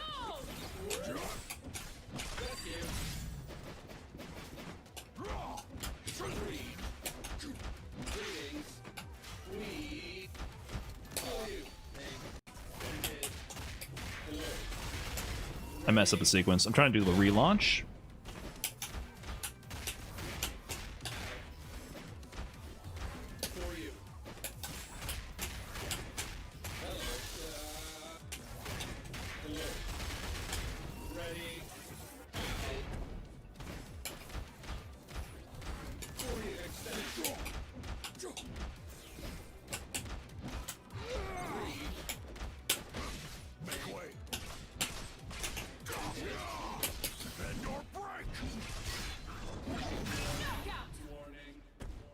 Fury like X Factor? What up, Joey? Yeah, it's like X Factor, and you get dash cancels, but I don't know what else the properties are, and I don't know how to use it.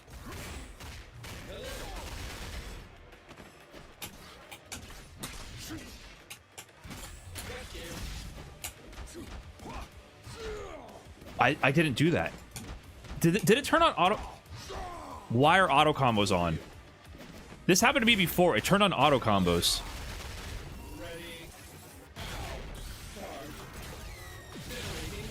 Okay, that explains it. I don't know why this randomly turns on.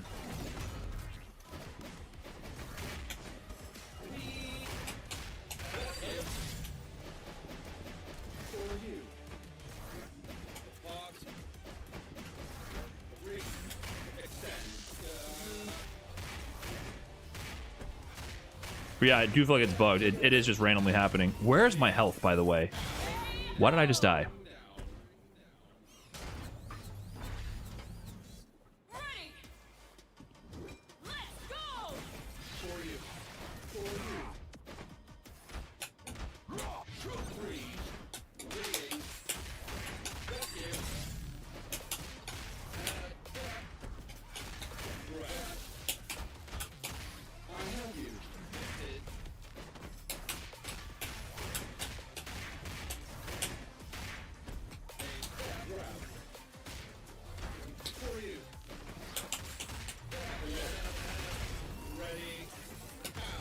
Whoops.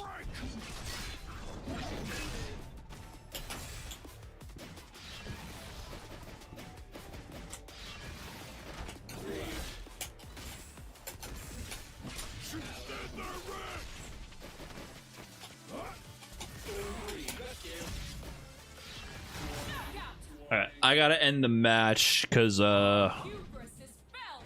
my controller settings are messed up. Darius wins. GG's.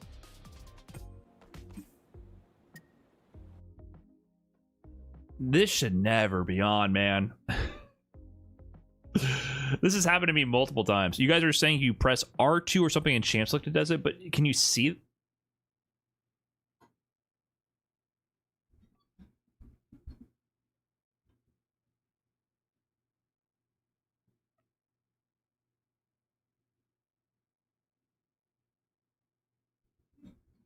That was definitely a press any button to continue ass moment.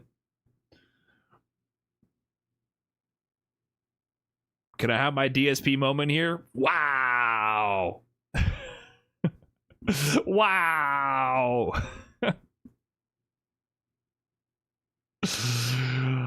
That's an exit game, didn't it?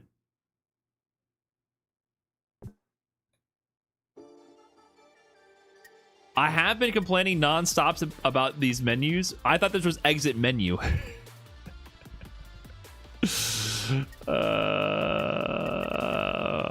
Listen, if you don't read, life becomes really difficult, okay?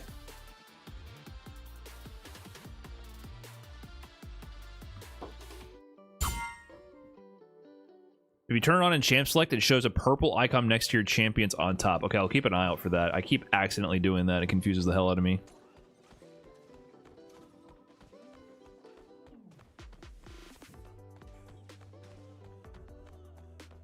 Well, that was you, Opulent. Hey, what's up, man? I see you in the YouTube chat. My game didn't crash. I had auto combos on accident, and I was messing up my controls, so I went to go change that, and then I'm very smart and closed the game on accident.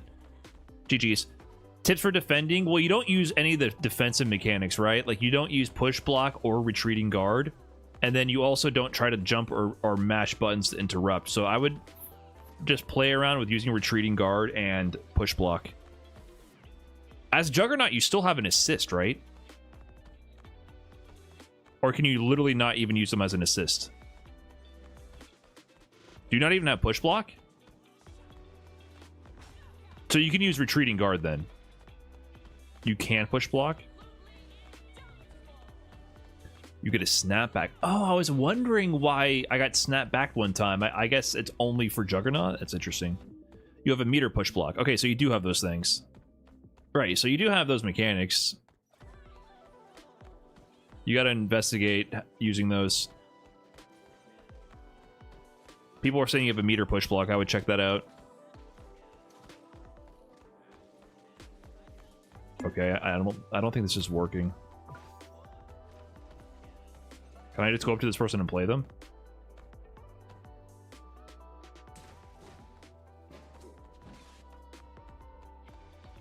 There is a parry, yes.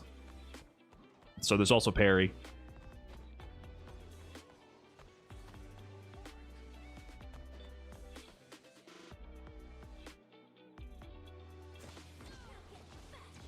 The lobby spectating is pretty cool, just the fact that you can walk up and just see the game. I do appreciate that. So I have to... Okay, I don't think matchmaking is working.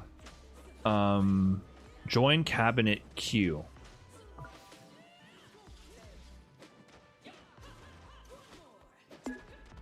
I want a match right now. I was queuing. I just canceled queuing. I've been queuing. Let me check my controls, though, actually. Okay.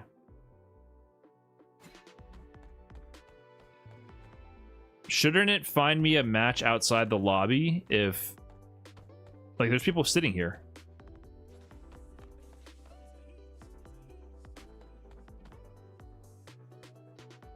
I think this is kind of bugged. How do I leave the lobby? Exit to main menu.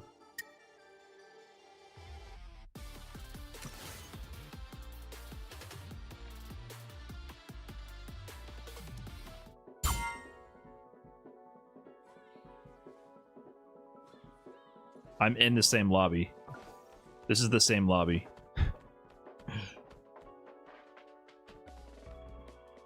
These dudes are just chilling here. Okay. Shit was bugged.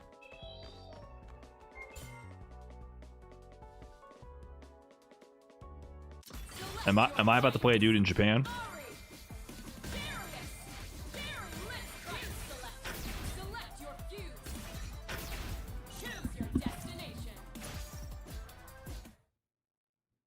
Has Brian bought any colors yet? Now, why do you think I would buy a color? I sense something. A burning rage in you. No. You sense the... Ready! Let's go!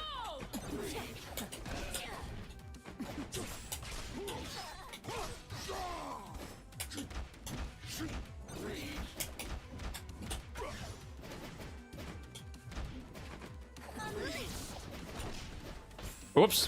Nice.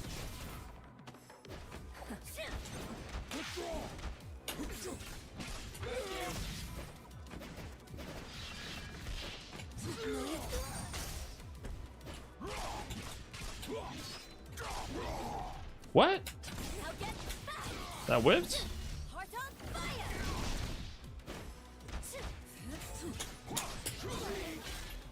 No.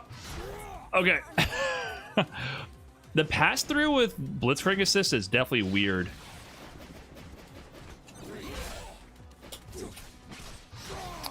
Fuck, I didn't know what was going on.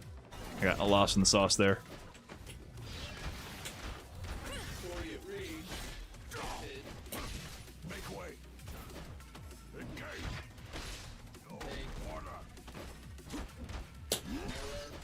Nice. Parry too soon.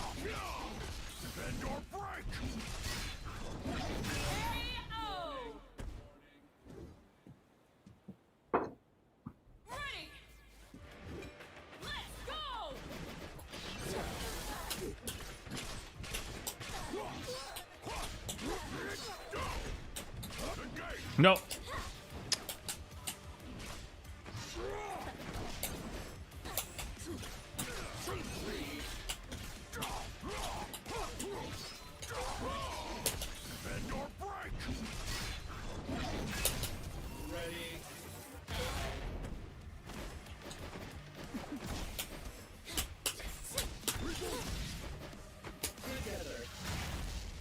Sweet.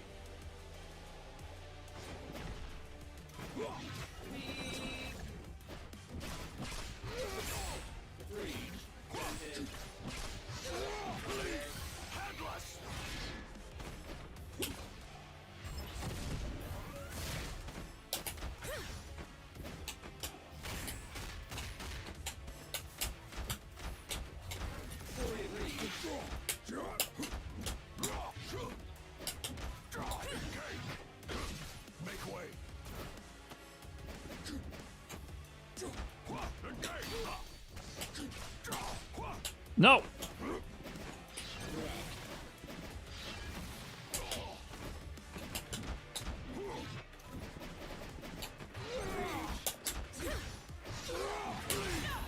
Okay. I kept trying to burst break him. I guess he's just saving the break. Very strange to play against players who save the break.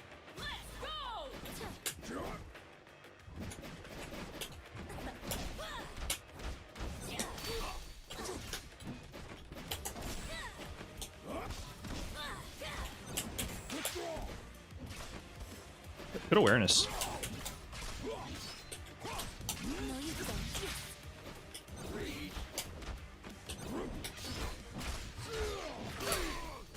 Oh, nice parry. I was autopiloting. Oh.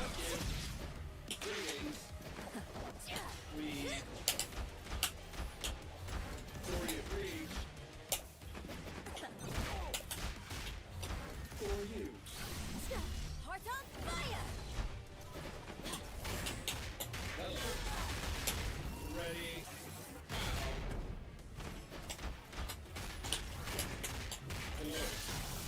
Okay.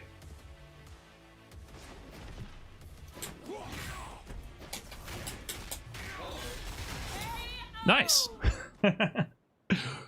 Charge jump heavy with Blitzcrank seems pretty good. Blitzcrank wins! Ready! Let's go!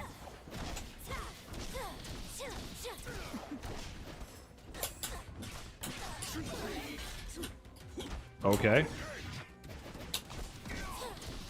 Yeah, the Blitz cross up fucked me up again.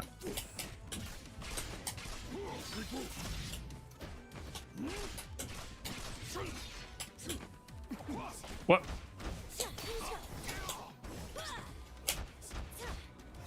I don't know what that was.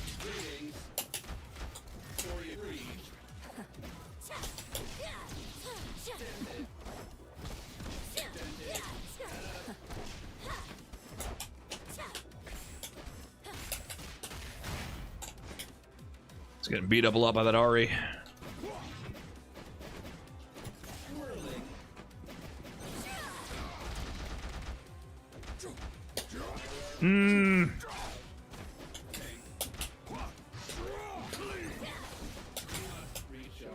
Nice.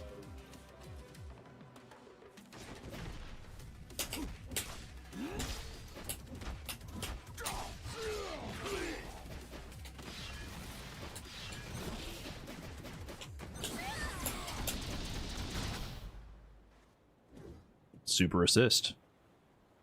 Ready! Let's go!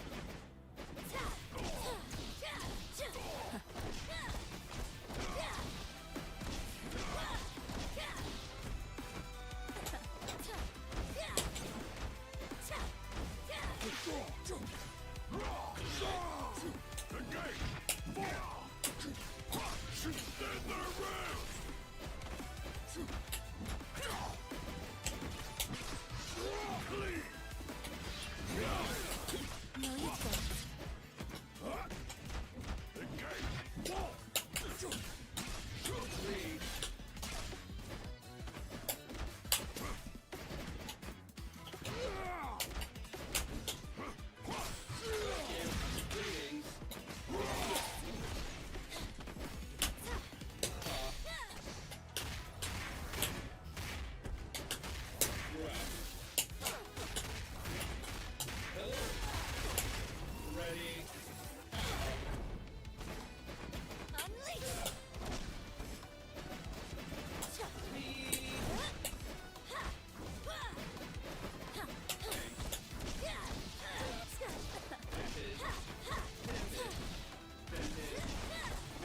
Don't look away.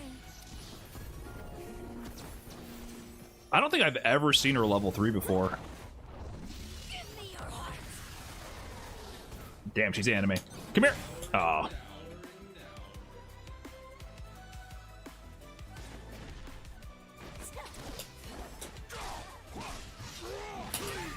Damn. Darius is ignorant. Look at the buttons on this guy.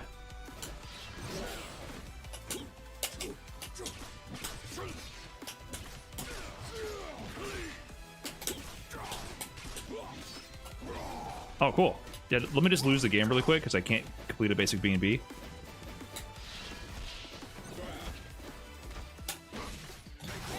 KO!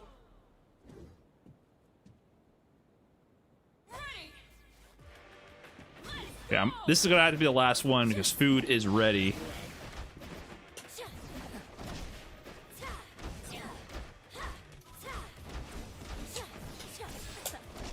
Oh, that picked up.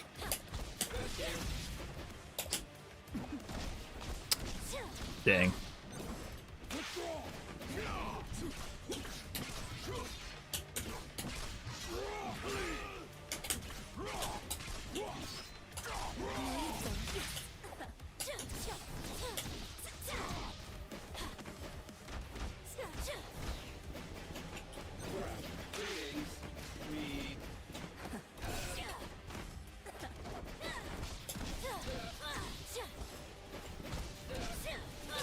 What?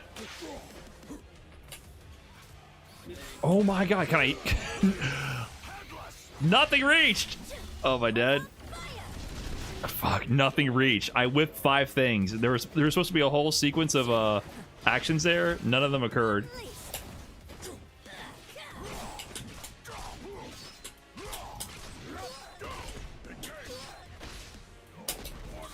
Okay, back into the corner.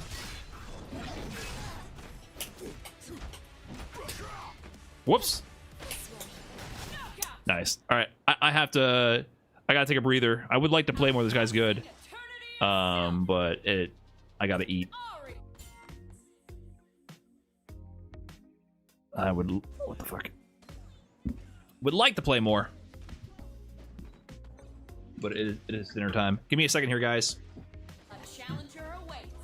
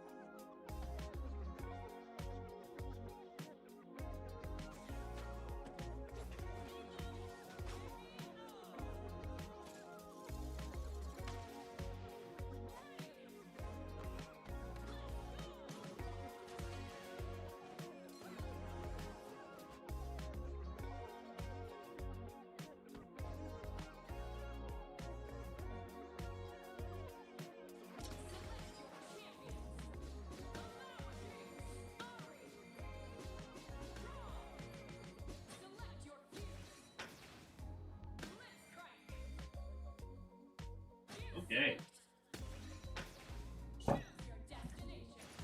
All right. We got air fryer pork belly and ground beef tomato on rice stir fry dish. I will try to not fall asleep after eating this on stream. Yeah, first time we're messing with pork belly in the air fryer.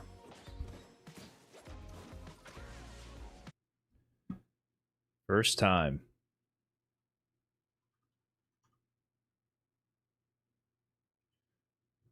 Okay, now that we're doing this, though,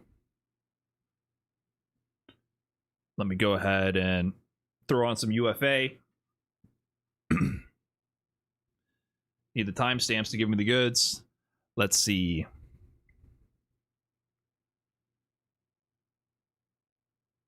Nyampi versus Oil King. Nyampi last year kind of had her breakout performance at UFA. It's good to see her back. Already pretty much well versed in regards to the trade-offs, right? We saw that counter hit conversion from Nyampi rather early. The jump in also, Oil King taking to the projectile game rather early himself. Oh, Oil King on the Can't beat Terry. 'em. Join him. He's really been committing to the Terry.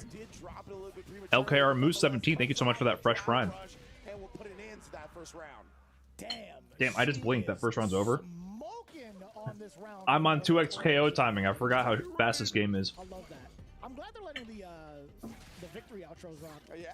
I don't know if that's tournament mode or not, but Yeah, I was like, I'm not sure if this is just a manual or like these players are deciding on that, but we definitely see Wayne more than usual. oh my god, I'm out of here. Damn. No fake, no fake. Nice jump timing. Snake step.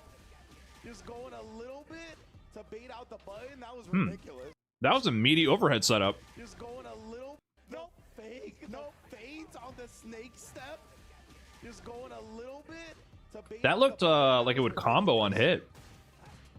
Yo, Nyampi kind of OD. Yeah, that was like actual player calling out manipulation right there. And that's very rare. Like, you don't really actually see. Man, someone Nyampi doing is it as much. harassing with the So whips. ready, dude. And the spacing traps there. Oh no! That's GG. Parry punish wasn't exactly quick enough. Damn, Nyampi is cooking. She always hits the hand stretch. I hope her hands are okay. Even last year she was doing that. She's always like, wow, stretching the hands. Game 1 is in the books. Bang. I wonder if she has hand pain or anything. I didn't realize, but like low forward punish counter going into sweep, it actually didn't combo. Oh wow! So Oil King got hit with it raw. I was looking for like a 2-hit, but then when I say like she's so ready, I'm like, wait a minute, it didn't actually hit. Chat, what do you think? Combo. Who's a higher tier character? Terry or Aki? The pork belly is good, right? That's very good. Terry. No Aki? Believers in the chat? Yeah, I think Terry's better too. I just wanted to say something to get you guys chatting.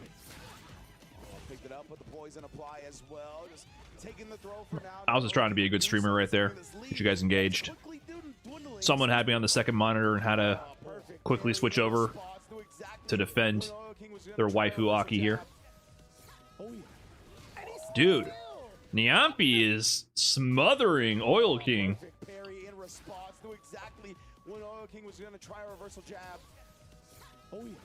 Wow, she's playing a lot more like Hikaru. So active. She's been on point with her reactions. I will say I did misspeak a little bit earlier. The punish counter on a crouch medium kick only brings her to +9. That was my mistake. That was my mistake, yeah. Perfect parry anti-air. Tell you that much. Damn. Because right now you identified that the projectiles have been costing them. And it's so difficult to do it against someone like Aki, right? Like she's got the whip to keep you in check from certain ranges. And I like Oil King now going for the medium kick. Medium punch. He could have converted that stand MK.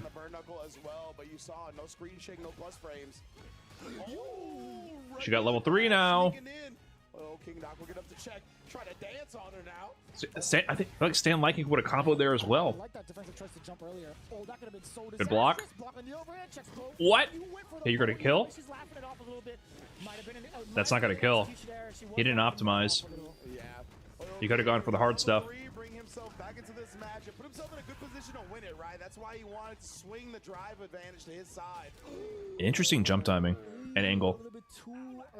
Terry can probably whip punish or whip with level 1. Interesting idea. It might. But if you're at that range, you might as well drive rush punish, right? That's why I think she did the roundhouse, right? Like, it gets really slow though. I haven't tried that, Joey, but it gets really slow at space. Where it's like cross roundhouse, confirming the super. That's why I'm assuming she was looking for. I see. GG. GG. So GG. She's got more than enough mirror to kill off Oil King here. There's something so deceptive about drive rush can. Yep. Man. Check the drive rushes. That was fast. That's actually a real deceptive way to blow that up immediately. Man, the peripheral unsponsored, and he's going on a life sentence, it feels like. They do it again, I'm telling you. Dual Kevin. I was really hoping Railgun was a Ryu player. Look at her patch. She has a really weird controller with a ton of buttons. Perfect for sure. Kemi still makes a lot of sense too. But either way, What up, Knife FGC? Mandatory streamer interaction. I'll tell people to like the YouTube stream. Do I really got to be doing that? Indeed, Dual Kevin here. How many people are on YouTube right now? Shout out to 345 of you on the YouTube chat, by the way. This is UFA. This is the CPT premiere going on in France right now. Last year, Kusanagi won this over Shanghai. Oh, what up, Infinite Sixes? Yeah, GG's, man. I was going to play it more, but dinner was ready. I think put him all the way back in the green, honestly, would have made this a much more even drive scenario. But instead, Dual Kevin really has the freedom. I've seen some vertical live streams, and it's so funny how the medium devolves into just gimmicks to bait tension and like engagement to promote the stream. It's so artificial. It's always like you're trying to build up to like, I'm about to pop the balloon any second. As soon as we get 5 more viewers, I'm gonna pop the balloon, and it's like holding you on that tension. Like you want to see the balloon pop, and they keep baiting you to like engage with the stream to get more viewers to promote the stream. But there's no content and no payoff. It's very strange how like that kind of algorithmically driven stream meta becomes completely degenerate. I used to be a big critic of Twitch not promoting their streams, right? Having no algorithm to promote their content, which is what ends up having new streamers wasting their time, because there's no way to actually grow on Twitch organically on your own. You're wasting your time. You need to grow on Twitch or TikTok or something. Sorry, you need to grow on YouTube or TikTok or something, and then promote your stream through those platforms, and then your dedicated audience will find you on Twitch. But then I've seen the depths of hell that happens on vertical streams when they do promote like algorithmically the streams, and it's just fucking degenerate nonsense.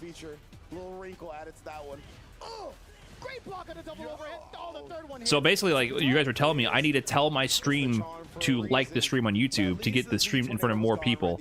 But then if that's what gets rewarded, then the whole stream is just me telling people to like the stream. If that is what gets rewarded, you know what I mean? I couldn't even imagine. The content is asking people to like the stream. I usually see a kick when a dive kick gets messed up, so I don't know what that was supposed to be. Honestly, I don't blame people for resorting to view botting or whatever. You should definitely blame people. Some people get view botted on not their own accord. Oh, what are you gonna do about this, man? Off of this. Watch out for the jump approach. Can I kick it? No, he's not gonna do it. Not wow, good defense. Wait a minute, hold up. Right there to ignore the SAR, right? Didn't want to get caught up trying to punish around. Hold up. CA puts Dual Kevin on death's door. Oh my! Mutual burnout. Oh, awkward situation. Could he have done DP or something there? Interesting ending. My man had the smirk on his face. He's like, all right, I guess if you're gonna give it to me. Yeah. You should never view bot. That ruins the ecosystem for everybody involved. But you need to put work into a different platform. You should not be spending more time live. You should be going live to make content for YouTube, and then do it YouTube or TikTok, and then funnel people from those platforms to your Twitch stream. Going live over and over is the lazy part. Streaming is the easy part. For people want to go to cash in doing what they already want to do. You need to work to grind on a different platform. Not even like an FGC thing. Just a society period problem. So love seeing Dual Kevin not run from accountability. I don't think I can last on this. Dual Kevin with the game on the What up, Lebo? And that's like one of the things that's kind of hard. Kevin needs these points.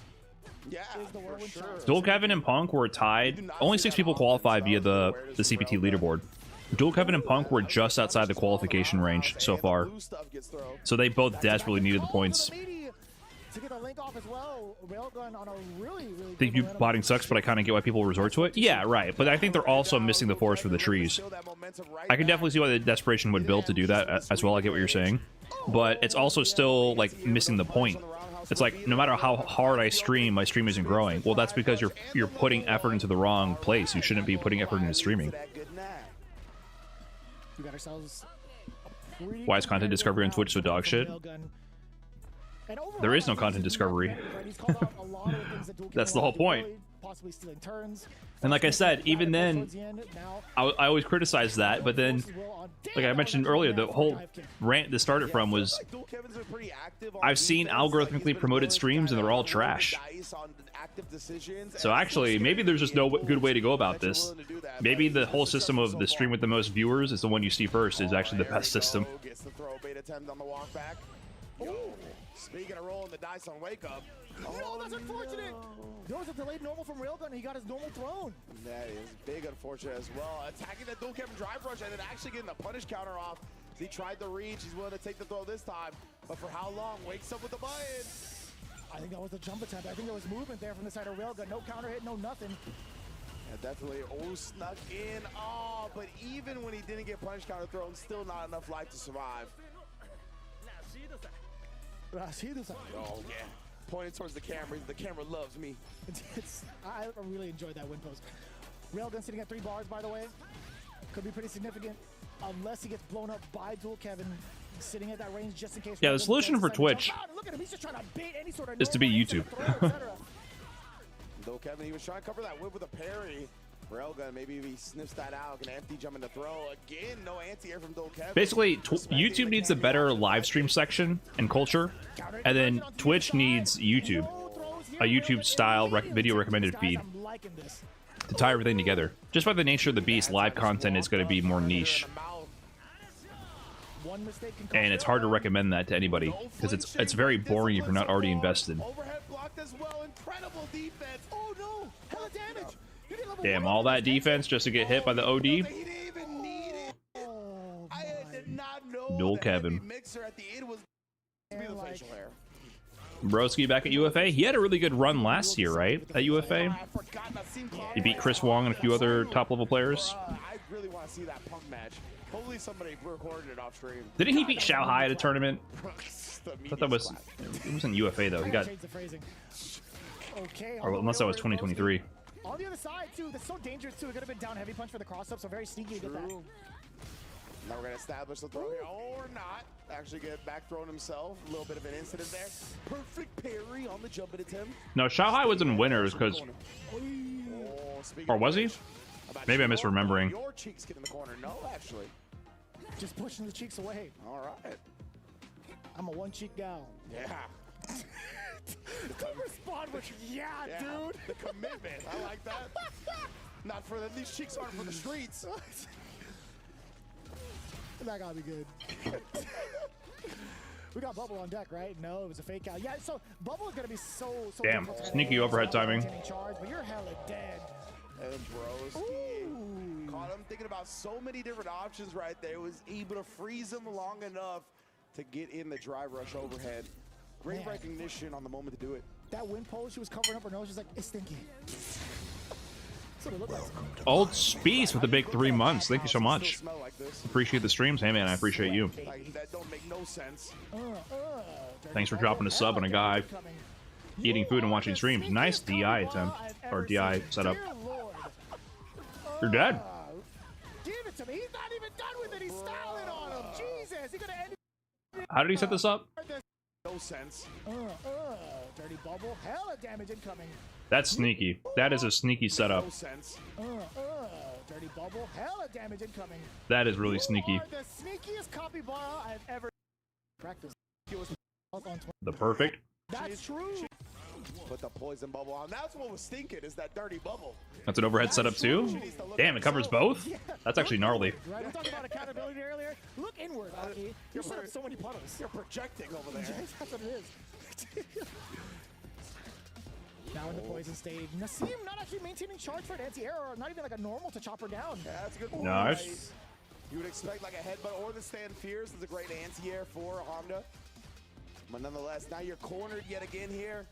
Broski gonna try to run it like he's Avon Barksdale. Sports. You're not dead, are you? I got nothing on that. No. That was the wire, but nonetheless. Okay, either way, I don't know jack squat about the wire. I know you were playing it for a minute on Discord. We never got to finish the whole thing. Yeah, that's facts. That's my bad. Gotta go back to it, honestly. It's about that time for a rewatch. Oh, but caught Broski trying to escape the pressure. Oh! I can't believe it. Oh my god, I thought there was gonna be a roundhouse, but that's so difficult. Yeah, I'm very surprised Broski was right. Nope. Dang. Good time to anti-air. Or DI again. Could not answer with one of his backs. And he got caught committing to the driver's cancel, which burned him out, taking away the parry.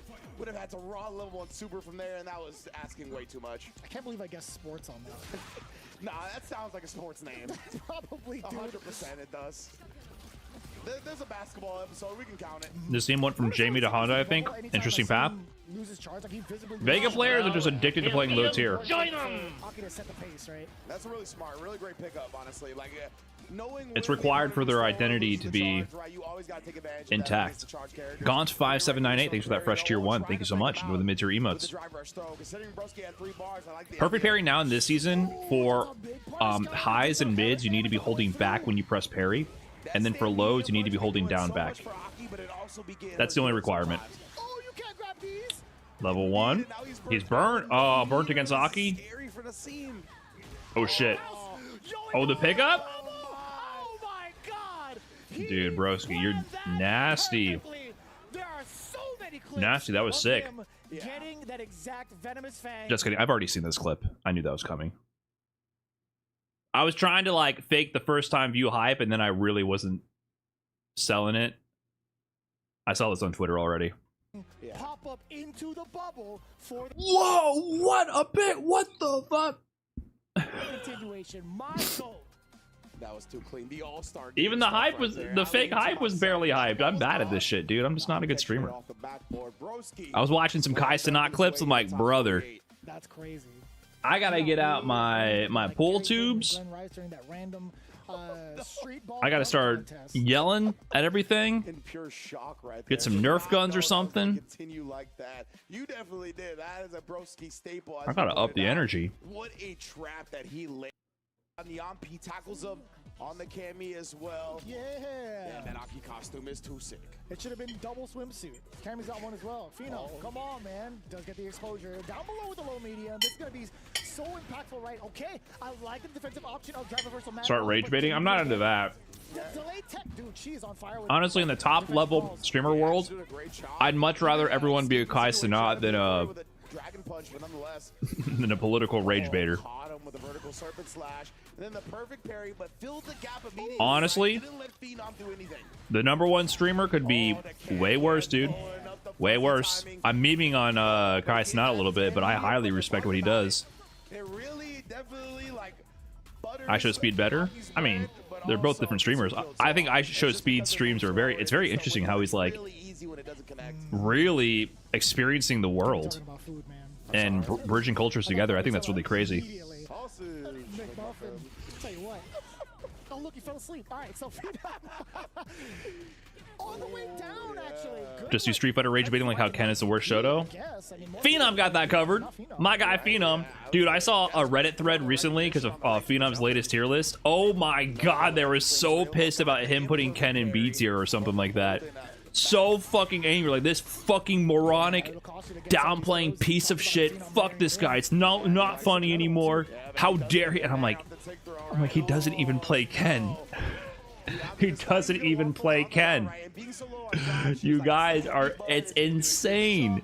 Maybe get him in burnout, but instead just They're avoiding so that angry. entirely. Phenom one They're step so angry about Phenom downplaying Ken. The bit has gone on for so long. No, they can't understand. It's crazy. It's not going to be in that fashion. Like, Phenom already was 2 steps ahead. It's crazy how they can't understand it. You actually saw her via the player cam as she took that round. I do think it's hilarious, but at the same time, when I read stuff like that, where the entire consensus of hundreds of people commenting that thread were all like actually angry at him, I was like, dude, not one person in this whole group is like gonna be the voice of reason here. Were correct. Yeah. Not one single person. Too much damage, not off of errors, but because of It was very funny, but also like it made me very sad. I was like, wow, people on the internet are incapable of discerning sarcasm or humor at all. Correct defensive decisions. Phenom's been able to get up and then put her in the blender immediately again. So yeah, we gotta. Not to be an asshole, but after reading threads like that, it makes more sense how people get hard stuck in Diamond. Right. I honestly think sometimes, and now that the Street Fighter 6 Reddit is a lot more popular than before, I honestly think sometimes people end up in this. Didn't let him punish her outright, just actually punish his attack. How do I describe it? They end up in an echo chamber of scrub quoting. Like a scrub echo chamber where they all validate each other for being bad. A little bit real quick, right under the rug. You know what I mean? And there's some people in there that are like not amazing at the game, but are also preaching accountability and growth and have a healthy mindset. But then you also end up with certain aspects of it where it's like this echo chamber of people all being ass and just like validating each other. Like, yeah, it's not you, it's the game that's the problem. And that didn't really exist before because, you know, Street Fighter 5 was just not as popular at all, and the Reddit was nowhere near as popular. But now that it's reached this much larger size, I definitely see threads like that. Checking with a crouch light kick on the way in as well. Oh, tried to jump in, but Phenom was lying in wait. Perfect parry on that one to close out the round. I like that. I like the comeback coming in. It doesn't really happen when the community's smaller. 2 bars. I've never seen Aki contort like that. Because, like, Ken is legitimately a worse character now. He's still very good, especially at lower levels, but You know what I'm saying? With Phenom right now, I wonder if we're gonna see like the you can't be pissed at someone for not thinking Ken's top 5. You are a season behind. He might not even need to do that with the way this round started. Already at 50%. Yanpi trying to pump the brakes a little bit. Oh, you would. Yeah, I mean, either way, committing to that bubble, Phenom had jumped and reacted. Flipped and to it ship, a it's long over for me. while ago. And that's fine. Yes, conserving the rest of the meter, getting the throw. This is going to be a very explosive round, but this has to be the round where Yanpi has to start. Where did that cat come from? And the black cat as well could be an omen for Nyampi's future in the winner's bracket. Again. What up, Sand Surfer? Getting blown up Phenom in a very favorable position, already beyond 50, just beyond 50. This is going to be all she wrote. And again, the walk back, the extended walk back to get the landing frame punish. Again, no DP, just jab as she lands. Extended beyond 50, just beyond 50. This is going to be all she wrote. Oh, good awareness. The extended walk back to get the landing Whoops. frame punish. Again, no DP, just jab as she lands, perfectly outspacing the jump in to get the kill punish. Yes, indeed, perfect. Red Bull can't pop again. Wow, Phenom. When did Niampi start playing? I only heard of her a few months ago, but she's good. She was at UFA last year and did a lot of work, and she also was almost the MVP in the 5v5 team tournament. So I would say like one of her bigger international performances was at UFA last year. She's been playing for at least longer than that. I don't know. So cool. They did. This is Kintio, the original Japanese Terry player who put Terry on the map even when he was a lowly mid-tier character in previous patches. Oh, whoa. Tried to go for a hooligan, but not for the throw. Trying to actually go with the other options. This is French Lionheart. There's American Lionheart, the OG Sagat player. Lionheart used to play Fei Long. I think this Lionheart used to be a really strong Street Fighter 4 player, if I remember correctly. Yeah.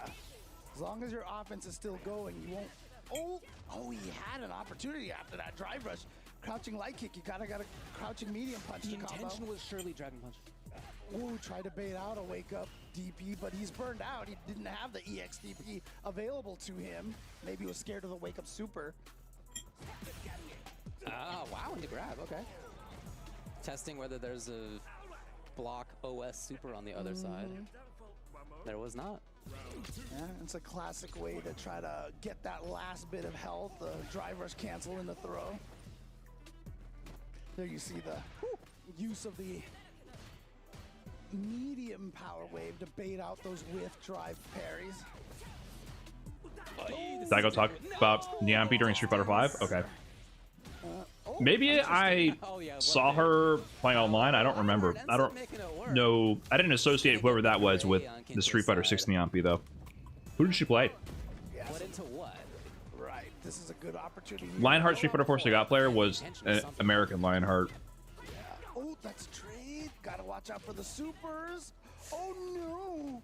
Too early on that button, or he was trying to bait out the super, but now he's grayed as well. Back throw. And actually, He's gonna get about to recover. checkmate. He might not Yep. even need it because the chip. Terry's awesome stage carry. Yeah, here we go. Terry theme in play over here. Nice counter hit confirm. Man, those horns are going. Wow, just bowling with this one button here. Lionheart finally finds his way out, but okay, great whip punish. But you see Kincho just walking back, but now into the corner. Here's a very important opportunity for Kincho. Nice check with the jab. Punish counter to the low forward. Oh, he didn't convert that. Could have killed. Forcing the issue. Nice. Ooh. Oh, never mind. Okay. Oh, wait. Wait. He's been great out every round. Wow. Okay. That clipped the dive kick. Interesting. Super smart idea to pick, actually. If the opponent had gone to the skies, we saw it was a coverage as well. Yeah, that crack shoot covers the sky really, really well. That's an interesting idea, actually, because that can potentially be dive kick from that range and crouching medium kick, huh? That's one thing I've noticed a lot of Terry players use is like using crack shoot as a poke, the light one. Kind of makes sense. Yes? No? Doesn't bite on the shimmy. Trade combo? Nice with punish. Good with punish. And the meaty. Alright, Lionheart. Chance to kill. It's not biting on any of these shimmies. Right there from Lionheart. He really hasn't fallen for the shimmies right there. Oh, dang. Defense by Kincho, just waiting, looking for his turn. He's got the corner. Look at this idea. See this? This is so important. Spacing traps with a drive rush. Such an important thing to build into your game. Because after this space medium, he's negative. But for one, he could have potentially like canceled this to a fireball or something, right? But if you pressed a light here to try to take your turn back, it would probably just whiff. And if he didn't drive rush, he could just whiff punish you with a low forward or something and kill you. So using that fear of the ambiguity of the spacing to take your turn back then just drive rush right in, because you know it's kind of, since it's an ambiguous situation, you don't know if he's going to cancel to a projectile, you don't know if he's going to bait your light whiff. You might just be like, okay, let me reset the neutral, and then you just drive rush in with a button really quick. That's a really common tactic that I've also been incorporating a bit more. Looking for his turn. He's got the corner. Definitely something to keep in mind to mix up your options. Worried still? Yep. And this string here, this would be safe on block. This is -5, but this is a classic string. Short, crouching light kick, crouching jab, crouching light kick, stand light punch into OD, crack shoot, or OD quick burn. And then it's safe on block because of the pushback. It frame traps, and if it hits, you get super. Just like that, Quintio has That's an airtight sequence. Yeah, it's just one of those. Or frame trap sequence, rather.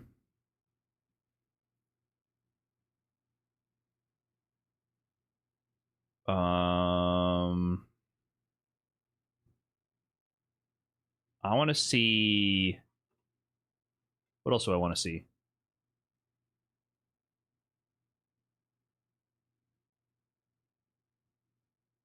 Is there anything like really nuts that I gotta watch?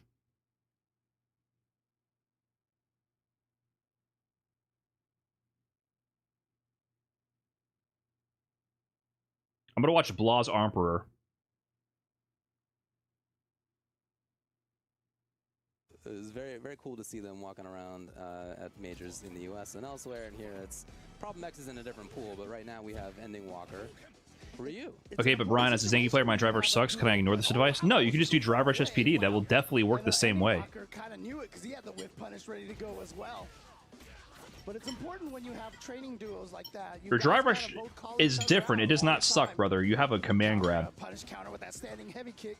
Alpha now trying to get in this corner and keep Ending Walker trapped here. Oh, yeah. Frame trap, but a wake up ODDP from Alphen. And both of them very low on drive gauge. Ending Walker back on the 3-bar threshold. Couldn't anti-air that dive kick in time. Trying to pressure. Ooh, what a backdash. Escapes well. Okay, he's got a route to kill. That's what he's gonna go for. Beautiful whip punish right there. He has a route to kill. A route. Would you say a route to kill? Or would you say a route to kill? It looks just like that. Right. We went to the He has a route to kill. Exactly like Dude, on the 6th loop of that roller coaster, I was like, all right, like maybe I don't need a 7th. But they gave me a 7th. Right? It was crazy. And I remember getting the elixir. Anyways, Oh, you could have continued. Nice counter hit. And that So stand light data punch. or data? Cammy's standing light punch counter hit. Such a threatening weapon. Almost always connects to that crouching medium punch. Such a nice consistent to have as a Cammy. That one seems contextual. Data or data? Okay. Ooh. Got the corner. Yeah, that means you get offense. I really like First the round is for recipe data. also. Yeah. Or data. Data. Dude, driver Rizzle. Venus Star. Hey, thank you for the big raid. Appreciate that. With the kill. I almost didn't think that standing medium punch was gonna punish counter in time. Hopefully you had a good stream. Welcome, everybody. We're just watching a little bit of UFA here. I was just wrapping up some dinner. Might get back to 2XKO for a bit. Didn't punish counter, but look at this, Alphen. Yeah, don't underestimate this guy. He's very strong. Tomato? It's definitely tomato. Game from Mouse Ending Walker. It is definitely tomato. Executed. I don't know when the last time people used to say tomato Just watching? Just hanging out? frequently in American English, but tomato is not how you say it in America. It's tomato. Surprised there's not people in the background walking around with grocery bags with like Water or French fries water? sticking out of it, you know? No, but there are I don't know. I'm getting baited on this one. Mid-range Italian desk. Or did you think waiter was spelled like that? Oh man. I'm not sure why that's there, but there you go. Oh, the frame trap right there from Ending Walker. Another one, but a perfect parry. And not gonna go for any side switch or Water? anything like that. Just goes for a combo and as much corner carry as possible. Look at the drive. I have a Scottish friend who pronounces Yeah, basil as basil. For the drive gauge damage there. Oh, and the fake right I've heard there. that. Perfect parry. Water. Vitamin or vitamin? It's vitamin, but we should all be saying vitamin. Down. And he was cautious. It would probably improve the average health of the American population Already in trouble. if we all took our vitamins. No DP 'cause he was holding He's down back. frozen. Yeah. So rare to see him. Wait, freeze. Alphen cooking? Hold up. Busts out and Alphen knew it. Exactly knew it. And now is at match point. Broski is big on Blanca over Blanca. He does say Blanca. Yes, he's blowing it up right now. We got to see a big change out of ending. I wasn't trying to get into the difference between British English and American English. Is tomato? Oh, that's punishable. Is that British? Is that what that is? Again, the wake up buttons Yeah, from he's so Alpha. active. Backdashing on wake up, buttons on wake up. Like he's busy. So that's where that saying comes from? I didn't realize that. Tomato. The DP timing's against a dive kick, but again, Beautiful tomatoes. Trying to think of what Gordon Ramsay would say. They'd have to be beautiful. oh, just out of there, just like that. If it was ugly, he'd call it a tomato. Would've been gray. However, endings here. Looking for the gray. Maybe. He did. He went Spends a level 1? Alphen gets out. The level 1 is worth the comeback potentially? But he did give him a lease on this round here. Andy Walker's another person who could use the points. Tricky or something. Surbot Frank, thanks for the big 26. Nice check. What a response. Okay. Just a touch of olive oil, as Gordon Ramsay would say, as you start drowning your dish in oil. In the previous situation, making Alphen give up one bar. That is one thing that I've definitely picked up on after watching a lot of YouTube cooking. I put way more salt in all my food when I cook now. Too late for that whip punish right there, and now this time the perfect parry from Ending Walker in the middle of the Way more. Okay, burnout. Yeah, went for that drive rush, crouching light kick. Ending Walker so known for like drive rush overhead in those kind of situations. Instead, did the quick button. Did it? Was that spinning back fist on wake up? I think so. Was he looking for fireball? Probably. I don't know. Bad situation. Here, Ending Walker taking. Waiting till he whiffs buttons. Salt is not bad for you. In fact, a generous amount of salt is good for you. Yeah, you need salt. Just like everything we consume, it's all about your metabolic rate and system, and you need to maintain a proper level of sodium. Alphen looking for the hit confirm. So sometimes you need more salt, sometimes you need less salt. And Ending's doing a pretty good job of walking outside of a comfortable range for Cammy. But I guess for a while there was like, this notion that salt is blanket bad for you, which is stupid as fuck. So stupid. Yeah, like you can overdose on water if you drink too much water. But you need water. Just like you need salt. Everything is about the ratio in your system at the time. And that changes with your activity, with what you've eaten, what you've drank. It all depends. The time of day. Oh, you missed the confirm. Oh, but Alphen missed the punish. No, that is a brutal one right there. Not sure what happened. My family were prime believers in salt equal bad. That was such a strange time. I guess that was in the early mid 2000s. I remember hearing that when I was in middle school. Okay, there we go. It tends to be usually what happens with all these health trends is it usually is foods that happen to have those things that they try to blame as a singular wow. Stayed on the same side. There's always these trends of trying to find one secret ingredient or one secret macronutrient or micronutrient that causes all of our health problems, when really it's just like we eat too much and too fast. And generally foods that are highly palatable and encourage us to eat too much and eat too fast and are readily available are high in calories, and then we just overeat because we're stupid animalistic creatures with no self-control and we just react to what's in our environment. I think this always comes down to the fact that people like to think that people are more in control than they ever are. We are not, man. We are products of our environment 100%. And if you put extremely convenient, extremely calorie dense, and extremely palatable foods in front of people, they're going to overconsume, and it's going to lead to a litany of health issues from overconsumption. It's not salt, it's not fat, it's not sugar, it's not protein, it's not any one thing. It's the shit tastes too good and we eat too much of it too fast. And then food companies try to hijack that shit to sell us the most amount of food possible, make the most money. Like, he was And it's that simple. It's just that simple. It's just so fucking simple. But I think people like to pretend that we're not dumb animals. Like, you know, if you leave the dog food out, the dog will overeat and get sick. We are the same thing as that dog.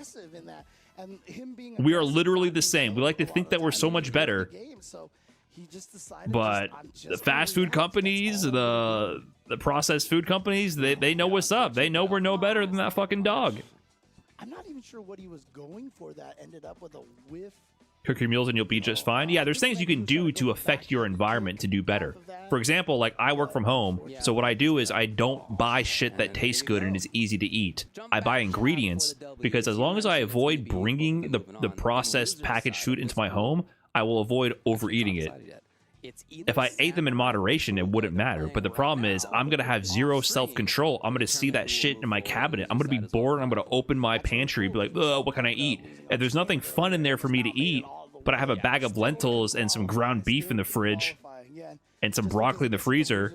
It's like, well, am I really that hungry right now? Meanwhile, you put some Cocoa Puffs in there, or I don't know, some Captain Crunch, some whole milk in the fridge. I'm gonna down that shit instantly. That's all it is. It's literally just about controlling your environment. So I can exercise the most willpower at the grocery store, and then that's where you do it. But if you're in an environment where you can't control that shit, you're gonna be suffering, man.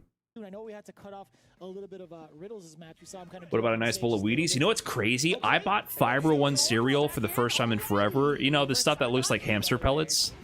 And I hadn't had that for a long time, because if I do get cereal, generally I get some kind of like protein cereal. You know, people hate on Magic Spoon. I actually fucks with some Magic Spoon.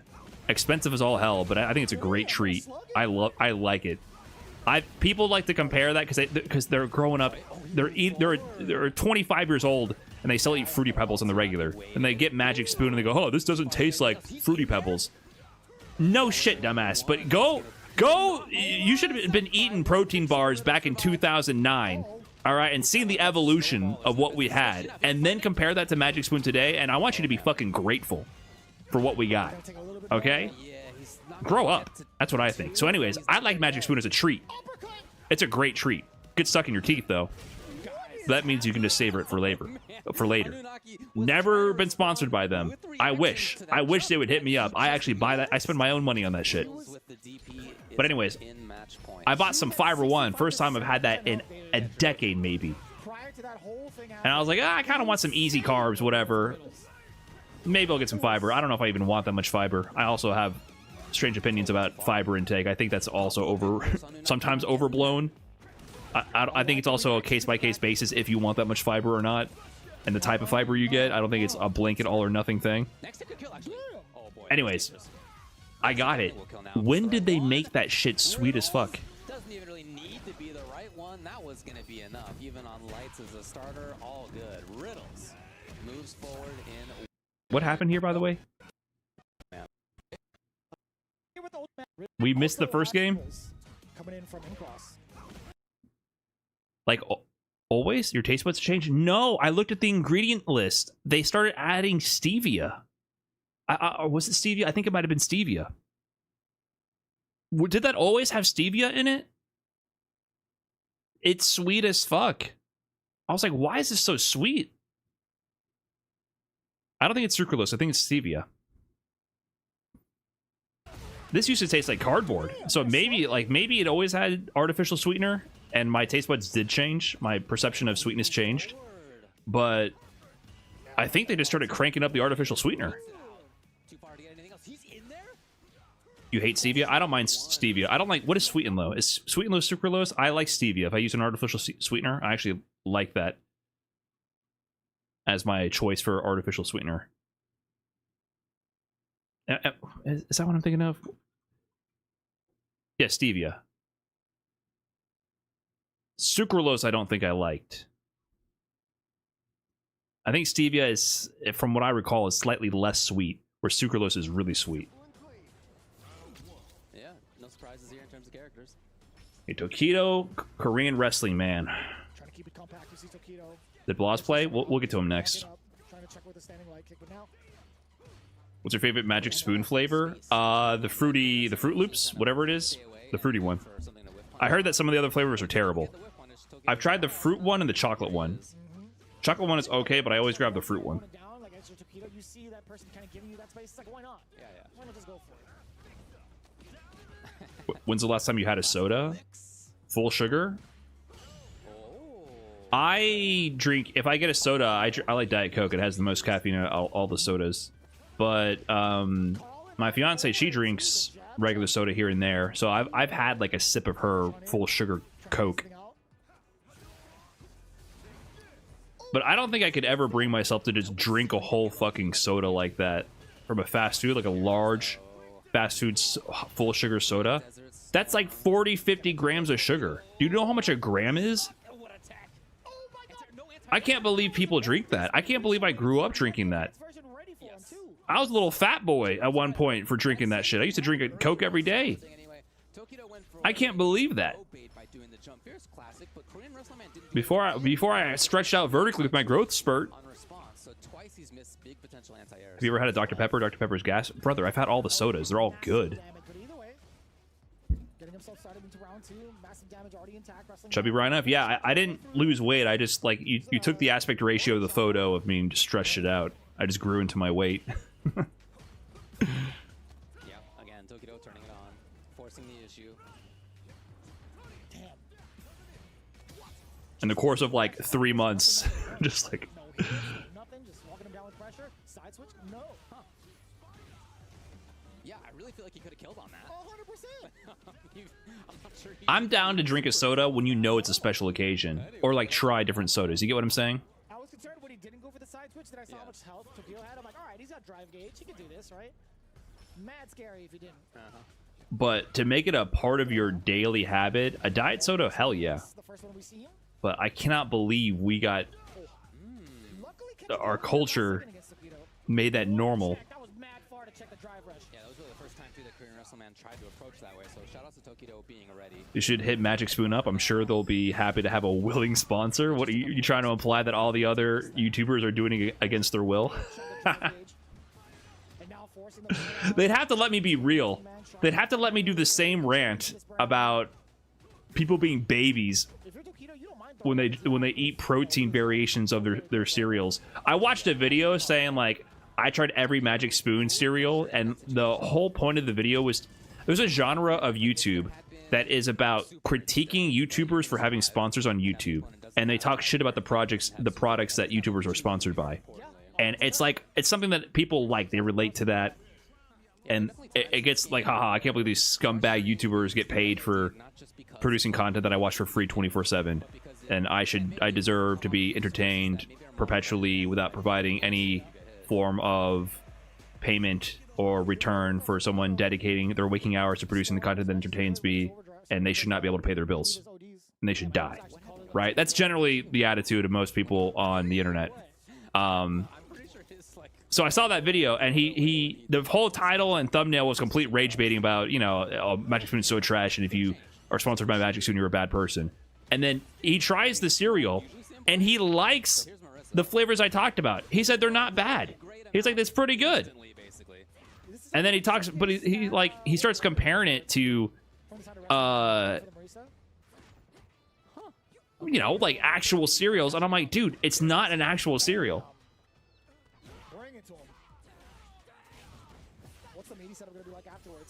That was sneaky.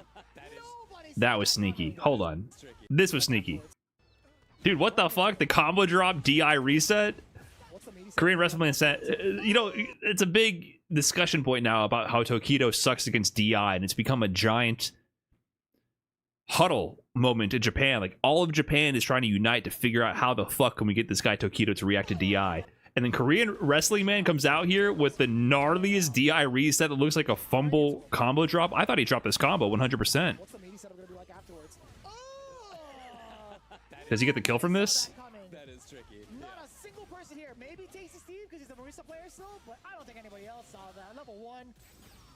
That is mean. That's what we're talking about. Wrestling. That is mean. Yeah, because like I thought, like, Where can you see the bracket? This is UFA. You can probably Google it. not intentionally or unintentionally, I guess I should say. Tokido. The Drew Gooden video? No, the Drew Gooden video, I watched that. The Drew Gooden video, he did all the protein stuff, was a better take on that genre of video. Drew Gooden, I like Drew Gooden as a YouTuber. He went through and did all the protein products, right? That was the meme, like, because it is becoming like the next big marketing thing to put protein in everything. And a lot of the products are garbage for sure, and they're not that good for you. If you look at the nutrition facts, they're actually like, that was actually a really good video, and probably educated to a lot of people to like not get scammed by someone saying with protein, and it's really just fucking trash for you. And he had reasonable expectations when talking about the taste for a lot of the products. But some people do it just to rage bait, and I'm like, dude, when I eat a protein bar that says it's cheesecake flavored, I don't think it's going to taste as good as a cheesecake. But also, I know that this protein bar has 0 grams of sugar, 5 grams of fiber, and 20 grams of protein, and that cheesecake will give me diabetes if I eat the whole thing. You know what I mean? It's like, yeah, sometimes in life, you make concessions. I could eat that whole cheesecake to get as much protein as that protein bar has, but I will also get diabetes along the way. I would have killed, right? Pretty sure it would have. That was mad awkward too. That normal just whiffing.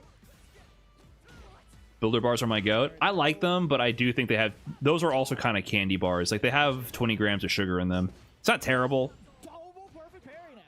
but I've kind of backed off on them. But I mean, if it fits your macros, whatever, go for it. You know what I mean? Like, it's not that big a deal. But if I'm gonna eat a protein bar, I kind of want to like save my calories for carbs, for normal carbs. You know what I mean? I want to save it so I can eat more rice. I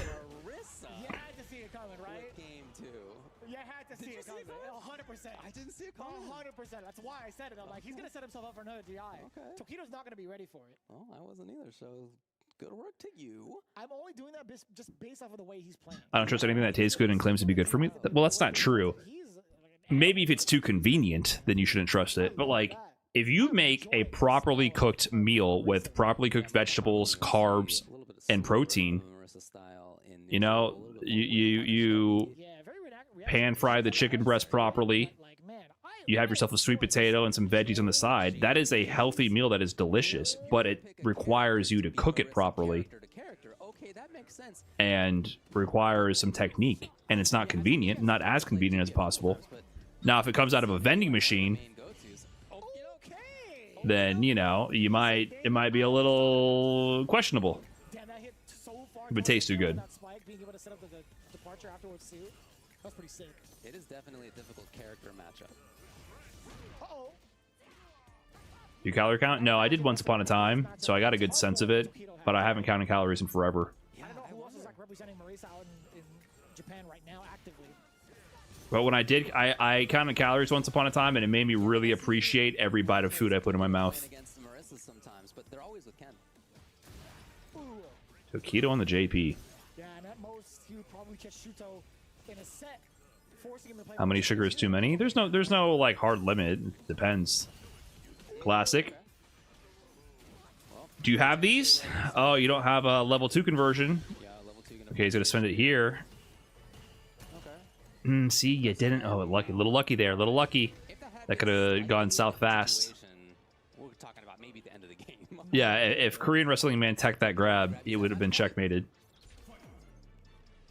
So far paying off for OD spikes. It's funny, both these characters are the 2 characters in the game that have a frame 2 armor move, so you have to be very careful about your burnout strings into DI. A ton of drive gauge being built back, also sending Korean Wrestling Man all the way back as well with the rest of that. The departures are going to be doing so much. Added sugars are the real devil? I mean, it depends. You know, like, I add sugar now, occasionally, to stuff I'm cooking. Holding the charge now anymore after that first parry in the beginning of last round. Cool to see the variation. You can add a real tiny amount, and it'll like to enhance some brightness or to add caramelizing to whatever you're doing, and it's barely any calories. So I wouldn't. That's one thing I've realized too. Is like, dude, I can do this for 5 calories. I can achieve like a much tastier final results. So it depends. It just depends. Usually on processed foods, though, they're like putting gallons of sugar in there. He should have went. He could have killed. Oh, nice level 2. He could have killed here, right? Why didn't you kill Tokido? Crouching medium, drive rush cancel. Did he not think it was going to punish? Dude, he could have killed.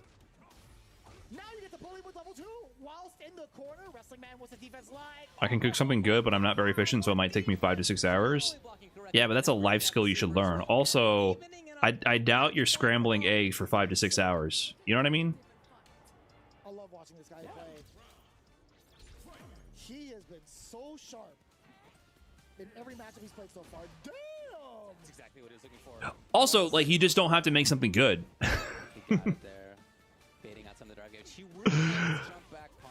You can just make something okay and eat it and you're alive.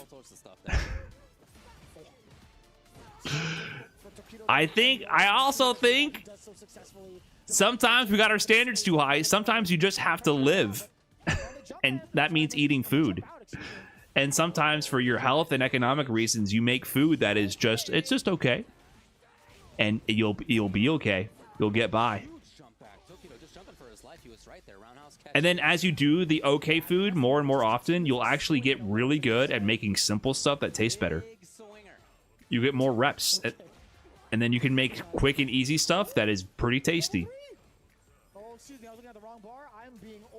I think people who... Oh my god. Nice option. But look at this. I love Tokido, man.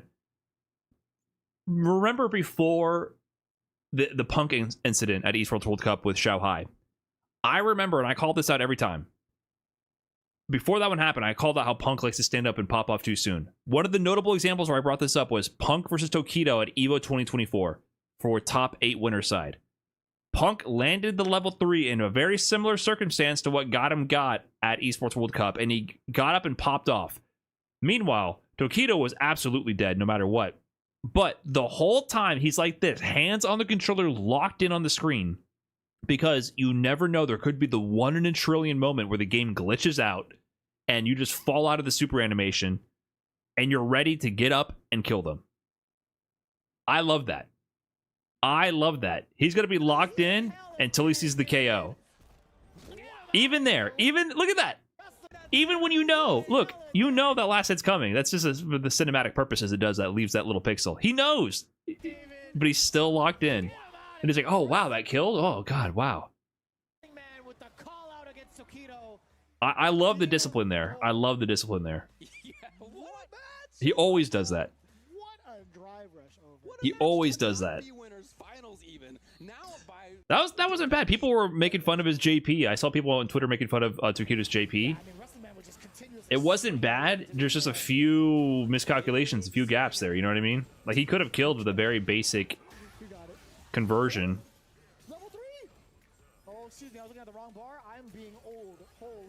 And that was smart. You know what I mean? Like, that was just, like, clever from Korean wrestling, man.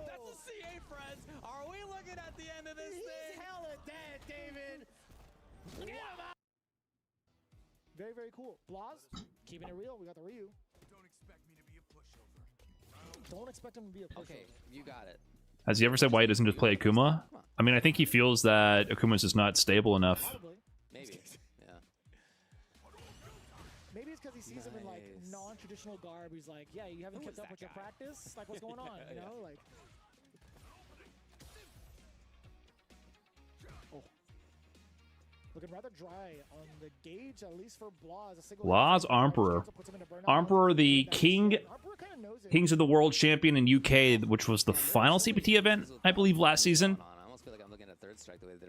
I haven't seen too much from him at top level since this season has begun. Back at it. A lot of implied threats. Again? Oh, he was hoping it was Fireball. Yeah, we saw Fireball before in the perfect. I'm a big Blaz fanboy. Almost in burnout. What's he to do here? Wake up level 1. Interesting. You can't get there. No.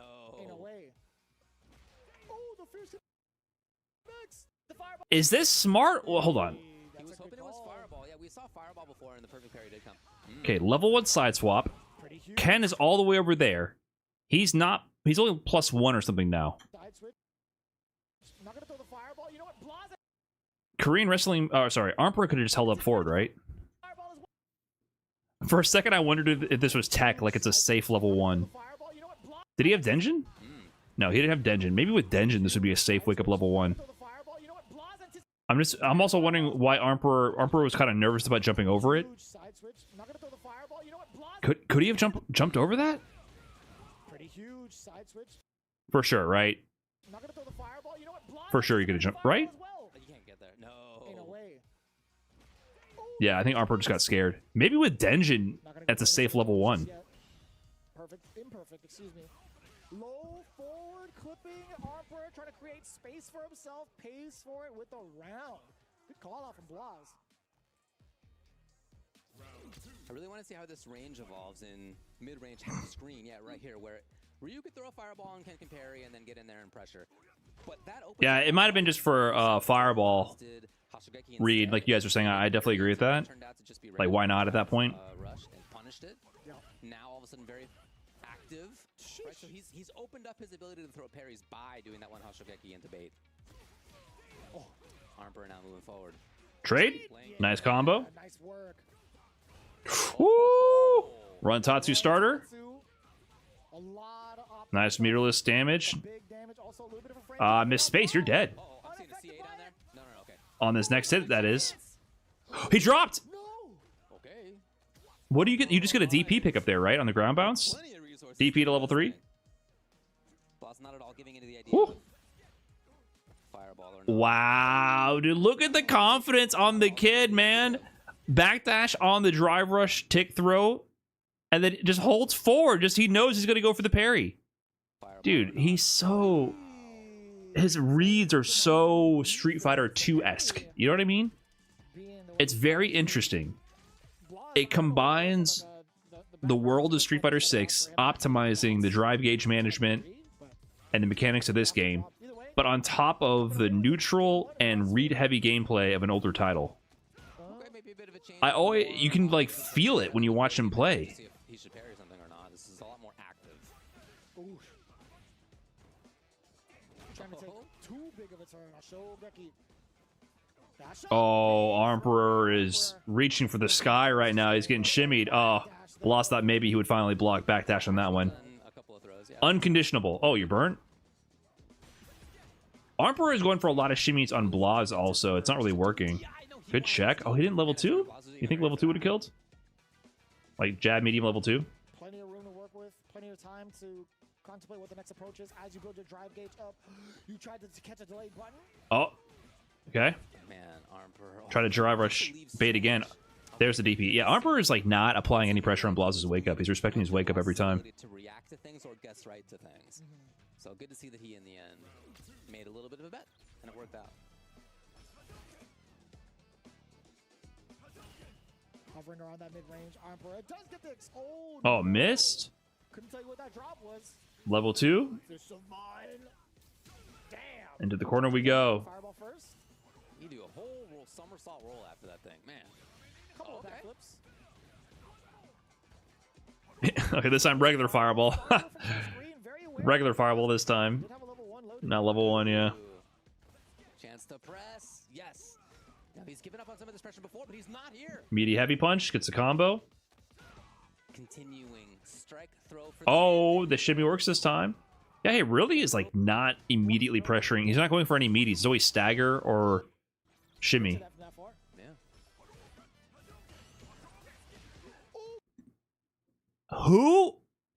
Who here subscribed to Brian F. Clips?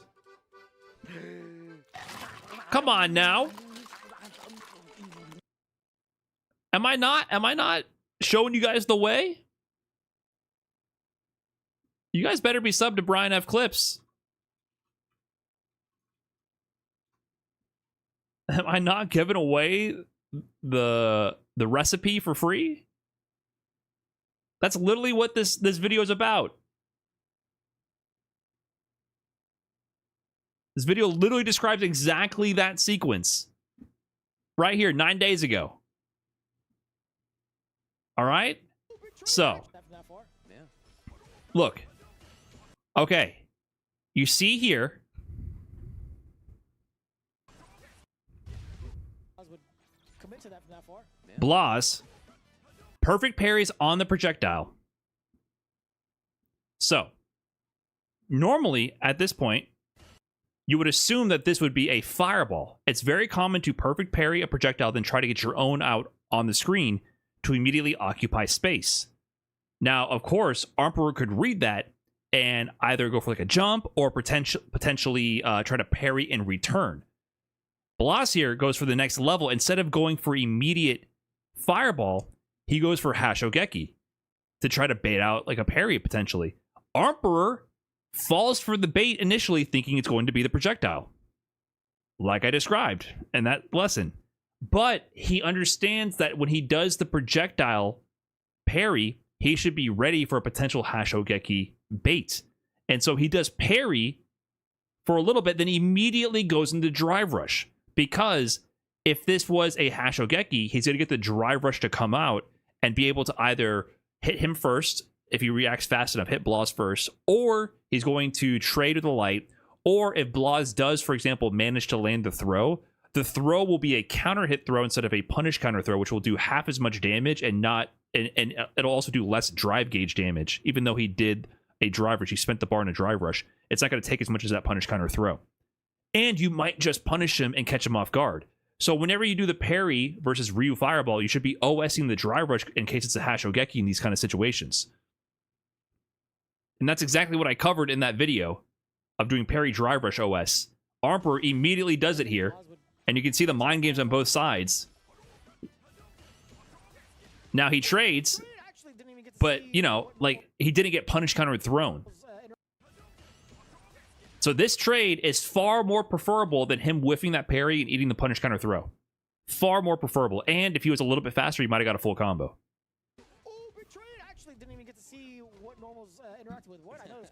Emperor Brian F subscriber? Exactly. Emperor subscribes to Brian F clips. Space and trap bait. Redundant to say trap bait in the same sentence. Don't worry about it. I wonder who would be more plus in that trade. A drive rush jab versus a medium? It's hard to say. Yes. Blas now back to the Might still be the medium, to be honest. Very heavily misplaced. That's going to be Blas at match point. He's just swinging around in his seat. I just realized I'm not even subscribed to this channel or the Clips channel, but I watch all the vids. Sorry, Brian. It's okay. That's more important than subscribing, to be honest. If you subscribe, it makes me feel better. But what actually matters is people watch the videos. But if you want to subscribe, I'm not going to complain. Or if you want to like that stream, pump those numbers up, guys, on YouTube. Let's get this stream trending on the front page. Come on now. Blas did what? W's in chat. Spent 2 bars. Word. Wow. What a chance on whiff punish. There it is, though, Blas. Now he's going to need more. You're in a bad spot. Crosscut? Yeah, he's ready. Ooh, Lil Shim Shim. Blas with the 69 every time. Okay.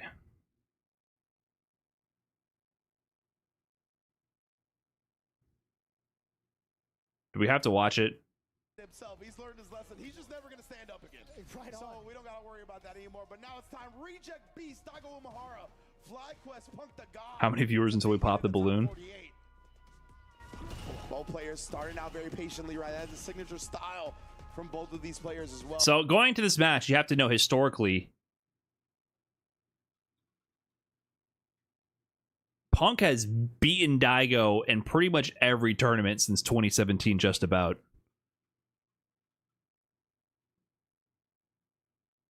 Once Punk made his historic 2017 season run, I think it began, if I remember correctly, Punk's 2017 season began at Final Round in Atlanta 2017, where he beat Daigo.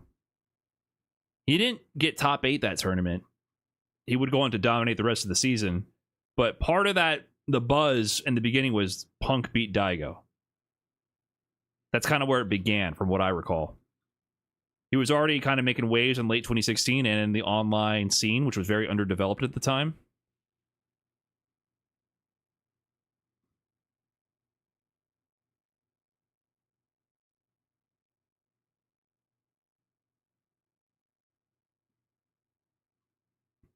Set count in Street Fighter V, 8-1. And then Punk beat Daigo on a close set at the LCQ for Capcom Cup. So, yeah, final round. Yeah, final round 20. Punk 2-0 Daigo. 2-0 Daigo over Daigo at DreamHack Austin. He lost at CEO 2018. Interesting.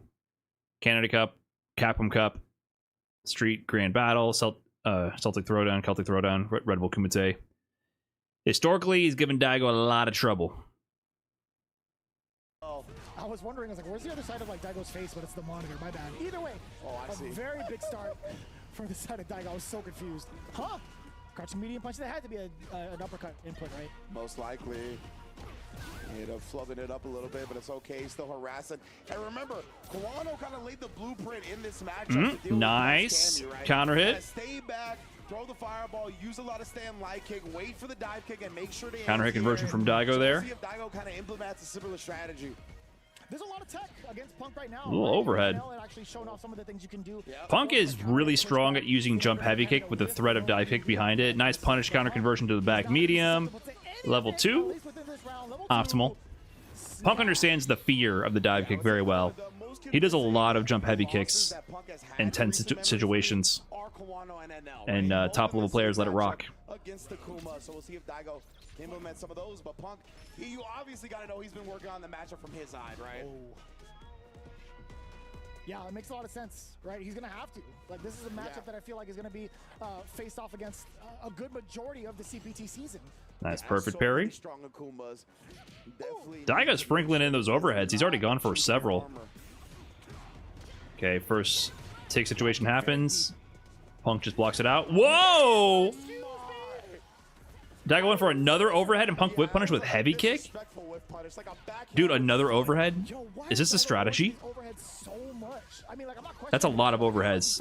I don't think I've ever seen that many overheads from Akuma. Yeah, right? Like, just continues to harass, sneak him in. Damage starting to add up. I guess he understands that Punk is respecting that range from the low forward and just taking the damage. DP? Nope. Just walks out of it. Not even worth risking, I guess.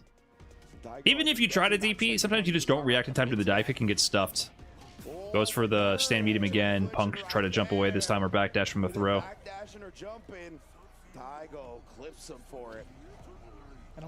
Yeah, the LCQ set from Capcom Cup 2023 was really, really close between Punk and Daigo. Daigo still being within range to even cause that disruption afterwards was pretty smart. You see, Punk, he got the perfect parry on the fireball, but he's not really committing. Hey, Houston 06, thanks for the 13 months, by the way. Appreciate that. Kind of trying to walk Daigo into the corner a little bit before he commits to something big. Jump heavy kick again. Overhead again, dude. I've never seen so many overheads used in a match like this. Seems like the strategy is like, I'm just going to keep doing overhead to capitalize on some damage. Oh, he wants him to reach, right? With that Akuma held. Oh, throw looping. What do you got, Daigo? One more. Oh, he interrupts. That's dangerous. If he went for lights, he would have got counter hit. Walk forward throw in the low forward driver attempt. That's the Japanese tech, man. He called out the shimmy with the walk forward throw. Overhead again. Brother. Where's Broski in the venue? That is such a nice DP level 3. That is 30 years of fighting game experience in that DP right there. He hasn't done a single anti-air DP until the one where it's level 3. Oh, of course, it's overhead. He's not even bothering to anti-air any jumps. Look at this. He doesn't even care about the jumps at all. Oh, mutual chip. Nice light fireball. Woo! This is classic Daigo. I'm gonna look at this again. First of all, this was so unfortunate. Demon Flip is crazy. I'm surprised. I think this was on his brain because Daigo got this sneaky light kick to charge fireball when Punk had level 3. Because if this was just light kick to fireball after this, that would be a string. So that's why when he started charging it, Punk probably wasn't ready to like think about this level 3. Even though Punk has these reactions, he definitely can level 3 the shit out of things. So this probably put it in his brain that I should look for a fireball and level 3 it. And then when he saw the demon flip, he's like, oh, I can level 3 that as well. And then of course stalling in the air. And then this was just nuts. Remember, he's got the demon on deck, but he's not gonna get to use it all. Punk jumped. I wonder what he was thinking here. But this is crazy awareness. I respect this DP so much. To DP on the other side into level 3, be ready for that. That is actually so impressive to me.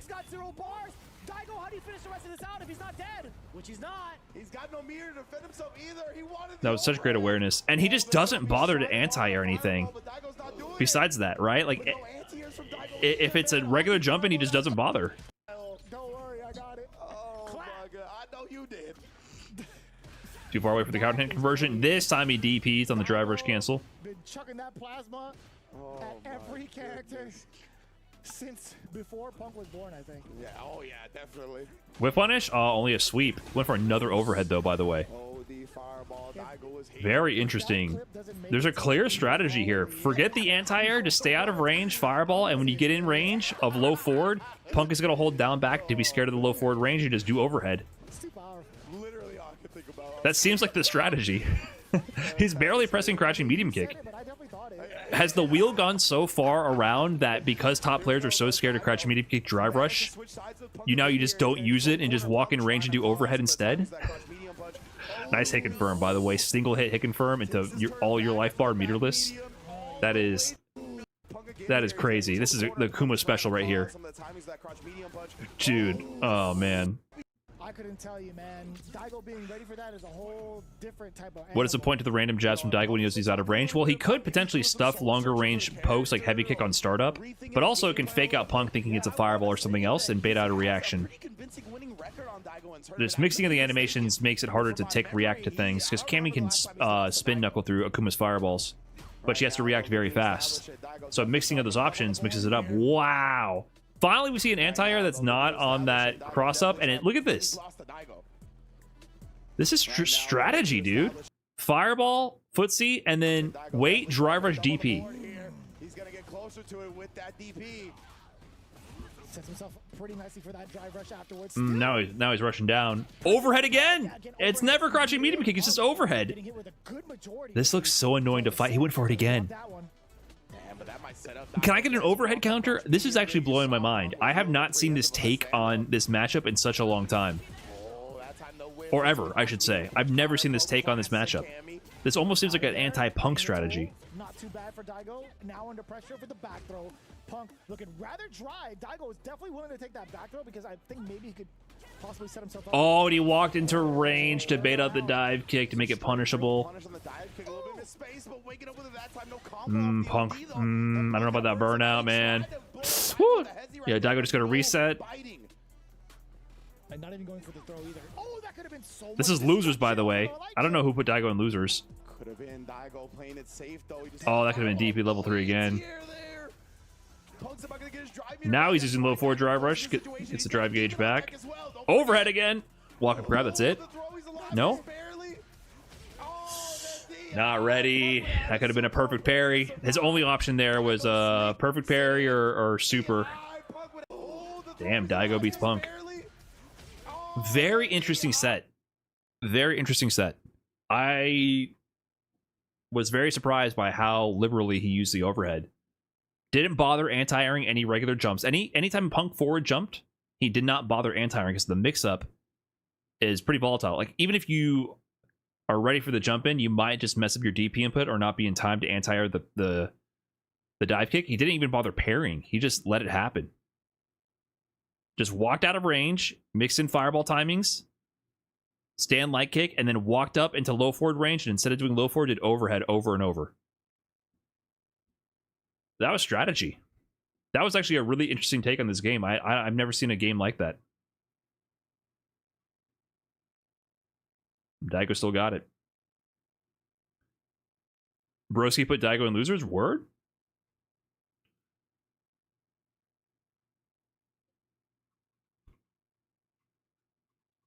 He did? Shout out to Broski. He's cooking so much now.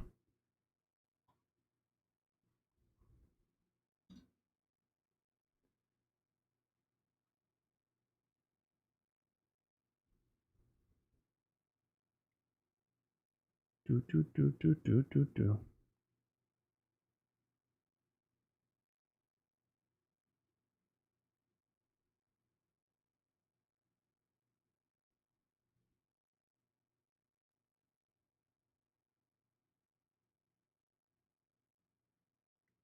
Damn, Broski had a tough path. He beat Will Tupac, Daigo, and Nassim Claw.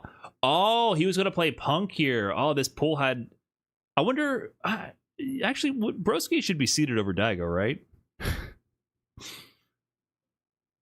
This is an interesting pool.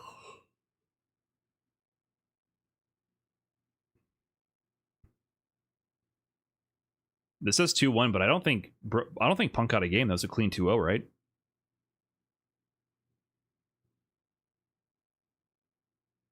I think that was a clean 2-0.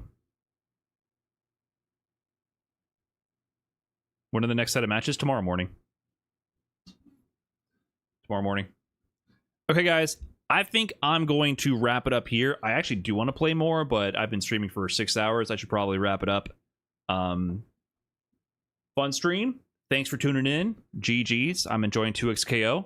I think we're getting close to leveling up. I'm getting close to playing the game. It's fun. So appreciate you guys tuning in. Thanks anyone who subbed or watched the stream. Appreciate the support. It does mean a lot to me that you guys are willing to watch the stream and spend your time tuning in. Let me promote my podcast again one more time, though. Let me keep doing that.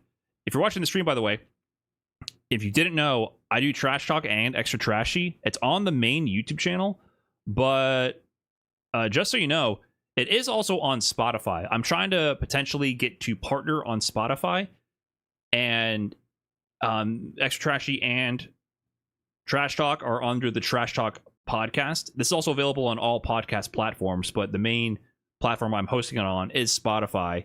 This requires me to hit a certain number of monthly active listeners and listen hours or watch hours. It's video as well, by the way. You can watch the video. So if you're interested, back, Extra Trashy time. I'm back here with Idom, and we're here to fuck up. I see why you guys don't want to watch this garbage, but it's all here with the video. I don't know how to bring it to full screen. Talk about the latest. I see why this podcast is flopping. But anyways, how do I do this? I blew it. It's on Spotify. Check it out if you're interested. That's all. I'm going to keep trying to promote this because a lot of people don't know that this exists. So you can search it up on Spotify. That's it. I'm out. Let me see if there's anyone I can raid on the Twitch side, because you guys were very generous tuning in today. I thank you very much for that. Let me see. Oh, there's a Salon Seattle tournament going on. Hamad is out here in Seattle. They're playing for $4,000 for a Seattle PC first to 3 local. I'll send you guys on over to that. That's pretty cool. Level 3 is so Hamad is right there playing. I think Strider is out here as well. He has the level 3. He has the round. Chris CCH, Doma, Danny, Strider.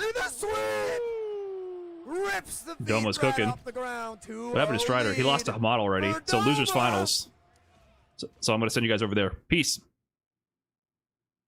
And YouTube guys, thank you for watching as well. I'm also out.